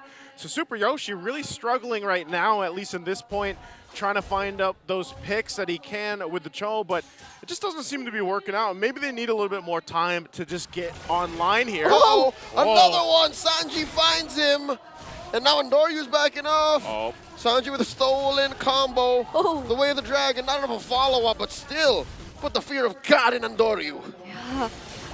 Team Liquid Philippines, a very impressive management of the waves, but hold on. Carl Teasy guilty of Grand Theft Orange. Lewis gets taken down. Carl Teasy taking everything. Man, JP just tossed him right outside of the circle too of that feathered airstrike, and they go ahead and follow through. Now the focus here in the mid lane, a very comfortable gold lead at almost 5K. Shadow kill by Andoryu. They're trying to scavenge the situation. Super Yoshi gets taken down. And it's just him who pays the price. I mean, they were just trying to defend. He's getting blasted. That was a desperate Oogie Shadow kill too, coming from Andoryu, just wanting to clear out the minions that were coming in. And at least for him, it was successful. They weren't able to push the tier 1 mid lane turrets, but that didn't prevent Team Liquid Philippines from still getting the kills. And Super Yoshi has already been taken out 4 times. That's what we're talking about, the man fighting.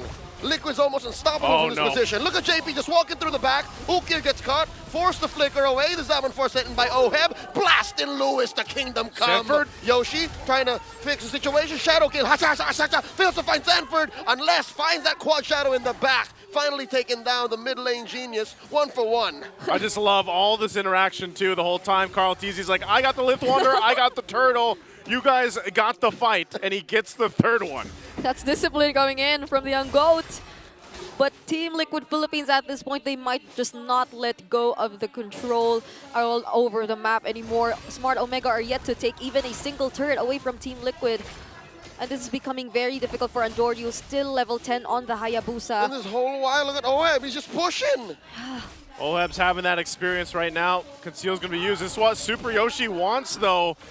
I'm not sure how much more of a beating he can take. I mean, it's sad when Sanji... Oh! Flicker! Ejector! Putting away one, but they do survive. Lewis is okay. JP gets taken down by Andoryu. Traded out for finally Lewis falls. Andoryu gets taken down by Carl.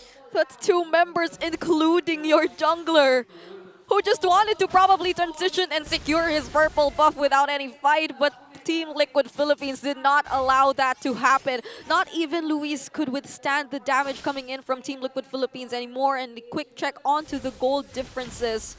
There's a significant difference between both the junglers and the gold laners, the jungle gold duos, which we've been constantly highlighting. Yeah, this is tough. Like I was saying, you know, looking for any type of angle for Smart Omega seems so difficult right now just because of, you know, you throw Super Yoshi in there and oftentimes there's not even an option to do that because it's usually JP just being like, well, I got it, let's go. And he's done that time and time again. So when you have this kind of lead, 7,000 up at the 9-minute mark, you can continue to do this and just punish Smart Omega. It's them just constantly looking for something until that Lord is up. And so they now get down here on the bottom side. Conceal play starting up. Feather Death Strike, the response by Omega. The Zaman Force, safety ejector, defensively used. TLPH back off. Lewis looking for one. Where's the grab? Force the flicker back. And in comes the barangay. Sanji goes down. Hasa, hasa, hasa. Andoryu, the nightmare. Taking down Oheb, the shutdown. Yoshi traded out for another ejector. Andoryu found by Carl TZ. Currently the trade 2 for 2. Blood and bodies everywhere. That's a roamer and your jungle in exchange of the gold lane and mid lane of Team Liquid Philippines. But it seems like it was more costly for Smart Omega since there is an objective. There is a lord that they have to secure up top. Again, it's almost, you know, you're finding Smart Omega kind of taking these risks because they're like, we have to somehow get back into this game, but again, at what cost? Andoryu gets a double, but he's still so far behind Carl TZ. Yeah. Carl TZ's just been farming up just constantly, and that's what the Suyo does so well. It's like he never stops. And then when they decide to fight, the way that JP just throws someone into the arms of Carl TZ, they're dead before they can even blink. So now the Lord is up.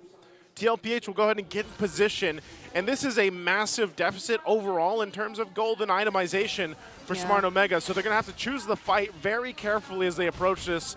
Sanford will go ahead and find Lewis, keep him at bay. Super Yoshi goes with the kick. Oh, starting up, taking down the Apex Predator. He became prey. Carl TZ secures the Lord, though. As the kick gets Andoryu, Sanji helps one score. And that's a Zaman Force pushing everyone away. Oheb saying this is my domain. Oh, Lewis is still there. Lewis! JP, one more pulse. And the conceal, the answer. Lewis gets punished hard. And conceal and the ejector to get additional shields. And just when we thought that Smart Omega could have potentially contested that objective, Andoryu was stopped. That was a precise usage of the copied Way of the Dragon, the IMU from Sanji, just to make sure that he will not be able to press on that retribution. Yeah, there was no chance really for them, maybe the slightest, but TLPH has been in that position before. And not only do they go get that Lord, they'll get everything else, even putting the pressure on the purple buff now, as that's also stolen. So you got Andoryu with no buff, and they have to rely on the lineup that they brought to go ahead and defend against this. It is only that first Lord push in. You still got a Holy Shield up there on the top to deal with.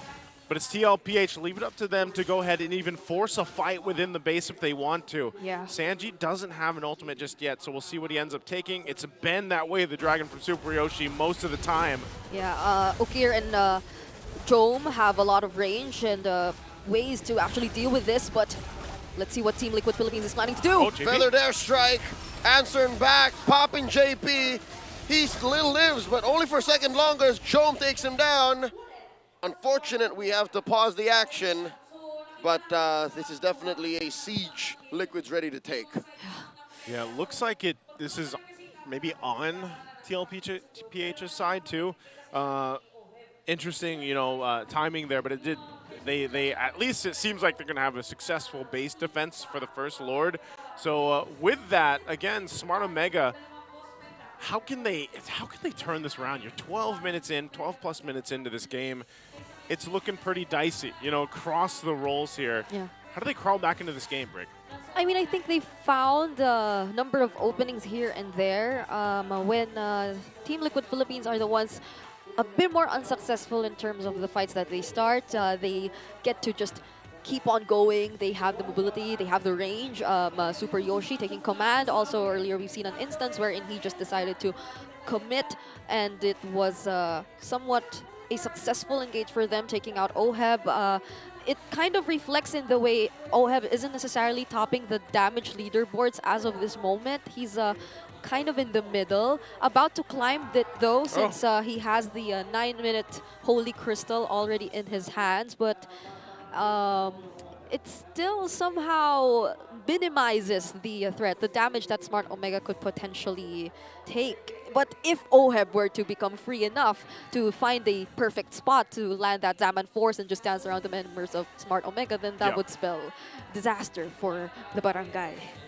Yeah, I feel like a lot of the placements or positioning for Smart Omega just seems a little bit off right now. Part of it too is just actually being able to go and fight around those objectives, and maybe in a little bit of more time they're actually going to be in a position to go ahead and go toe-to-toe with TLPH. But so far it's really just been the team fighting potential that TLPH has and the way that they're positioning themselves, which is making it so hard for Smart Omega. Yeah, even for Andoryu though, I'd like to note that he hasn't had the best time so far. It's been so hard for him to find the right targets. It's been, I think there's only been one team fight wherein he was able to pinpoint Oheb. It was when he was able to take him down during that one trade which near the orange buff. near the orange buff. But other than that, it's so hard for him to find the openings by himself. It has to be set up by Super Yoshi. But when Super Yoshi himself finds it so hard to maneuver around the Team Liquid Philippines, it's like a domino effect for them altogether. So we're going back in. So okay, they did defend all base turrets, it looks like, as we catch back up here. Still a pretty big lead for TLPH, 8,000 ahead at the 12.5-minute mark. They're still a minute and so away from the next Lord. So right now for Smart Omega, they have a little bit of time, get what they can, farm up what they can, get some of the items caught up here, but still have a lot of work to cover. Again, it comes down to just positioning when it comes to the objective. They're actually quite confident just kind of forcing themselves towards this side of the map, at least in the mid lane. Super Yoshi finds one, plays with the range and gets a kick. Sanford slain. Super Yoshi though traded out for Oheb with a vengeance, and Sanji with a kick of his own, serving up a kill to the Filipino sniper. 2 for 1. They're not done, JP.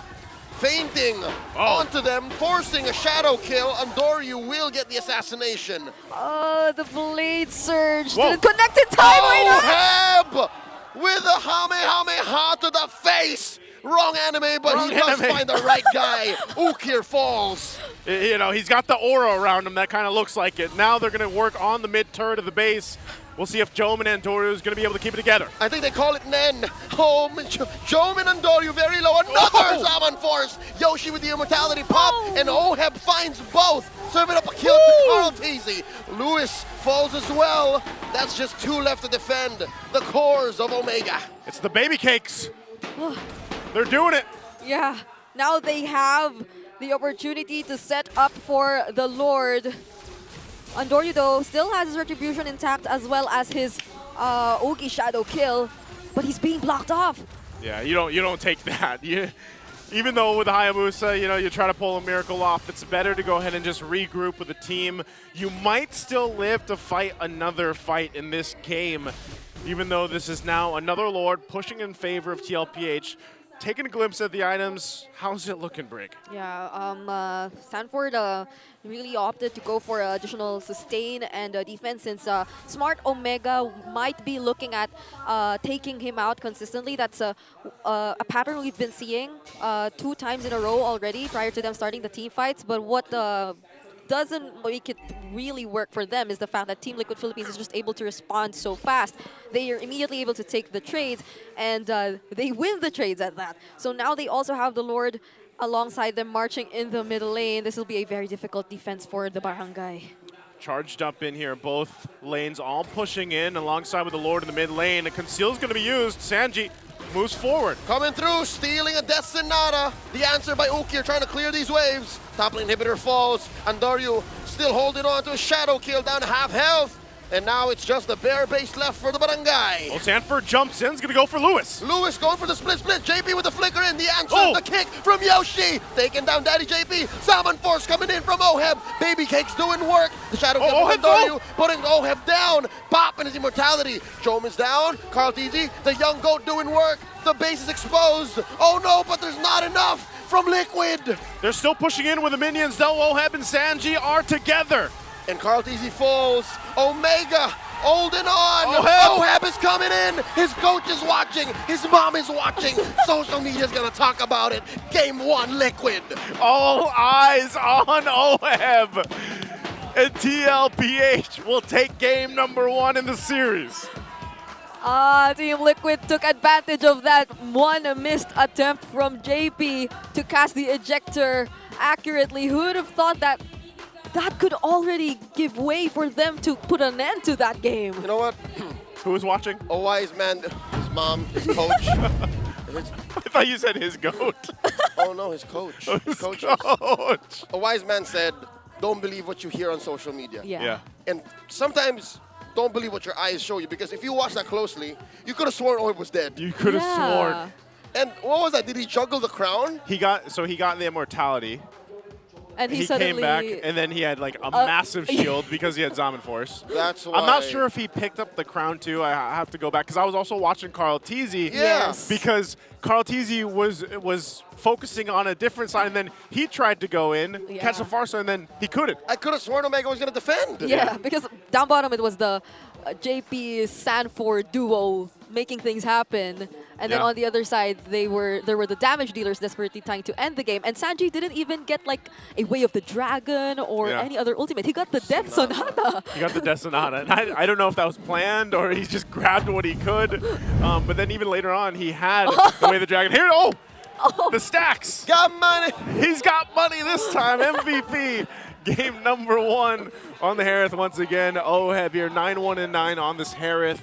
And really, I mean, he had a phenomenal game throughout, but it really, if you guys just go back, break down that last sequence in the base, it really shows just how good Oheb is, especially with positioning and his game sense and dealing with a lot of those pressured team fights, because that was pretty chaotic when you think about that push to that win. It was. And the 919 KDA, the Holy Crystal at the 9-minute mark, everything just worked so well for Oheb during that entire game. And even though we felt like he wasn't able to make the most out of the Zaman forces in the first few minutes of the game, it was the perfect usage of the Zaman Force when it mattered the most, when they were already knocking at the base. And it was made possible by the, again, constant aggression shown to us by both the JP and Carl TZ. We've seen the Baby Cakes duo make things happen in their own little ways. And as much as I was hopeful for what Smart Omega could potentially bring to this game, we've seen Super Yoshi actually multiple times really attempt to do something and initiate something for Team Liquid Philippines, but it was always the 5-man response coming in from the cavalry which got the better of the Barangay. You know what? Credit to the Barangay's new roamer. I'd say, 9 out of 10 of his kicks or setups did lead to something. Yeah. If it was a good thing or a thing that the rest of the Barangay was ready for is another entirely different issue, but yeah, he was trying. Yeah. He actually got to slowly get a grasp or understand what needed to be done as the game developed. He was transitioning from targets to whoever was most available. Even the kicks onto Sanford, it did result into a pickoff. But again, Team Liquid Philippines, even despite losing Sanford, still had their damage dealers alongside them, still had other modes or means to set up. They have Sanji, who either picked up the Way of the Dragon, or they had JP on the Jawhead, who also has the Ejector or the Unstoppable Force, and this was the sequence, the final sequence, which surprised us with the massive amount of shields Oheb still got after popping his immortality. Yeah, he had that immortality, and this is where they go push it in again. Zaman Force dropped down, gets Endoru, and then works on that base. So just a great try. And I do have to agree with you, Brigida. You know, Super Yoshi, he had a hell of a time here on the show, I feel like, just overall. But he was trying to get those setups. It was more so the fact that Smart Omega was pretty much down by thousands of gold throughout the entirety of the game for the most part, right? And like even if you get those pick-offs, those setups, yes, they're going to work, or maybe you get one kill here or there, but there was still some fighting potential for Smart Omega. It's just when you're down that much, it's pretty difficult to overall win a team fight, and maybe that's something that they can adjust from going into the next game, because TLPH is that team that plays these fights really cleanly, and that's exactly what they showcased here in this one. Yep. It's, I think the draft wasn't that bad. It was it was a great exchange. Even the glue, just unfortunately, whenever he tried to go in, he just gets immediately punished. And Omega had the right pieces. Yeah. They just weren't in the right places at the right times. Yeah. Lewis was right in the right dude for the most part. It's just they couldn't capitalize. Yep. What was that? 2 or 3 times in major team fights, he found Carl Teasy. Yeah. So I'd say that's a good job. It's just, where's the artillery from that? Big J, he was playing, but he wasn't playing in the right places. You just didn't feel the impact of the gold lane, and that's I don't want to completely say that's Jome's fault here. It's Entirely? really, yeah, Not entirely. not It's his not fault entirely his entirely, fault yeah. at all, but. Really, when you look at the games, like you just don't feel that impact yet from that gold lane in comparison to for TLPH here, for OHEB, for example. So you've got the rich guy here. It's actually Carl Teasy, because he was farming out of his mind. He was going to be my silent MVP, Silent if not MVP? the real MVP, because Yeah. he had a wild game on the Suyo. Yeah, he did. So that's the Baby Cakes duo getting both actual MVPs. Still wondering who is the baby and who is the cakes. I don't think it's. Or are they not it's are they one not or the separate? other. It's like. They're just baby cakes? Correct. But they assigned the baby and the cakes yesterday. They did? I think it was Sanji who assigned it, because he was the one who gave the name Baby Cakes. So it's all started because of Sanji. And, It's his fault. I don't know if OHEB and Carl are happy with that. We gotta ask him. We gotta ask him. Sanchez opened his eyes. That was him. We didn't even get to mention it, but his eyes were closed. That can work. If you want to close your eyes and throw things out like that, that works. But also, I think in just a second, we have a packed arena in here, by the way, yesterday and today. So we're looking for the Smart Power pose. All you guys have to do is put your game face on and make your Smart Power pose. We'll see which one of you guys are going to be winning some in-game codes. No, we don't want to see your phones. We want to see your poses, guys. They're showing it alongside their poses. No smiling. No smiling. Look at Carl's face. Carl's not smiling. No smiling. Oh, I think that's No smiles. That's Oh. almost 99% There's accurate. no movements either. No movement. Look at the angle on the elbow. There, Okay. These folks are doing it right on. These folks are doing it right. I can't decide between these two. Stable line. I think this guy gets a buff because he's wearing OG Echo merch. That's true. That is OG Echo merch. Who's the guy on the phone? I think that was a Chaknu. Shaknu. That's pretty good. He has the idea, it's just not well executed. Are they going to pick him? Or okay, he did. He did. Congratulations, sir. Fortunately, it's not up to us. It was a... Carl isn't slouching, though. Fortunately, it's not up to us. But now, oh man, now he gets the movements again. Because it's done. Because it's done. Oh, by the way, what? That's a box they hand them, right? It's an envelope. Oh, that's an actual That envelope? immediately contains their prize. The codes. Ooh. I really wish I had diamonds. I really wish I didn't spend all my diamonds earlier. He spent a whopping 53,000 diamonds today. Why does it keep increasing? What do you mean? We went from 45,000 to now 53,000. No, I just said 73. Dude, Leo. I feel so bad We're going for to you, dishearten the people that want to go and play the KOF. Bingo. I mean, you get free tickets by playing, right? Like, you just follow the thing. There's an event Yes, where you can you pull. can get free tickets. And not spend 153 diamonds like Joseph has. But if I would... 1,000 diamonds. That's a whole lot. If I would suggest you guys out there, maybe wait. Because there's a lot of great things coming out for MLBB skins. Like and what? I don't know. We've been throwing out hints all around. Yeah. Since week 1, man. And if you've been watching earlier, we had a special guest who was wearing... His name was Exort. An old RSG tribute skin line? Yeah, but we had another guest. Could you imagine? No, we don't. We don't want to give things away, Brigida. Who was our other guest today? I just remember someone with white hair. And sandals. You wearing sandals here? Yeah. Alan Tanon is also wearing sandals, probably. Prime Oheb is back. What do you think about this? Do you agree? I'm afraid that whatever's happening here and come playoffs, whatever we see there is more powerful than Prime Oheb. Oh. Whatever we see in playoffs? Yep. What is more powerful than Prime? Like, Because if you say look, I'm in my prime, here's the thing. What is higher than Prime? Here's the thing. Is Prime Oheb Filipino Sniper M3 Oheb? Yeah. Okay. Is it? Yeah. Yes. He was playing with a team. He was playing for a team. Yeah. Here, he's literally just baby cakes mode. He is MVPing back to back to back.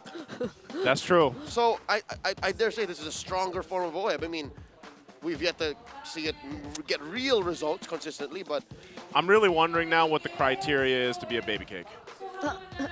I think there's just like room for two. Why? Why does it even matter? Why do you want to try to? No, I'm not saying I don't want to be a baby cake. You're saying it, but that's not. I'm just curious. No, it's based off curiosity. Oh, you just want to know. I just want to know.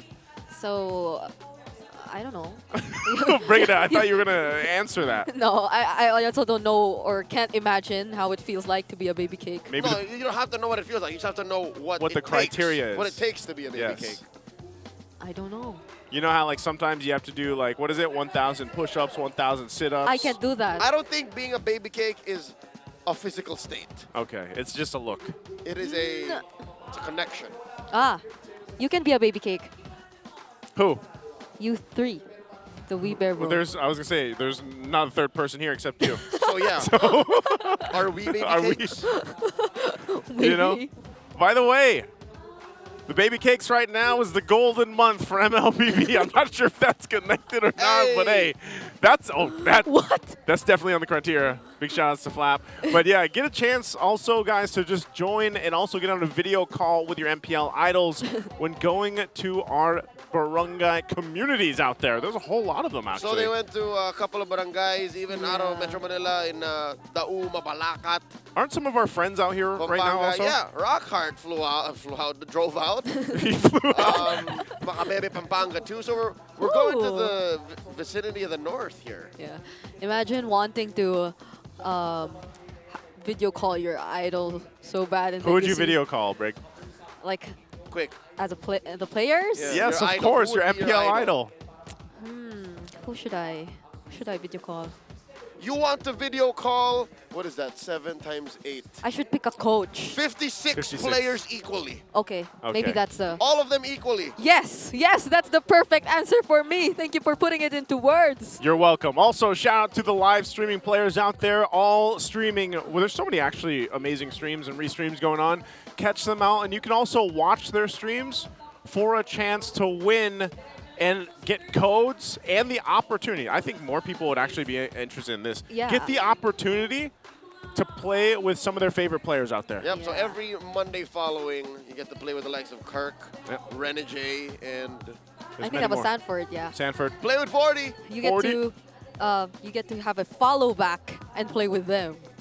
Hopefully. Hopefully, you know, they follow you back and maybe they gift you a skin. I don't know. I think they can do that too. Also, that's a blue side pick now for the 100%ers, TLPH. Ooh.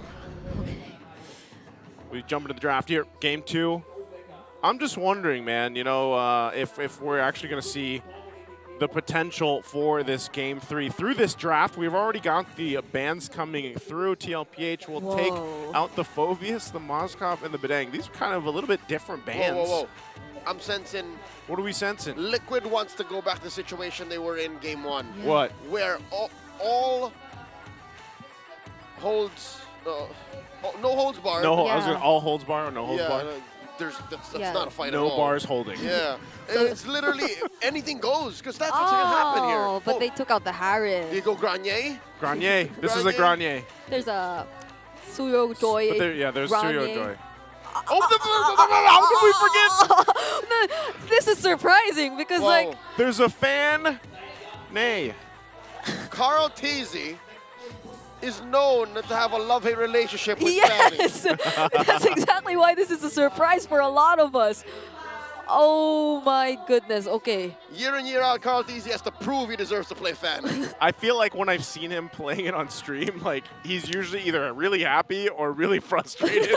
It's the same situation in high-profile tournaments, man. Yeah. He's done it internationally, he's done it in league, and it's never 100% sure what the young goat does with this Fanny. Okay.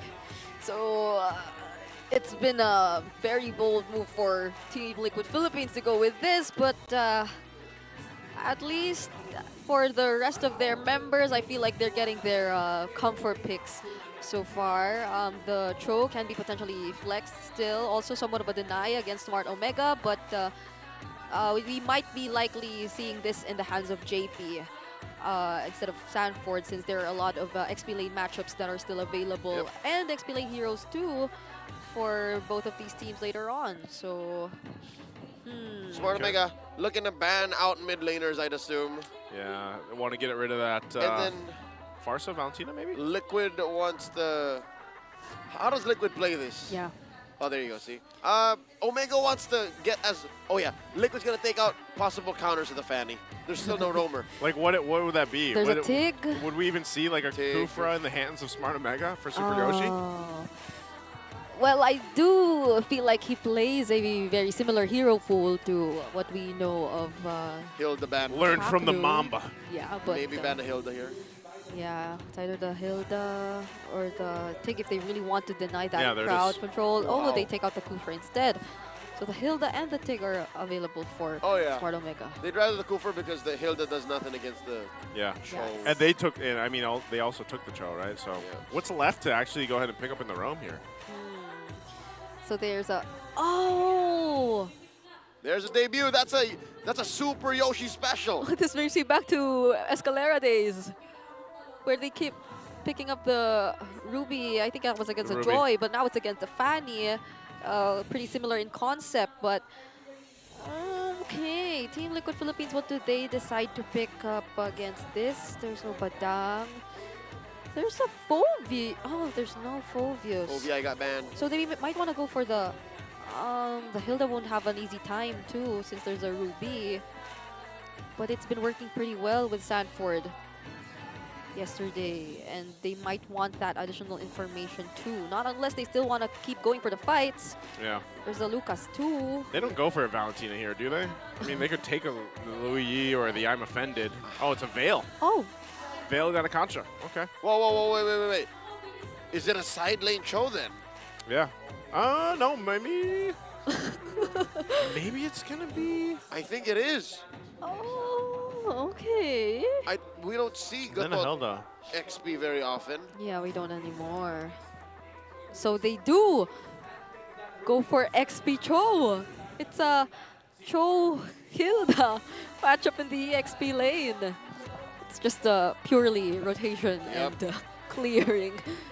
They just both want to get out of there. Okay, so assuming that there wasn't any swaps there at the end, we'll get a look here in just a second once this is loaded up. But yeah, interestingly enough, even so though, like the Cho is still going to be serving the purpose. Like Sanford's just going to be using that kick to lock someone down or maybe even peel.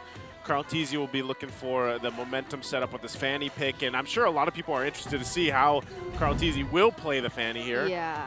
Looking at the lineup rating, it's heavily favored, at least rating-wise, for Smart Omega. Yep, it does feel like to some extent there are a bit more risks involved in terms of how Team Liquid Philippines will have to execute their lineup. Ultimate dependent, mid laner, at least for the damage, but they can tend to interrupt every now and then too with the Veil and the Cho in their hands.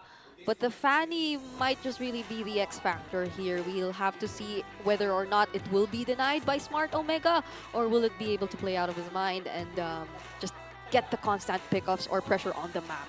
And it's always a showcase when you get your chance to go ahead and watch one of the professional players play the Fanny. But I think that's the thing too, is especially seeing what Carl Tizzi did with the Suyo in the previous game. And Doryu can actually do the same thing here. He can just go ahead and farm out of his mind, get that pace and momentum in his favor, and hopefully that can translate to a lot better of an early game and even the mid game for Smart Omega. They don't want to fall behind this lineup, because if you fall behind, then it's going to scale heavily in favor of TLPH and probably be one of the quicker games so far that they've played here. So again, I feel like Smart Omega should be able to match this out, but we'll see how it all plays out in this best of 3. Right now, TLPH up 1 in the series. Can it be evened out and played through here from Smart Omega? Yep. So far, we'll be expecting again, just for the explainers, to keep doing their best to rotate faster out of their lanes. But for this Ruby Louie combination, it might be a bit tricky to find yourself right in front of them. Yep. It'll be hard to disengage once they catch you on. We'll see how they play out this Lith Wander here already. Carl Teasy coming in with much gusto. He didn't get it. Rarely do we see a Fanny run into 3 this early on, especially with a lineup with that much CC. Again, you land in front of Suyo the wrong way, you get stunned, son. Yep, and that Suyo was the one who actually got the Little Wander early on. So looking at the emblems, nothing too different as well. Really mostly relying on damage as well for Carl Teasy, making sure that he gets in the right amount of damage. And pretty typical item pathings for the first few minutes of the game. So we'll just see if this will be indeed a better rotation for Smart Omega, since by the looks of it, they're somehow able to move out more often. Whoa, Young Go, take it easy. Big J's trying to farm here. He's just doing a check here for now. So again, waiting for that. Oheb will actually go fight with him. He's freezing him, you see that? Yeah. He's avoiding the bullets really well, too. So now there's a turtle up top. Luis is already level 4. This should be Omegas, right, JP? Uh-huh. Whoa. JP goes down and Dorius slays him. And this is all but sure as the Barangay scores a turtle. I'm not sure what happened there. I mean, JP even popped the Revitalize. There's Diversion. Oh, they're coming in through the purple buff and the ult coming through the wind blast by Sanji. Called easy, clean house. Man. And falls, double kill. Ukir falls too. The purples are standing retribution. Carl gets slain by Lewis. He wasn't able to survive it, but he got 2 kills there. Yeah, them not taking the purple buff just yet worked so well. The wall was still there, and so Carl Teasy was just able to spam his cables and take out 2 members of Smart Omega, although there was an immediate trade from their side, and that still is the best possible trade for Team Liquid Philippines, since it's still Carl Teasy and they weren't able to take the turtle. So Smart Omega are somewhat in the lead, but now we see the threat of a Veil whenever they sense and have an idea of the diversion. Dear God, Ukir down to 1/10 of his health. I was about to say, I think if that happens again, or the second turtle goes over to Omega, it's going to be on Sanji to help Oheb get the farm. Yeah. MPLPH all-time hero stats. Only 7 games in the MPL Philippines. He's got a KDA 2.19, a 57% win rate, and it went 4-3. So we'll see if he adds one to the list here for Carl Teasy. See, told you, close to 50-50. Love and hate, man.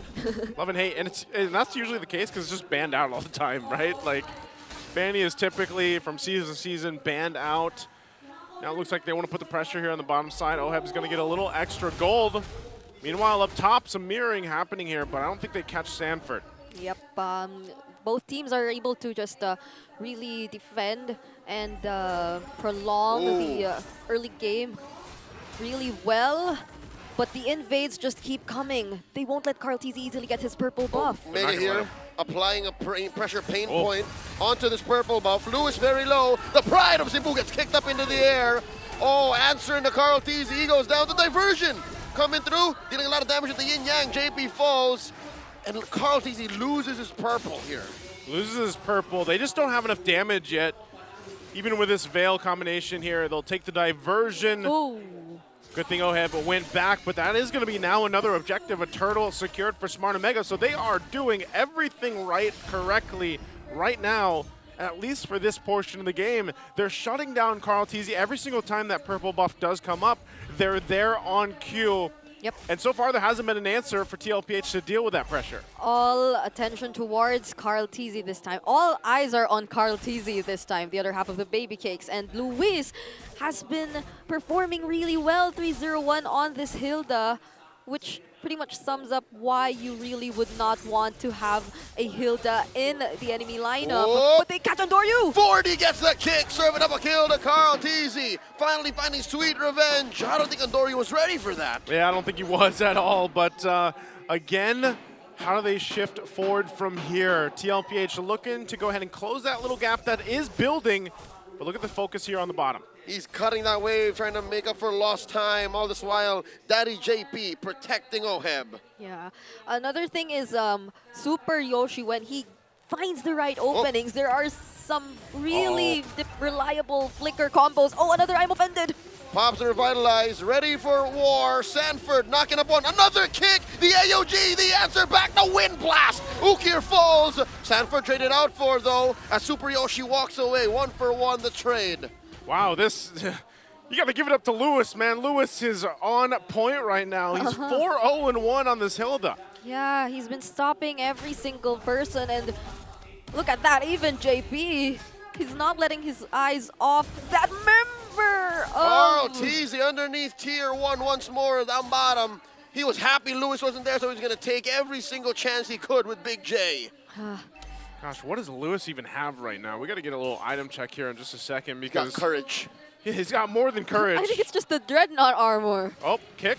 Oh, finding the knock-up and the wind blast. Not enough of a kit to finish the job. Ukir walks away. Yeah, not even that Sansan engage had enough damage. They won't be getting another turtle. Oh, 40 with a knock-up. Can they finish the job here? Super Yoshi gets knocked out. It's knocked out. Lewis going to be focused by 4. All right. Can they finally end the Cebuano Prodigy's onslaught? No. Lewis is going to keep going. Gets a sprint out. That's about it. There's just not enough damage yet. You know, coming out from TLPH's lineup, and Sanji needs a little bit more time to get the items on this Veil to really come online. He's been hitting the combinations and really even utilizing it with JP when he jumps in with the Avatar of the Guardian.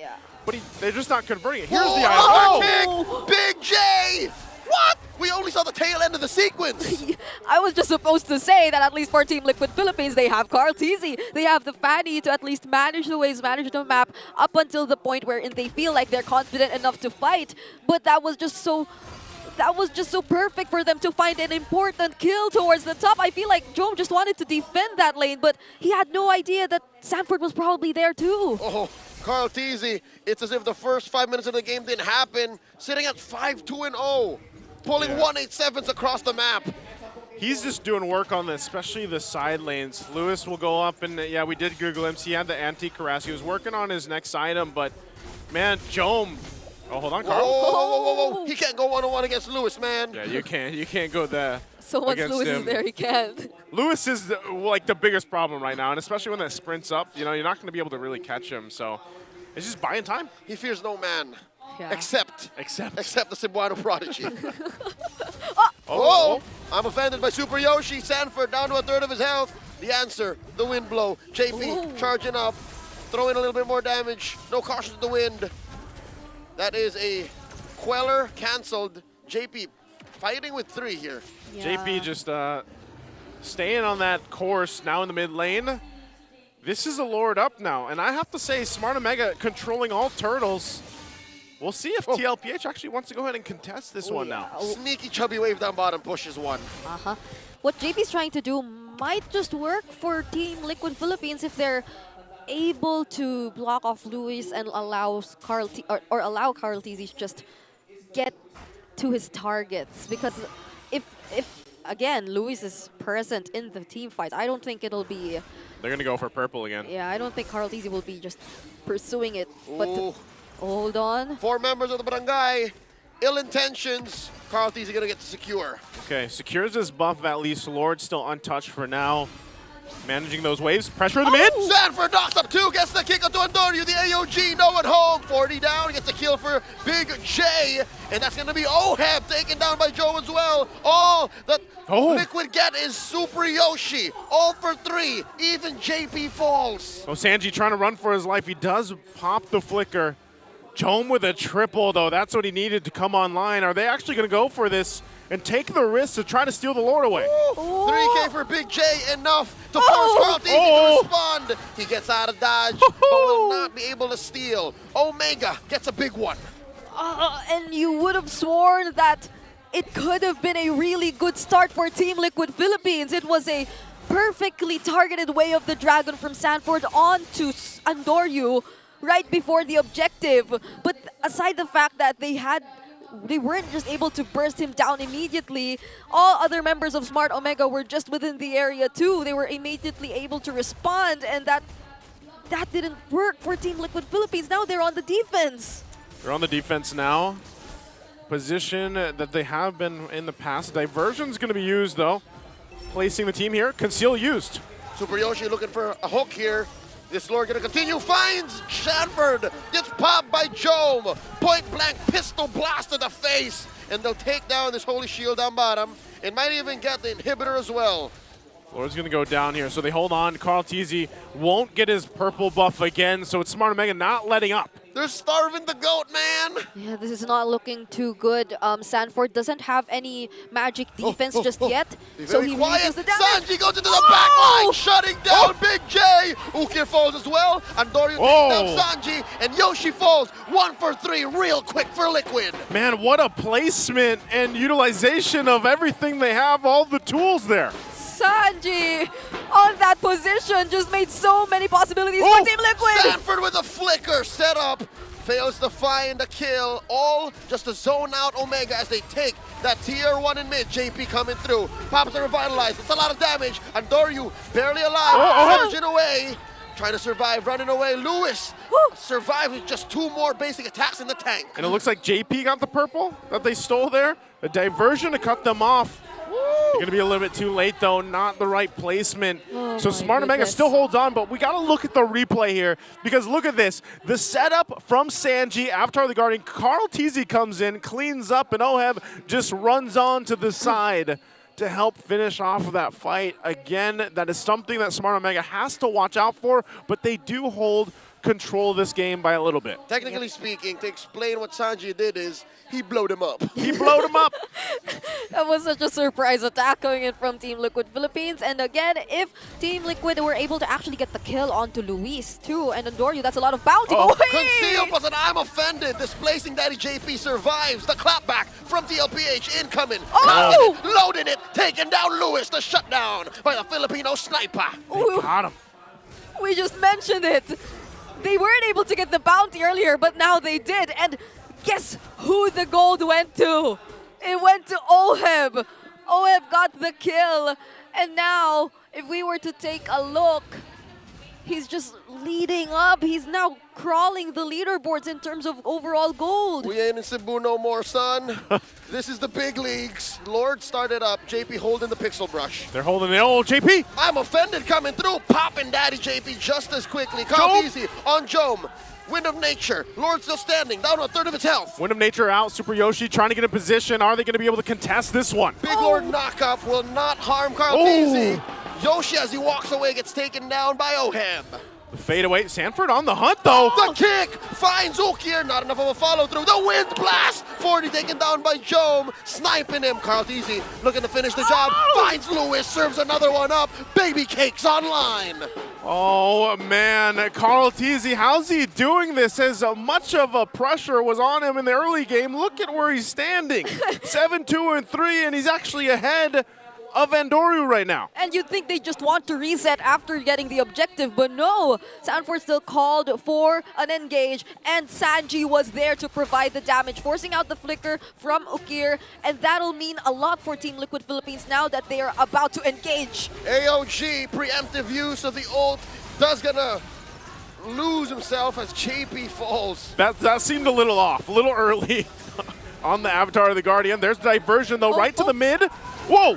Does find Sanford and forces Sanji away, and the shutdown onto him. Carl TZ looking to get the revenge kill.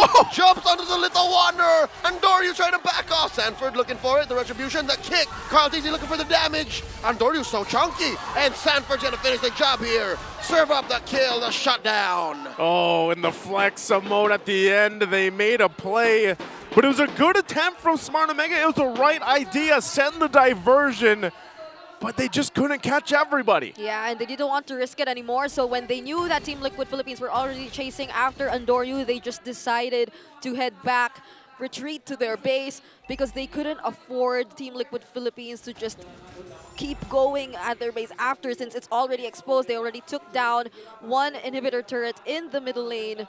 But so far, Smart Omega, it seems like Team Liquid Philippines, Carl TZ specifically, is always able to find the openings to avoid these possible interruptions from either Super Yoshi, from either Luis. He doesn't feel afraid anymore of the Cebuano. And we have to check that instant replay to see how things turned out after that diversion, which Team Liquid Philippines were clearly aware of.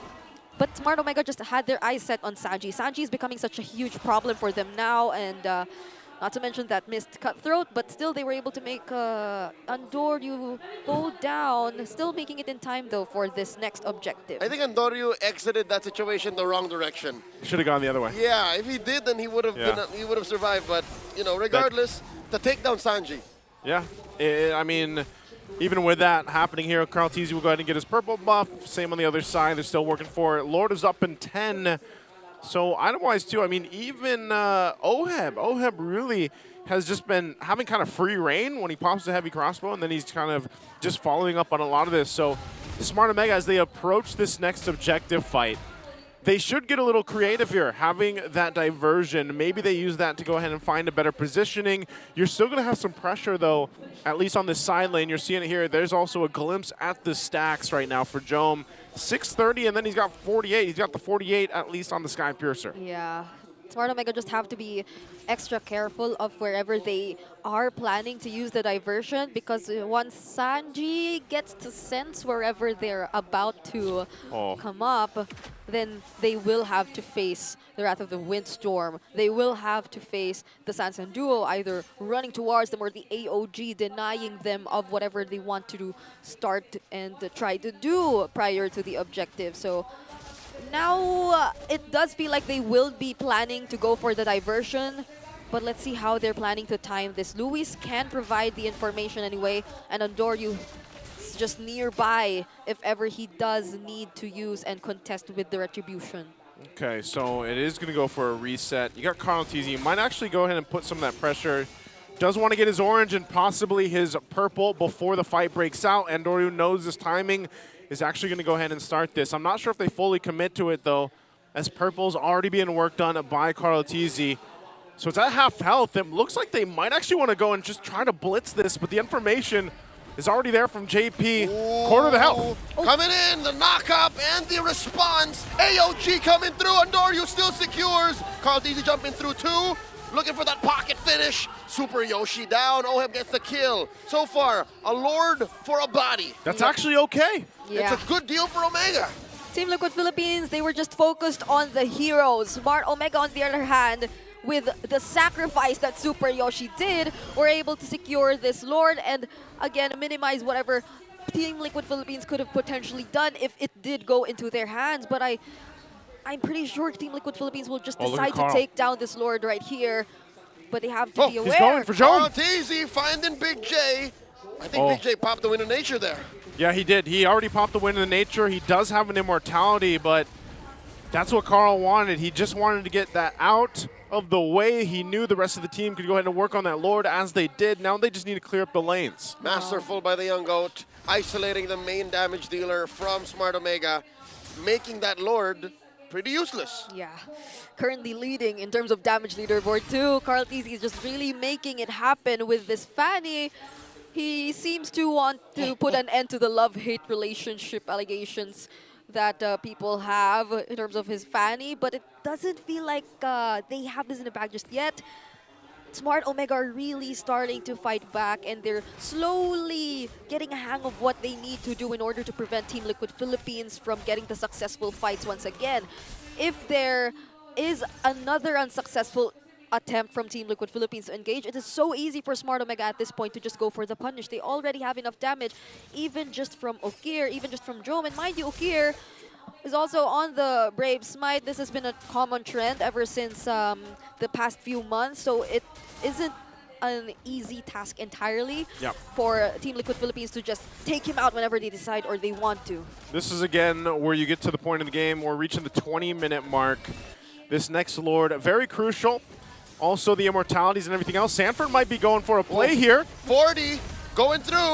Oh, That Yoshi. is the kick on a Super Yoshi. He goes down. The AOG by JP. Oh, coming in through. trouble. Lewis pushed out of his push right there as Andoryu comes in. Charge surge, stunning JP. Sanford tracking Lewis. Where you going, son? Oh, they might actually want to re-engage here. So they do get out. They go regen up. JP still holding on, but Sanford, does he actually want to make a play again? 40 full on dashing through. Does not have a kick. Threatening one from Omega. They might actually disengage here. They do take a couple shots. A lot of this little heat checking right now. The Lord's going to be up in 13, and Super Yoshi will be back up in 20. So Smart Omega, they can just place themselves if they need to, utilizing the diversion. Joe finally picks up that Wind of Nature again, though, as he traded it out earlier on. Liquid strong-armed Omega in that engagement. Yep. Something tells me they're not happy with the trade because Sanford used his flicker. Yep. It's off for a minute. He's not going to have it for this Lord. Yeah, and he was low at the time. You would think they would just want to reset after taking one successful pickoff and prepare for the upcoming objective, but they just really wanted to force another engage against Smart Omega before doing just that. But Super Yoshi is already back in the game, though they won't be able to position themselves first. Again, they have the diversion. They can just go whenever they need to since Luis is already giving them the vision. But they have to be careful. Sanji and JP are nowhere to be seen. Yeah, that's the advantage right now with that Louis Yi. So it's a half health from the Lord right now. They're going to blitz it. It looks like they have to make a move here. Going for the burst finish, the response. Can the diversion come in time as JP preempts it? Coming in, the I'm offended, already spent by Super Yoshi. Lord still standing at the end of its health. The reset. Carl Teasy backing off. It's going to be a reset. They take the safe route. Jome also swapping once again, picks up the immortality, and so does Carl Teasy here. So we're back to square one. Yep, but there's no flicker. I'm offended from Super Yoshi. That was close for Carl Teasy. Nearly went down, but fortunately he has the immortality now. Oh, he's going for Luis. Carl Teasy does not know Andoryu's here, but he smells something's fishy. Half health for Luis. Again, immortality. Multiple members on both sides at this point, so it's going to be a crucial fight of just kind of mechanics for this Lord as we reach almost that 23-minute mark. Yep. Smart Omega just really has to take into consideration wherever they're plotting the diversion, because similar to what happened earlier, it wasn't Sanji who used his skills in anticipation of the diversion. It was JP with just the taunts, the unbreakable that could that the members of Smart Omega could potentially face. So they have multiple tools and resources that could actually allow them to respond to these surprise diversions from Smart Omega. And similar to now, where are they going? The diversion down bottom sends a handful of barangay members. Carl Teasy senses it and gets out of there. Yeah, he gets out of there then. Lord is up, so diversion not available, at least for now. TLPH will go ahead and slowly start this up once again. They give it a go here, still positioning, trying to get that orange buff for Andoru as they set up for this fight, possibly again. Get a shot with the Queller. Lord under the half health mark. And this might be the point of no return. Lord down to a 10th, the kick by Sanford, and they collapse in. The blast, the blow, the jump. Carl Teasy down to a 10th of his health as well. I'm offended by Super Yoshi, taking down JP's immortality, and Super Yoshi still alive, wailing away. The Lord gets reset one more time. Oh, diversion. Oh, there's a diversion. And a wind blast into that brush. JP says, let's re-engage. We can do this. As they blast away at Andoryu. Popping his immortality. Down goes JP. No one from the barangay falls just yet. Wind of Nature. Super Yoshi still alive, popping his immortality as well. And immortality goes down. They re-engage. Yoshi gets knocked up. Kick. Carl! Blasted here. Carl Teasy is godlike. Oh, he gets out of there. He gets out of there at this point again. It's just one each down. Oh, flicker by Sanji. High risk maneuver coming in. Does not get punished. The Blade Surge didn't connect, but that was a very brave move coming in from Sanji, though Carl Teasy, was he able to get his purple buff? Yes, he did. Smart Omega might just be able to secure the Lord this time. They might actually be able to get this. Again, a little item swap for Jome. Carl Teasy gets the information he needs, relying on the rest of the team to show up here. Can they go ahead and take this one? Not easy, running through the back here, trying to compromise Ook here, and the combo coming in from Sanji. Down goes 40, down goes Ook here, the Lord goes to the barangay. Andoryu trying to survive, gets taken down by Oheb. Baby Cakes pushing forward. Those are such long death timers, but they do get the Lord, and they still have Jome up alongside Lewis. But there's 4 members of TLPH. Are they going to look to go ahead and try to end the game after they clear this out? They've got the decisions to make, but first they'll take this purple buff. Yep, and they have to mind the Lord, which is marching down bottom. Or do they ignore it? But they might just go for the ignore. There's 3 members from Smart Omega who can potentially attempt to defend this. 2 tanky members at that, but they still go for it. JP with the unbreakable, compromising Yoshi's position. The pickoff. Lewis, 2v1. Now a 4v1. Cebuano's pride trying to take down Oheb. Oheb survives. Oheb survives. Lewis down. Just Jome left. Oheb survives, and there is still a Lord to deal with in the bottom side, so Smart Omega will stay in the game again. 26 minutes into this game 2. Could this be the longest game we've seen so far? What is our longest record right now? We might just be breaking records. We'll have to confirm whether or not this is going to be the longest game. But meanwhile, while they clear the Lord, checking out the instant replay again, Carl TZ this time around was able to gain much more access towards the targets of Smart Omega. Oheb too, as much as Smart Omega wanted to focus on this gold laner of Team Liquid Philippines, he was just free enough to keep on throwing out the damage. He even swapped out his items, already picked up the Rose Gold Meteor too, just in case. There's another attempt from Smart Omega! Oh, Sanford! Sanford finds one, kicks him to the wrong side. Ukir closer to his fountain. The base! Jome gets blasted with a wind blast, and 40's down. Oh, this might be too much. TLPH bit off more than they could chew. They thought they could force that one in for the end, but not able to get. There's the diversion to cut him off. Into the river brush as Sanji gets popped here. He's gonna survive, but only for a second longer. Look inside the base. Oheb here. JP in the back line. Oheb versus 2. It's 2 of them on him. AOG by Daddy JP back.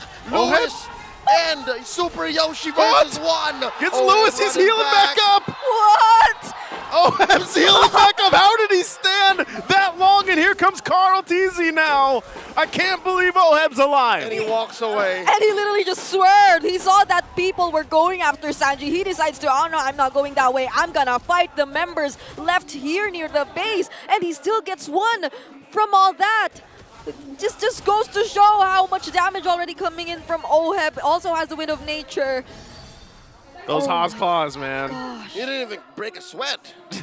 He was like, yeah, I knew that was going to happen. Oh, Carl TZ here walks into a brush.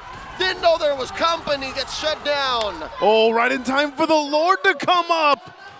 What a play for Smart Omega. That play's going to haunt Carl TZ. Whoever made that call, I salute. That was a very well-timed decision from Smart Omega, now earning them the advantage for this upcoming Lord. But Team Liquid Philippines just the same. They might not want to just give this away. They will somehow gain some information, but they don't have the retribution in their hands. Oh, you're still 40 seconds away from Carl TZ being up here. So TLPH, do they delay this? Do they contest it? Do they let it go? It looks like right now for Smart Omega, they'll start up the Lord. They'll take it slow. They want to go ahead and see exactly what TLPH wants to do, and Sanford moves forward alongside JP. Lewis holds down the front. Lord here down to 1/10 of its health. Big wind blast, AOG back. Oheb just barreling away, firing at everyone who's in his way. And Dory secures the Lord, and Liquid get nothing in return. He decided to fight, but JP also used the AOG just to get away. So there was an attempt from Team Liquid Philippines. And at least Carl TZ is about to get back, but he won't be having his purple buff anytime soon. Miraculous how Liquid did not lose anything. Yeah. They didn't lose anything at this point, but right now this is a pretty big base defense they have to pull off. At the flick of a wrist, a twitch of the eye, Smart Omega could have turned on them and killed 3 members. Woo! Stacks! Almost 1,000! Almost 1,000! We have to be getting close to the longest game here. Almost a 30-minute mark. Yeah, we are. 1K for Big J. Can he make it? Sanford has the flicker and the Way of the Dragon, just in case they want to try and attempt to go for a single pick-off against Smart Omega, but I don't think that the Barangay will make that easy for them. This is a very chunky lord that they have to take care of. Oh, there's a charge in already. Clearing out a couple more minions to go. They're going to have to fight. I'm offended by Super Yoshi coming through. The Lord still standing alongside a wave. Sanji blasting away, already spent his ult. AOG knocking up 3. Liquid coming the Lord, through. though. Inside their own base, they're dealing a lot of damage. Down goes Lewis, down goes Yoshi. Big J blasting away at that base. Down goes the Lord. Finally, Sanji's fallen. JP as well. Big J gets 2K, and they're forced out. They're waiting for that wave. Oh, Carl on the hunt. All 5 members are still up. Carl TZ will force to cut the waves. OHEB fortunately still alive, so they have some form of wave clear still. But that's a quick diversion onto the top lane. It's just baby cakes left. It's just baby cakes at this point. They're trying to cut OHEB. He's left to his own devices. He gets pulled. OHEB can only do so much alone. Ladies and gentlemen, we're going to game 3. And there you go, another game 3 to round out week number 2 here. Finally for Smart Omega, they get their first game win. Can they win the series going forward against TLPH? My goodness, we made it to the 30-minute mark. I am now firmly believing that this is indeed the record-breaking longest game so far of the season, and it has been an honor to be part of it. I thought you were going to say you are now a believer in the mother and daughter of all series. Yeah, because again, mine's the long game kind of curse. And it did happen. Kudos to both of these teams, though, for really prolonging that game. Yeah. They were really holding on, especially for Smart Omega, who multiple times Team Liquid Philippines felt like they were just forcing the end to the game. But I think at the same time, it really backfired. Like those decisions to force the game, even when it clearly wasn't endable just yet. It was a risk, but yeah. This right here is Liquid's first game loss in all of Season 15. So one first game win for Smart Omega, one first game loss for TLPH. And it was 30 minutes of that. Okay. Here we go. Again, our MVP of the game has to be none other than Ukir. This was the game-winning. I feel like, yeah, it started with that diversion where they caught Carl TZ, and from that point, it really just went in their favor. So great usage, and that's what I was saying, man. You know, at that point in the game, when you have all these item swaps happening, you're capped down on everything that you need. What's your play? What's your advantage? Well, it's the Louis diversion that allows you to have those surprise effects. For a minute, I could have sworn I forgot that much like a Franco or a Cho or a Kufra, all you need with a Louis is a singular perfect diversion to earn you back the game. Yeah, because for majority of the game, they were read out or they were anticipated by Team Liquid Philippines. There were diversions that either had the Windstorm ready to welcome them or the Unbreakable from JP. This is one of the first few diversions which again received the Windstorm and was a clear win for Team Liquid Philippines, even though Carl TZ did go down because it still resulted in him getting 2 kills either way in the first 5 minutes. And eventually, Team Liquid Philippines just felt like they were finding ways to deal with it. Even the knockups from the Jeet Kundo were already enough. And there were a lot of, I'd say, really good or well-timed AOGs too. Similar to this, what we're seeing right here, a precise way of the dragon onto Andoryu, but when the game just got to a point where both teams just can keep juggling their items even and just can make those really risky decisions that in the end were rewarding for Smart Omega, it just really cost them the game. I don't think it was even a matter of chemistry at that point. It was just like This was just really good. I like to see this from Smart Omega with the change that happened here too with the lineup. Yeah, it's not really a question of chemistry or anything like that. It's just really, you got to remember too, these long games like this. Talk about the endurance test. This is, it's funny because this diversion was the one that just changed the course of that, you know? So it's like the one that you're not really expecting, like, hey, let's throw it over to the top lane in that bush, get a surprise, and then it results in this. And also, even this base defense is quite impressive from TLPH. This is what, the 5th Lord of the game? And they're able to go ahead and juggle through and mostly clear it, but then unfortunately couldn't stop that push from the top side. You know, that's why Carl TZ went down there to stop that lane pushing in from the bottom, but, you know, Oheb, he can't just defend that himself either. Yeah. Even towards the end where I was really looking at Oheb if he's going to be able to survive all that. Smart Omega, they were really going in. They were trying to take down every single member of Team Liquid Philippines. And yes, he did survive alongside Carl TZ. You mentioned the baby cakes were the last 2 members of Team Liquid standing. But there's no one else to protect him at that moment. And with the multiple item swaps which already previously happened, he definitely already used up his Wind of Nature right there, had the immortality, but nothing after that. I don't think even I wonder the how many Winter item swaps Crown. happened. How many item swaps probably happened there? Like, I saw Joam, like, switch out the immortality and the Wind of Nature, like, half a dozen times. I can't believe we're actually seeing 6 games again. Last Friday, this was the exact same scenario. And yesterday was all what? Sweep? All sweep. sweep. So we had all 3 on Friday, who was on the desk? Brigida. And then we had Saturday all sweeps. Brigida wasn't there. And then we are here on Sunday. All 3. All 6 games again. Who's on the desk? Brigida. So obviously, if we put 1 plus 1 together, it equals Brigida. Yep. So there's 2 things that's guaranteed when Brigida's on desk. What's that? Equal favor. Equal favor. And all 3 games. All 3 games. Oh, man. I was okay with the long games thing happening, but since Chantel's on the other side, it's a combination. You don't get to choose. Yeah, I don't. You have no say in this. I don't. None of us have, literally, because it's these 2 teams who are playing for our entertainment. Yep. And boy, oh boy, am I entertained. Yes. It'd be hard not to be entertained after a game like that. And I'm enlightened. Why are you enlightened? For once, we see now where Team Liquid PH might falter. This game. but by the way, big shout out.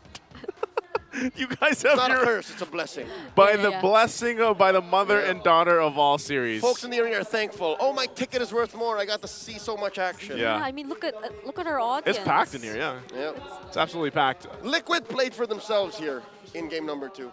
A lot of them were singular plays, individual moments of glory. Yeah. I feel like when you have a fan in your composition, it's kind of that way. Yeah. Yeah, but that's the case here. That's why I think they weren't as connected. Yeah. And they weren't able to capitalize on the leads that they had in this 30-minute game. Yeah. They were always like, oh, Sanford, get a kick. JP was the one who was chasing everybody. Like, oh, and jump. Was there not like a one or 2 weird jumps? There was. I remember saying it, being like, yeah, I think that was a little early, you know? But let's go ahead and do a little meta check here. Selena MPLPH Season 15 stats. Oh. She has been interesting because she's picked up a lot. Yeah. She's banned a lot, but she's 1-5. I thought she's 1-6 now, actually. But yeah, she win-loss is 1-5. And, you know, she's had quite a few buffs here, if you look at this. 20% win rate. It's a rework. It is borderline rework because the way that the hero plays so different because of the recent buff in the patch. Yep. The way that the Selenas have been coming up even prior MPL, it wasn't just limited to the vision it was able to offer anymore. Unlike before that, it was just really mostly that. I think one of the biggest things to consider here is the arrow speeds that have been improved overall, have been faster overall for them. Some even like just decide to keep throwing them in your face. And the cooldown, I think, it's one of the most important. It's the cooldown. Like, you go for the cooldown boots and the magic boots, and then you just find yourself spamming all those traps and arrows, which, again, they're not there forever anymore, but you don't get to see them after some time, and it just allows for a lot. Oh, speaking of, we got a little update here from MPL ID as well. AE, Alter Ego, survives. I'm not, this is a tongue twister, man. Niall Led. Niall Led. Yeah. So they sat Kyrie down and they still lost. Why did they sit Kyrie down? Again, No, why did Omega sit Chaknu down? I think it's maybe it's just a thing for this week. Yep. But yeah, that's interesting. I mean, there's a lot of surprises. Yeah, Greg mentioned this earlier. Call a skid for Onyx. It's a skid for man. There must be something about Onyx right now in general, huh? Would you say Onyx PH is also on a skid? Yep, they literally are a 2-game skid. Yeah, it's sad to think that they only had one game this week, so they didn't have any chance to redeem themselves if even they wanted to. But that's also good for them. 2 days rest, because their first game was back on Friday, so they have like complete 7 days to actually regroup and rethink of what they want to do and fix. For everyone watching at home too, by the way, if you guys want to regroup here with us next week, you can also join the MPL Arena and watch with us live and join all the activities outside. You can also purchase your tickets for next week if you guys want to online. And also we have to give a shout out to join our official MPL Philippines groups. We do have an official one out there. I know there's a couple big groups out there, but we do have an MPL PH official group. So also a big shout out to Normal. That's a great name. Absolute Cinema. Okay, Absolute Cinema. That game was. And this series, this whole day, actually the whole week has been Absolute Cinema, I'd say. Even the matches that we've seen in sweeps, I feel like we're actually really good showcasing of what's possible right now in the season. And this is what I'm always saying is, I like the fact that, imagine, TLPH, top of the standings, going against Smart Omega, who is just looking for their first game win, gets it.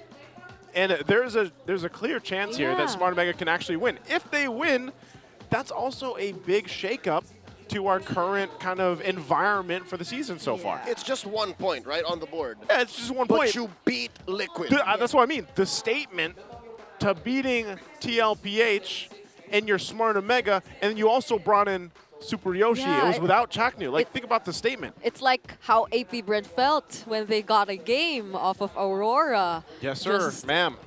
Whoa. Okay. Look at this change right here. It's up to Omega, and they still chose red. So they still chose red because, honestly, with the draft, man, in that first phase, there's so many good options you can go for. I'm just wondering if they change the bans a little bit this time around. Yeah. Unless they play the same way. If Coach RC decides to just leave everything open, then red is definitely stronger. But if Coach RC bans to normal like what we're used to, then maybe Omega has to think about that. Which is crazy, though, because overall, isn't blue side still the more winnable, like the more win rate side right now, overall? Still is, yeah. So they really might want to... They're cooking, Brigida. Yeah. I mean, I'm not sure if we're seeing the Fanny again this game. I think it might just go to a ban again. I actually expect to see the Fanny ban again. Not to say that it can't be stopped, but I think it's just also probably after a 30-minute game like that, it's like, all right, let's just not build a lineup that's meant to go ahead and also deal with the Fanny, like so to speak. Because part of me also expects the Louis Yi to be banned out, like for Game 3. The Fanny, the Louis. Yeah. There was too much on the board for Game 2. Yeah, there was a lot open. It was ridiculous. Like, you don't see that very often. Yeah. Well, we're going to find out here in just a second as we get into the draft. The last one for the evening, last one for week 2. It's been one hell of a week for us. So TLPH. Oh, there you go. Yep, blue side. Smart Omega, we got on the red. And as you can see, we got the Fovius and Badang banned out, Matilda and Jushin. We'll see if it actually is going to be the Louis Yi and Fanny as those last bans, or they go somewhere else with it. We'll see. Because right now, the Jungle Trades 2 are still up. So, yeah, hopefully either of those two get banned out. Or if they have a different priority in mind, like the Louis, for instance, then they might want to ban one of those junglers out. But oh, there it is. They ban out the Fanny themselves, okay. They take it out.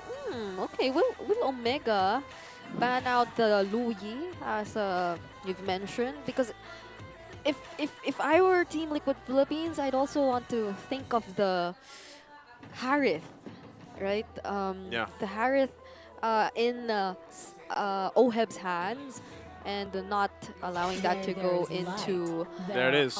Louise banned out. So I think they prioritize Harith here. Okay. Yeah. I was going to say, makes sense. You prioritize that. You give that to Oheb. This, on the flip side, is probably going to be a Granger Suyu, maybe? Suyu Granger? Yeah, I don't see we likely. change that much unless they have a different plan, but... Like the Cho's there too, although I do agree that it might be better to go for the Granger and then reserve whichever other options you have in mind for later, since you wouldn't be revealing much. You don't need the Granger technically right now since the Harith is up, but... It's just an option if you guys want. What else is there? Well, I mean, the Jawhead too is a possibility if ever later on. Anyway. Yeah. So Team Liquid Philippines right now. The Badang? Ah, there's no Badang. The Hilda's there. If they wanna take it out of Luis' hands and the Farsa. The Farsa too. Although they might want to opt for, they will not go for a Fanny this time. Nope. So Joy, for sure. Yeah. I mean, Joy, now or never, probably. right? What else will you do if not a Joy? Joy Suyu. I mean, they're taking their time for these Although picks. Harith Joy is magic overload. Yeah. Yeah, it is. That's the thing. Among the planes exists the equilibrium. Yeah. Okay. Eve Hilda. Okay. Okay. So you go, you secure your mid lane. This is a combination we see so often. Zaman Force, real world manipulation works really well. Omega's gonna ban the Nolan, man. Ban the Nolan? Yep. Yeah. The options are narrowed down. The glue again from Luis. Okay, that's a second time he'll be using it. So the Nolan. Ban the Nolan, ban the Haya. So what would that Yeah. leave? Like, wouldn't you just go Joy then? Yeah, but that'll ruin your damage profile, dude. Yeah. Too much magic? Yep. There's an Eve too on your side. Not unless they Unless we have see, something else. unless we see a utility. Yeah. Alpha? And there's the Martis. Yeah. I mean, he's been playing that in ranked games, but ranked games are different.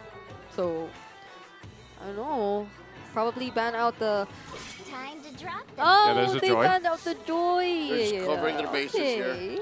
They ban it out anyway, even if it's going to be Magic Overload. They're just like, you know what, let's just not deal with it. So, I don't know. Part of me almost thinks, like, what if we do end up seeing some form of utility hero in the hands of Carl Teasy this time? Fred. Yeah, like a little bit of a throwback. Yeah, the only thing is there's no Mathilda too to go with it. Yep. So it will be, just in terms of rotation, since we don't have an idea yet of whoever the roamer is for Smart Omega. Like the Tro's still up there, if they do want to go for that. And now they even take out the Nolan. So I guess they'll allow the Haya if not anything else. Yeah. I guess you're okay fighting against the Haya if you want. Last band's probably still going to be a mid lane option towards Ook here, unless they just want to... okay, it's actually the Jawhead. Yeah, so the Vexana's still there. Vexana, the Farsa. But if they do get the Vexana, then that'll be better for Smart Omega if they're going up against the Hayabusa. Yep. Extra body. So Team Liquid Philippines will really have to think about who they'll be getting for Carl Teasy later on. But if they don't go for the Vexana here, there's the Roamers available. There's a Tro, the Katot that's also available too. I mean, the Katot Eve might be too much to handle if you were Smart Omega. Okay, they There go for the is. Tro. Injustice in the world. Okay, Cho's picked up. They cover their grounds. They've got good pick-off potential. They've got a good front line with the glue. We'll see if it works better this time, I should say, for Luis. What does Carl play? Carl, Hayabusa, I guess. Unless he does bring out like an Alpha or a Fred. Yeah. Barrett's, I don't think you'd want to play a Barrett's. Yeah, we saw Julian earlier, but that's still that's Magic too. That's also, yeah. So. Hey, Lucas Jungle. It's both. Yeah. No, let's not Lucas Jungle, please. Come on, come Why do you on. keep bringing it back? Let the goat bring it out. Oh, well, yeah, so it's we're talking about the Hayabusa, the Julian or any utility jungler just in case. Okay, yeah. They'll still go for the Hayabusa. Oh, and JP gets his chip. Ooh. So do you Vex? I think you do Vex. I think you Vex or at least the Hayabusa, but your body. Yep. Okay, yeah. And part of it again is it's swapped, right? At least last time Smart Omega is the one with the macro pressure with the Louis Yi. This time around TLPH bans it out, or it is banned out on the other side, and they're just like, all right, we'll take the chip because and JP is probably, I don't know, it's a little bit of a tie between him and Ogwin for me with the chip play, but like JP I feel like is really good at utilizing the chip as a kit, but also when he uses a shortcut to allow TLPH for the cavalry to come through on the right points. How about overseas? What if we add Witty to the mix? Because it's a witty. It's a witty party, yeah. It's a witty party. So what would you rather? I think that's still one of the most significantly, impactful witty chip plays. Not just because it's a witty party? No, like, need another. literally. Yeah, I enjoy his chip. We need another community ball. I Put up another. No. I can't decide on it too. Oh, here's one last look. The lineups, whole lot of flickers here for Smart Omega. And a couple purifies here for TLPH. They're going to definitely need that. And we're going to have to see how they go ahead and play into having a chip on their side. And will Smart Omega be able to start, once again, momentum? Having the Suyo, he should be able to farm up quite easily. We've seen Hayabusa struggle, I feel like, statistically, for a lot of teams that do decide to draft him in. But this time around, will TLPH bring it to the table? Hold up, wait. It begs to be mentioned, when glue splits, do you hit the globs? Yeah, those glue links take each individually, right? Oh. So that's a hard counter. Does he actually hit each globe? That's a good question. I think it does. Like the shadows. Shadow kill, yeah. Every slash, instead of counting the big glue, you're also considering the small glues, the glue links. If that's the case, it's broken. It's disgusting. No, that's if terrible. that's the case, Carl DZ, sad noises. Sad noises. That'll be so hard for him to pick a fight whenever Luis is there. It's like a recall to what happened in game number 2. It's just that it's not a Hilda, it's a glue, which you need to be a lot more mindful of. All right, chat. Looks like we got a little time here. Chat, let us know. Have y'all seen that before? Have y'all seen? Going split, and then the Hayabusa comes in and just individually slashes all of the glue links, leading to the glue just saying, ha ha. That's how they sound. In gluish. In gluish. No, he speaks English. He speaks English. Oh, now man. that makes me want to try it. Or in the land of Dawn, Hold common on. tongue. Hold on. That's true. Common tongue. All right, Orcish, so Elvish. you're gonna open MLBB? I am. I am too. 'cause Wait, it can looks we like do can we do a 1v1? Or just check chat. Check. The chat doesn't know. Chat's Our not letting us chat- know. Our chat is smart. Oh, okay. We have we do have some time. an We do have some time. international audience of very intelligent and informed MLBB fans. Yeah, but it seems like they're also stumped. Why are we not friends on MLBB? Who?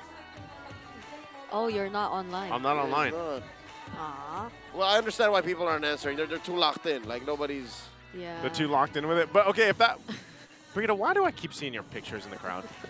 Okay. I also don't know. You don't know why? What? Are those the Brigadudes? The Brigadudes. Is that what you're calling them? Yep. Have you, You named gave them them yet? that name. No, but we want to know what you're giving them. Yeah, what do you call your fan club? What do you call your fan club? I had this made up name which is not publicly available for consumption. It's not publicly consumable right now. I call them Brigisaurs sometimes. Brigisaurs. No, they're just like my group of followers. Of Whatever. Brigadudes. All Or right. whatever. It can be anything at this point. Whoa! Look at these stats from OHEB. 73% win rate at 41 games No, played. Oheb, you can't start the game yourself. You wait for the marshal. You wait for our man. 30-11, a whopping 73% win rate. Career-wise with Harith. This is why you really want to prioritize it. All right, I just want to, as we get to witness the stats here from OHEB. What do you see? Chat says. Why am I laughing? Chat does say that Hayabusa's ult does go for small ults. See? Oh, yes. I don't know if that's right or they're trolling us. Ruined. No, I think it's true. I think that's right. Ruined. The glulets. Yeah, because if you're, let's say you're an Atlas, right? And you go for perfect match. Yeah. Hayabusa will hit both Atlas and whatever the big piece of armor is. By the way, folks. Beta? No, sorry. Atlas. Oh. Yeah, Atlas is the thing inside, not the armor. Yeah, no. The perfect pair. Perfect pair. Yeah, perfect. Yeah. So like. What are we seeing here? I'm seeing a lot. There's the #1 That's cheer. Mima. Is Mima secretly a Leonin? Oh. Like Joy? I like Harris. Yo, bring it up, bring it up. That's you. Bring it, dudes. Why do we That's you. keep seeing Look bring at it how up? committed he is. He's also watching the MPL in a small screen.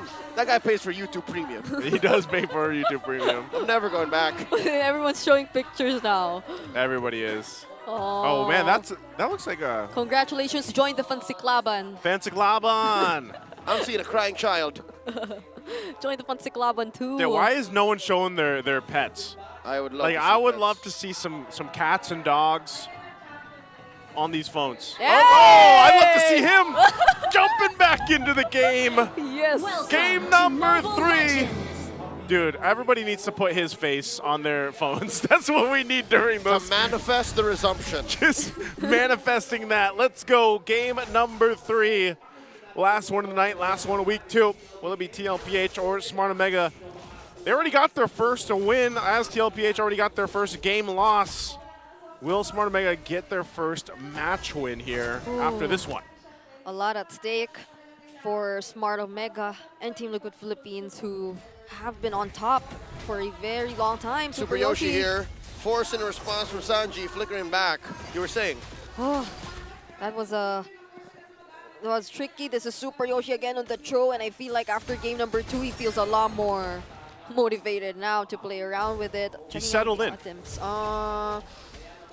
Nothing too different in particular. I'm just looking at the timings here for Team Liquid. Because again, considering first turtle, Luis will definitely be there. So like, how do they take that into consideration if they do want to go for the engage? But at least they have the shortcut. I'm not just entirely sure if they will be immediately getting their ultimates right before the turtle spawns. Yeah, and the fact that Sanji had to burn his flicker early on, that early, he has to be pretty defensive here. Yeah. That's why he's just hugging the turret for now. Knows that Super Yoshi's around the corner, and he still has his flicker, so a couple shots on JP, though. Wow. Early pop of the Purify on JP. A lot of damage let down on him by Omega. Yeah, so TLPH is kind of down for this first turtle coming up. I'm wondering if they actually want to contest it. Yeah, not the tankiest roamer available for Team Liquid.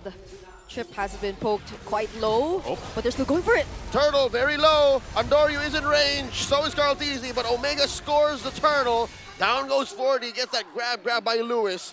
First blood drawn by the Nightmare. It was a great team fight for Smart Omega to go ahead and play the part where they had the advantage from the start of the game.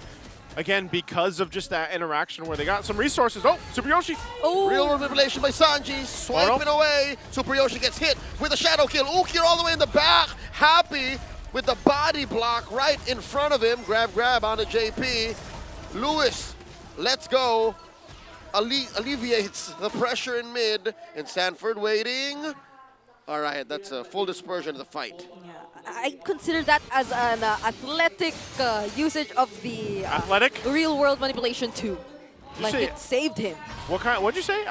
Yeah. Athletic? I'd consider that too. That's a good job. Those reflexes Proud coming of in you. from Sanji. Oh! Way the dragon onto Daddy JP. Calling in the shortcut. 40 gets taken down. Oh, it was 40 who caught all the damage. He caught the smoke.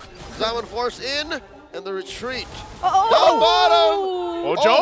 Taking down the flicker forward by Big J. 187. Suspect is a Granger. Oh, man, Big J. I've been waiting to see him activated, and finally in this series against the #1 seed right now, TLPH, at least in the standings, he has been activated, so he gets a nice kill against Oheb. Yeah, imagine you get an assist, but by the time you get back to your lane, you miss a card and you get taken down by your opposing gold laner. So clearly there is an advantage in Dome's hands right now, more than 500, around that amount.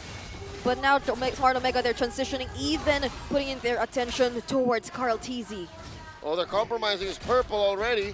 4D forces out a split, grab, and that's all she wrote. Sanford gets taken out by Ukir. Sanford having a tough time, 0-3 now already. Lewis able to find him multiple times with this glue.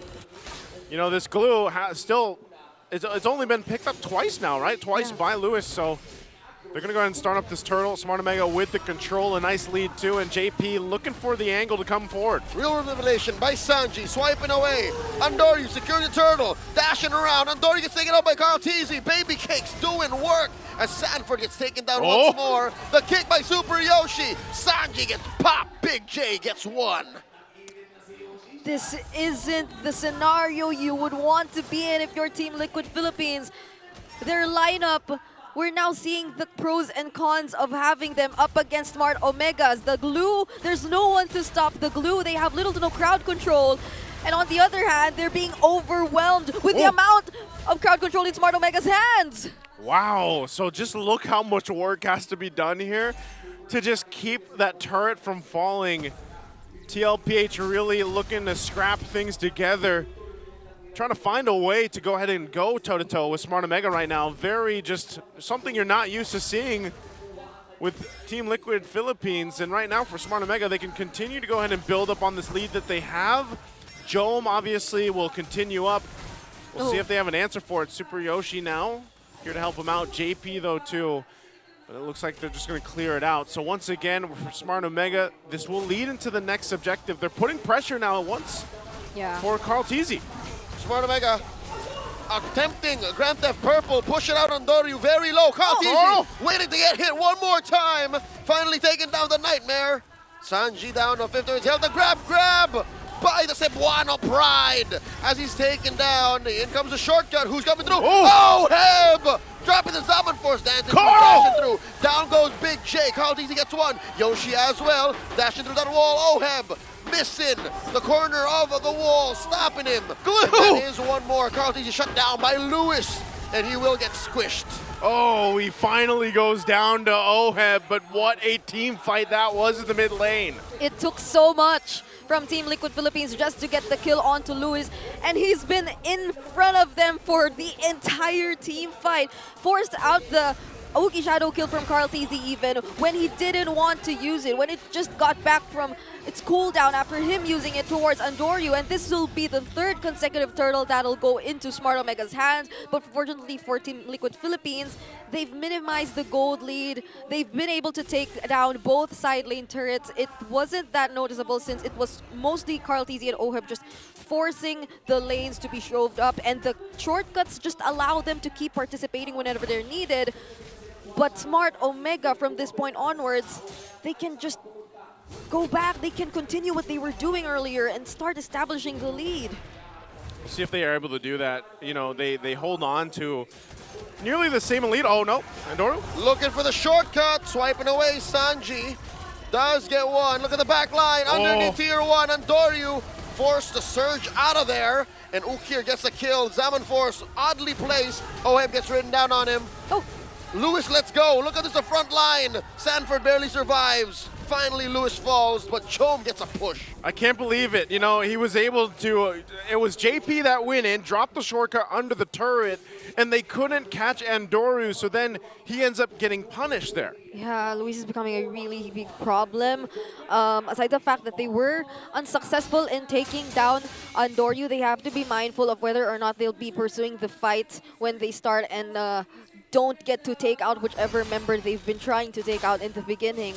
Looking at the in-game equipment so far, yeah, OHEB is behind by at least 1,000 up against Jome, and Jome just picked up the Malefic Roar too, so that'll be an additional layer of damage that Team Liquid Philippines will have to consider, and this is not looking so good, especially since those members who are expected to soak up the damage and be in front aren't that tanky either. That's JP and Sanford who can get easily bursted down by Smart Omega. God, look at that massive chubby wave OHEB left on bottom. And it's already going to get that turret. Free income. Free income, tier 2 falls. Conceal's going to be used here. It's all for positioning. They might be able to find Sanford. Oh, Super Yoshi does dash in, pushing him out of that Rock Ursa brush, and Omega reposition. Yeah. Okay, so I think OHEB's going to try to do something similar up top. They know he's up there, so they might actually blitz this Lord for Smart Omega. It's at half health already. JP, though, might drop the shortcut. Conceal, waiting for that shortcut, and he calls in the cavalry. Literally, here comes OHEB. Carlito takes down Super Yoshi. Jome falling back at half health, and they do stand their ground. JP does have Lewis on him. Sanji swiping away, gets a shield, and punishes Andorio on the back. That is a trade for Daddy JP, 2 for 1 in the end. They won that fight only with a well-timed shortcut and the Zaman Force immediately used by OHEB. The follow-up damage from Carl TZ also finished off the job. And to think that they were able to reserve the real-world manipulation up until the very last minute. Zaman Force dropped in. Lewis does ride Carl TZ. Ukir, half health. Jome, hiding them. Carl TZ, where are you taking Lewis? All the way down south. Sanji does blast him, and Lewis far from home. Lewis is like, I stuck to the wrong person. I'm being taken through the shadows. He just found himself in between the tier 1 and 2 bottom lane turrets of Team Liquid Philippines, but I guess that was enough time. He was able to distract them long enough for them to not proceed with getting the Lord, and that is also, or that allowed Smart Omega to reposition themselves once more. Oh, wait up! Real world manipulation. Good kick. To find one. JP sacrificed himself underneath tier 1. Down goes Jome. Down goes Yoshi. OHEB Zaman Force is good.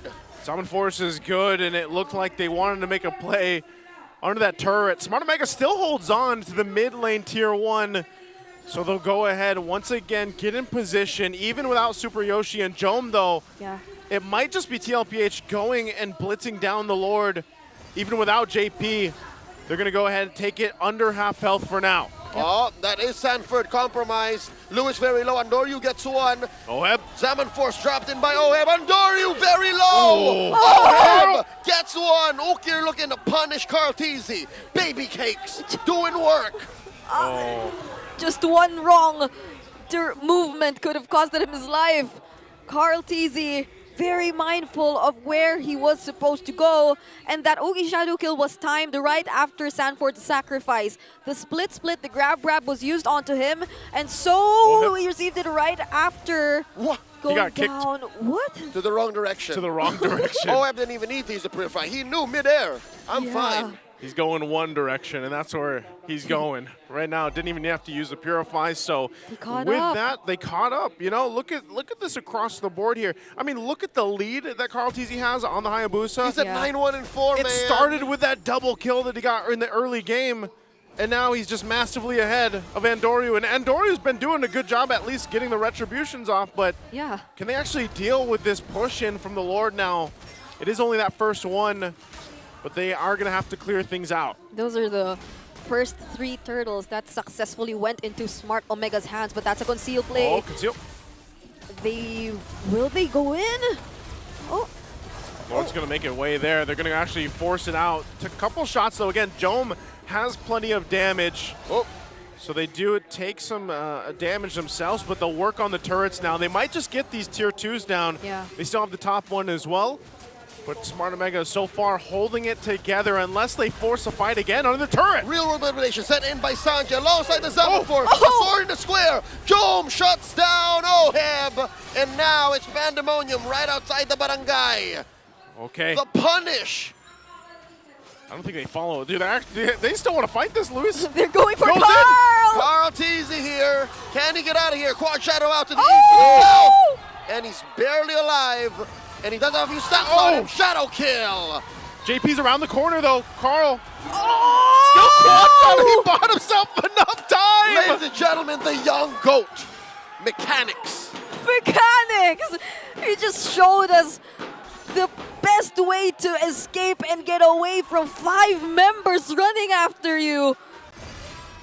And to think that everyone else, they were just also running for their lives, but he still decided to go in, cast the last-minute Ogi Shadow kill, and by the time it was done, he already had the Quad Shadow again. Here's how and why. Maximum cooldown reduction build. Oh man, I could just see everybody watching that moment. We're gonna take a look at the replay here too. Whole lot of pressure on that side of the jungle, but look at this. Yeah. Right, it started out, he's so low here, Andoryu jumps in, Andoryu, and Carl TZ goes back because he knows that he'll get caught, so he shadow kills, buys himself enough of that time with all that cooldown reduction he's got, and Quad Shadow's back out to safety. So wait, that means his Quad Shadow's cooldown's at 4 seconds. About 4 seconds. Give or take.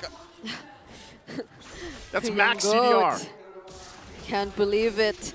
And even when Dome kind of like... Oh, oh, Sanji already burned the flicker. yeah. For Yoshi. These are full or almost full item builds though.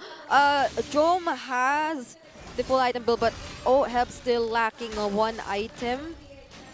But still, they will have plenty of time to prepare and set up for this upcoming Lord. Oh, they want to fight this one. There's the RWM. Sanji swiping away, spacing out the Lord. Can Andoryu go for the steal? Card he secures. He secures it. Yoshi. In comes Yoshi, and the shortcut for good measure. Down he goes. OHEB gets a kill. And OHEB. the Omega squad backs off. OHEB gets a double. Power of Wildness and the crash course from JP. Just to ensure that there will be no follow-up from the way of the dragon. They could not connect. The members of Smart Omega could not connect anymore. Now Super Yoshi's down as well. And at this point, Smart Omega finds themselves with a tough task ahead of them. Defending this base, this push in, as Sanford leaves some of that charge here on the top side. The mid turret will fall, and Lord is still making its way down the bottom lane. The barangay is quarantined, cordoned off inside their own base. Bottom lane slowly going to crumble. Top lane, a lot of pressure, I'd assume, from Team Liquid. And they're going to take their time here. One inhibitor stands. Lord's got to be worked on. Not sure if TLPH actually wants to force this fight. They still respect what Smart Omega can do with this. And so far, the Lord goes down. Smart Omega holds on to the one base turret. JP has an immortality, could take a risk here if he wants to. Oh. RWM set in, Super Yoshi down to 1/10 of his health. That's the inhibitor first. Things first, Liquid clean up house. Yeah. All right. There's no flicker from Super Yoshi to attempt and look for a setup just yet. Oh, but he comes in, gets punished hard. The Saban Force, the EG committed. In comes Lewis, flickering, finding a target. Who can I ride? Sir! Gets popped by OHEB even before anyone gets grabbed. And now Sanji looking for the Void Crystal. Ukir blasting him. No waves. Omega defending. Waves on the top side. They could clear out the base minions, and Smart Omega 3 strong. Have to go ahead and deal this. Still, there's no waves pushing in, but TLPH waits patiently. Do they still want to end it here as bottom and mid push in? 3 members from Omega holding on for dear life. RWM plus a shadow kill. Down goes Andoryu. Zaman forced by OHEB. Ladies and gentlemen, the streak continues. The cavalry rides strong. Liquid takes game 3. And another game 3 to end our night here in week 2, and it's TLPH staying at the top. And for Smart Omega, again, a lot of potential here showed tonight as they get their first game win, but TLPH, the Stampede is too strong. Yep, it's just week 2, and the teams we're looking at the bottom half are slowly showing that they are on the road to finding what needs to be addressed, to improve, and to just show up stronger in the coming weeks. Oh man, again, there's something here with this version of Smart Omega. I mean, I even, yes, Super Yoshi was there. Yeah. That ending, I'm wondering, you know, what if he didn't go and get caught?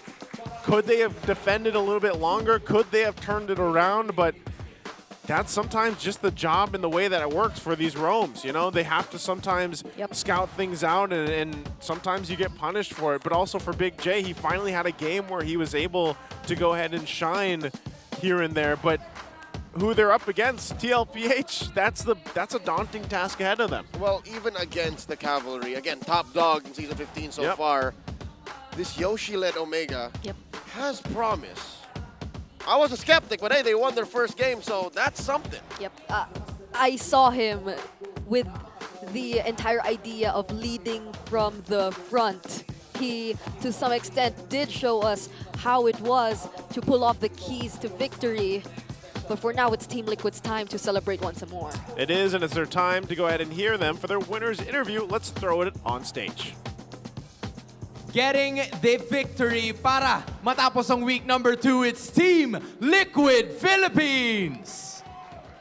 Still alive and well, Kalusi. Napakaganda ng pinakita nila, and what an intense of a series. Definitely. And first, I want to talk to Sanford.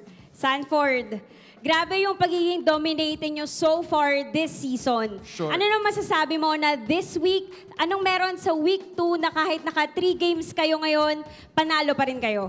Ano po, yung observation ko po sa mga laban namin is, habang patagal pahirap yung mga games kasi nag-evolve po talaga yung mga teams. And so far, yung Omega po talaga nagpahirap sa amin.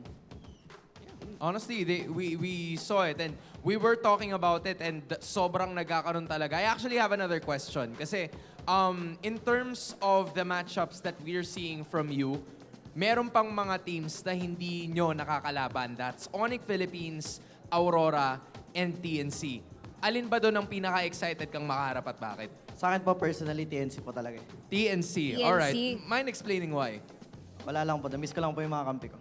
Right? And you'll probably see them soon, later on, kasi baka magharap sila next week, right? Now, we want to ask the person right beside you. It's JP. Okay. Right, Kalusi? Yes, JP. Okay, eto, ano lang tayo. Chill na tanong lang. As Daddy JP at maraming nabubuong duo ngayon sa team nyo, ano naman masasabi mo sa Baby Cakes and Sansan duo? Ano po yan, solid. Kasi Solid. sila. Proud siya. Proud si JP. Proud dad, proud dad. Sabi mo, dalawang duo yan, di ba? Now, Siyempre. I actually want to ask Carl. Carl, yung pinakita mo kanina, using your Hayabusa, a lot of people weren't expecting that. Going back to the question a while ago, Prime Carl TZ is back. Tinanong ka namin kahapon, how did you feel after your game? Kasi nasabi mo sa amin na nahirapan ka kahapon. Now, how are you feeling on a scale of 1 to 10 with your performance? Siguro po mga 6 po. Okay. Kasi kung Prime Carl TC talaga, malamang dominating lahat ng games. Alright. You see it, we see it. Kumbaga, kailangan mo pa ng more convincing, right? And we love to see the humbleness from the young GOAT. Now, I just have one more question para kay Coach RC naman. Coach RC, you don't usually get the mic, so I really want to commend you kasi nabanggit ka rin ni Carl TZ kahapon na ikaw talaga yung isa sa mga... Parang kinikilig ka din. Parang kinikilig ka din. Pero nabanggit niya kasi kahapon. So, with this game na natapos, specifically in game number 2, Team Liquid Philippines holds the shortest game of the season and the longest game of the season.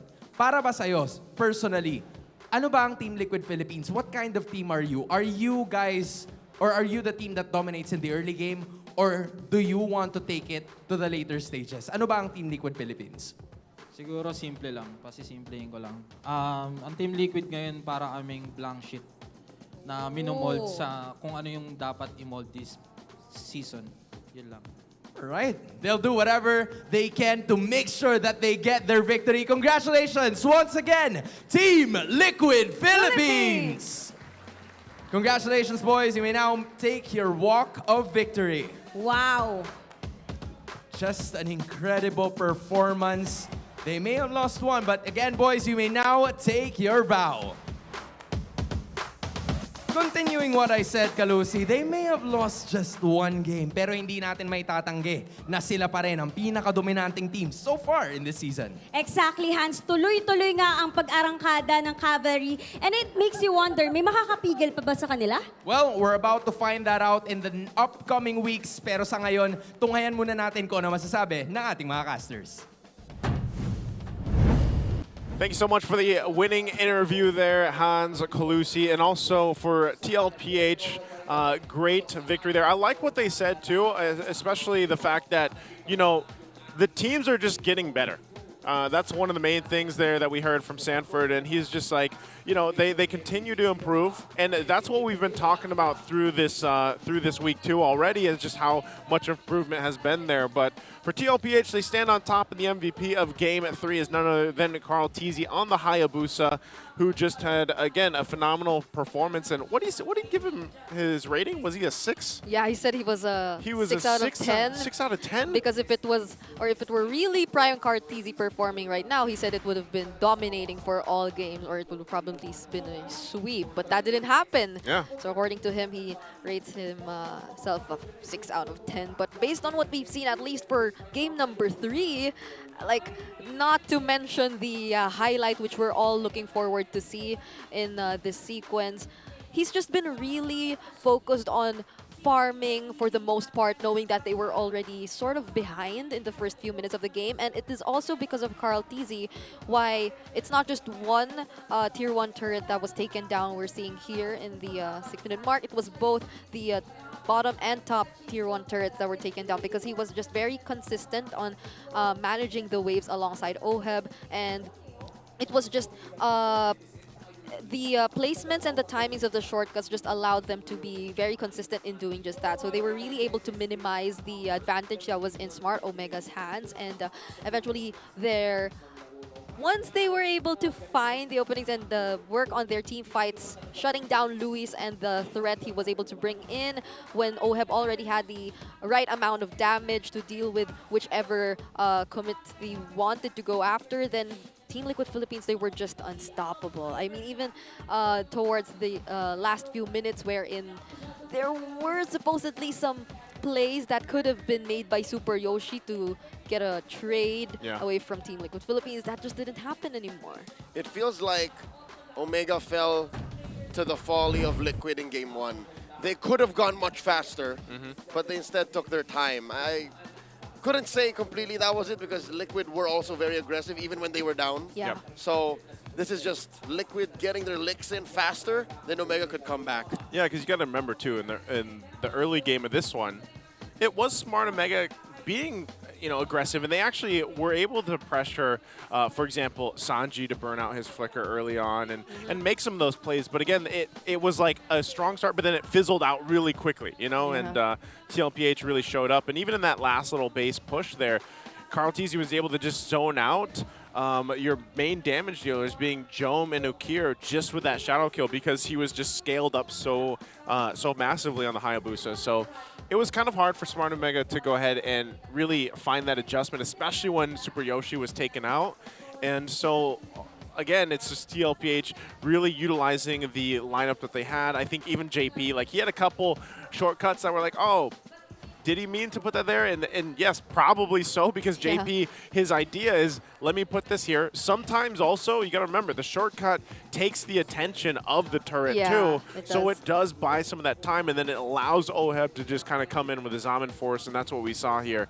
So again, a great performance all around from them. And I know the glue, it's still winless. It's 2 times that it's picked up. It's 0% win rate, but I gotta say, man, Luis played that glue really well. Yeah, he did. It was a really great start too for Smart Omega. Again, unfortunately, they were just unable to sustain it and put an end immediately. The lead was always minimized. It was always, or Team Liquid Philippines, they just found multiple ways to catch up. Yeah. And once they did, those major threats, such as the glue, it just felt like they were already immediately able to burst him down. So, yeah, props to Smart Omega for showing some improvements here. We're looking forward to see more from them, especially as they probably found the first step. Well, let's see if that moving forward, but also calling all college students. Join the MSL Collegiate Cup Season 2. You can register for the March Open qualifiers. That'll open on March 10th for you guys. There's a 500,000 peso, I was about to say dollar, 500,000 peso prize pool, 100 million diamonds. No, 1 million diamonds. Sorry, 1 million. 1 million diamonds. Not how much you spent today, but how much you can win. You've been throwing me off with all the diamonds. Plus a chance to qualify for MDLPH Season 6. That is the big part. You get to qualify for MDLPH Season 6 through this. So visit the MSL Collegiate Cup Facebook page for more information, or moontunsiph.org/MCC to register. Make sure you guys check that out. Man, imagine if it was 100 million diamonds. That's a whole lot, right? So also, we want to go ahead and give a big shout out. The Athena League is happening very soon. It's coming soon. This is an exclusive league for all the female pro players and the official qualifier for MLBB's Women's Invitational. So again, big shout outs to all the female players joining that, competing to go ahead and represent, of course, the Philippines over at MWI coming up soon. The tournament will take place from March 7th to May 27th, so it already started by the time you're watching this. You can catch up to it and, of course, show support to this growing league that empowers more women to become esports pros. Yep, especially for the Filipino community who just recently won the MWI. So, who All the knows? mega empresses. Yeah, you might be next. You might be playing against them, alongside them. This is a really great place to start. Brigitte wishes she was there. I do. How did you know? Well, you know, again, any final thoughts for you guys right now before we wait for some of the updated standings and everything else here for week 2? I would like to say in MPL Philippines and in life, there are a few things guaranteed. One of them is we always get a mic check after a match. I wish I had a mic check in real life. Let's throw it over to the mic check for this win.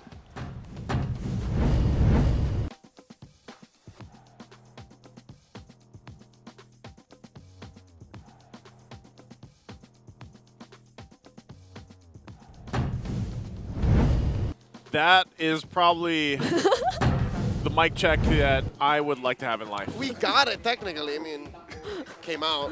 You know, like the that intent was there. They're just so locked in that there were no comps. They were just linked up together and making it happen. I can imagine how it went in their minds, but they didn't say anything while it was happening. But I don't know. I do have to ask, what were the two things that... Do you even remember? What? The two things the two in things life are guaranteed. We'll talk about guaranteed. it after the important stuff. This is guaranteed. Infinix standings. Right now, as we end week 2, TLPH staying at top. They're 8-1 now. They've lost 1 game. And that was just what we witnessed right now. Aurora, of course, sitting there at 3 points. We got 3 teams at 3 points. Onyx, Philippines. Interesting, right? For a lot of people that have been tuning in, they're at 1 point right now. They're 4-4 in their games. And then, of course, you still have Smart Omega, AP, Brennan, Twisted Minds here looking for that first match point. So the streak and the skid continues for the upper and lower half of our standings in week 2. Yep. Next week, though, some of the teams, such as Onyx, who were only able to play once this week, will get to play twice. So let's see if that will bring some significant changes to our overall standings. Because here in the Fansiklaban standings, it does look like the opposite. Yeah, this is, for those our international viewers out there, the Fansiklaban is basically a tournament that happens, brought to us by Infinix, and this is the fan bases of the MPLPH teams here. So, you know, right now, still sitting at the top, you got the Bees there. They're 3-0 right now. And down at the bottom, you got a flip-flop. We had this after week 1, too. The Cavalry is down at the bottom alongside the Auroras. So, again, they are competing every week. They also will have their own playoffs leading into the playoffs. They're on season 2 right now. So last season... Who won last season? Which fan? Was it last season? Was it like... Nobody was ready to walk down memory lane like that. Oh, man. Well, you know, that's going to wrap it up for week 2 here. We got to give a big shout out, by the way. Direct. Jungmin. We call him JM. It's much We call him JM, but yeah.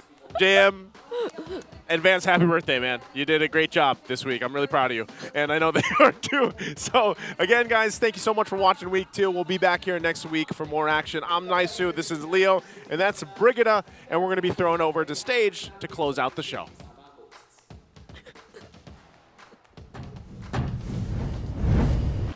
Is what a week it has been dito lamang sa MPL Arena, right? Hans, iba talaga ang lakas na pinapakita ng ating mga teams. You know what? Speaking of that, nakita natin all throughout the day, TNC Pro Team with a hard-fought match kontra sa Twisted Minds. Meanwhile, sa kabilang banda, ganun din naman ang Team Liquid Philippines as they stay undefeated with the threat coming in from the barangay. And let's do a quick recap of what happened in the last few days. With Team Falcons also on their winning streak, is this the return of the Titans of MLBB? You know what? I'm about to figure that out probably sa mga susunod na linggo pa. Pero ang hindi natin pwedeng makalimutan ay yung nangyaring MLBB Golden Month Celebration na nangyari kahapon. Alam mo, Lucy, iba talaga sa pakiramdam. Iba. It really hits different when you celebrate it here at the MPL Arena. Kaya sama-sama ulit tayo next week para tunghayan ang Lakas ng Pinas! See you guys next week!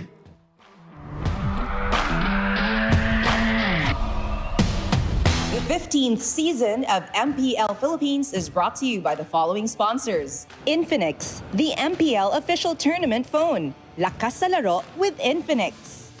Smart, the official telco partner of MPL Philippines. Our partner in esports, Time Zone. Join the fun at Time Zone. TT Racing, for those who dream, work, and play. TT Racing has your back. Don't miss any MPL action by following our official Facebook and subscribing to our YouTube channel. Follow MPLPH on TikTok for more content. Experience the Lakas ng Pinas of MPLPH Season 15 action live at Green Sun Hotel. Grab your tickets now via official MPLPH website. All the regular season tickets are now available at 200 pesos. MPL Philippines is monitored and supervised by the Games and Amusement Board.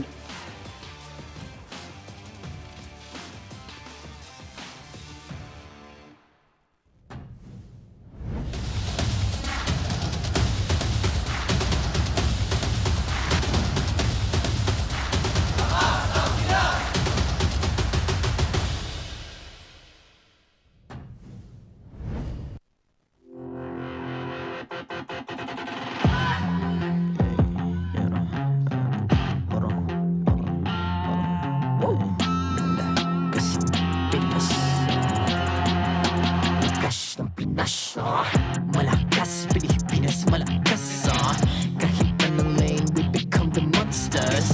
Malakas, Pilipinas, malakas Face the golden sun and ribbon for the 3 stars. Look at us to the top, no ifs, no buts. Winning any game, para to sa PIN na yes.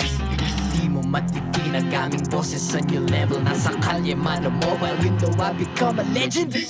Open fire, we unite, we winners. Built with pressure, the diamonds are made of. Switch na lane na parang gera. HP Racing may reset up. Built agad ang buhat ni Hilda. Full load SS parang Laila. Susundan ko ang iyong bakas. Kasama patas. Tagumpay natin to. Dahil tayo'y malakas. Para sa Pinas.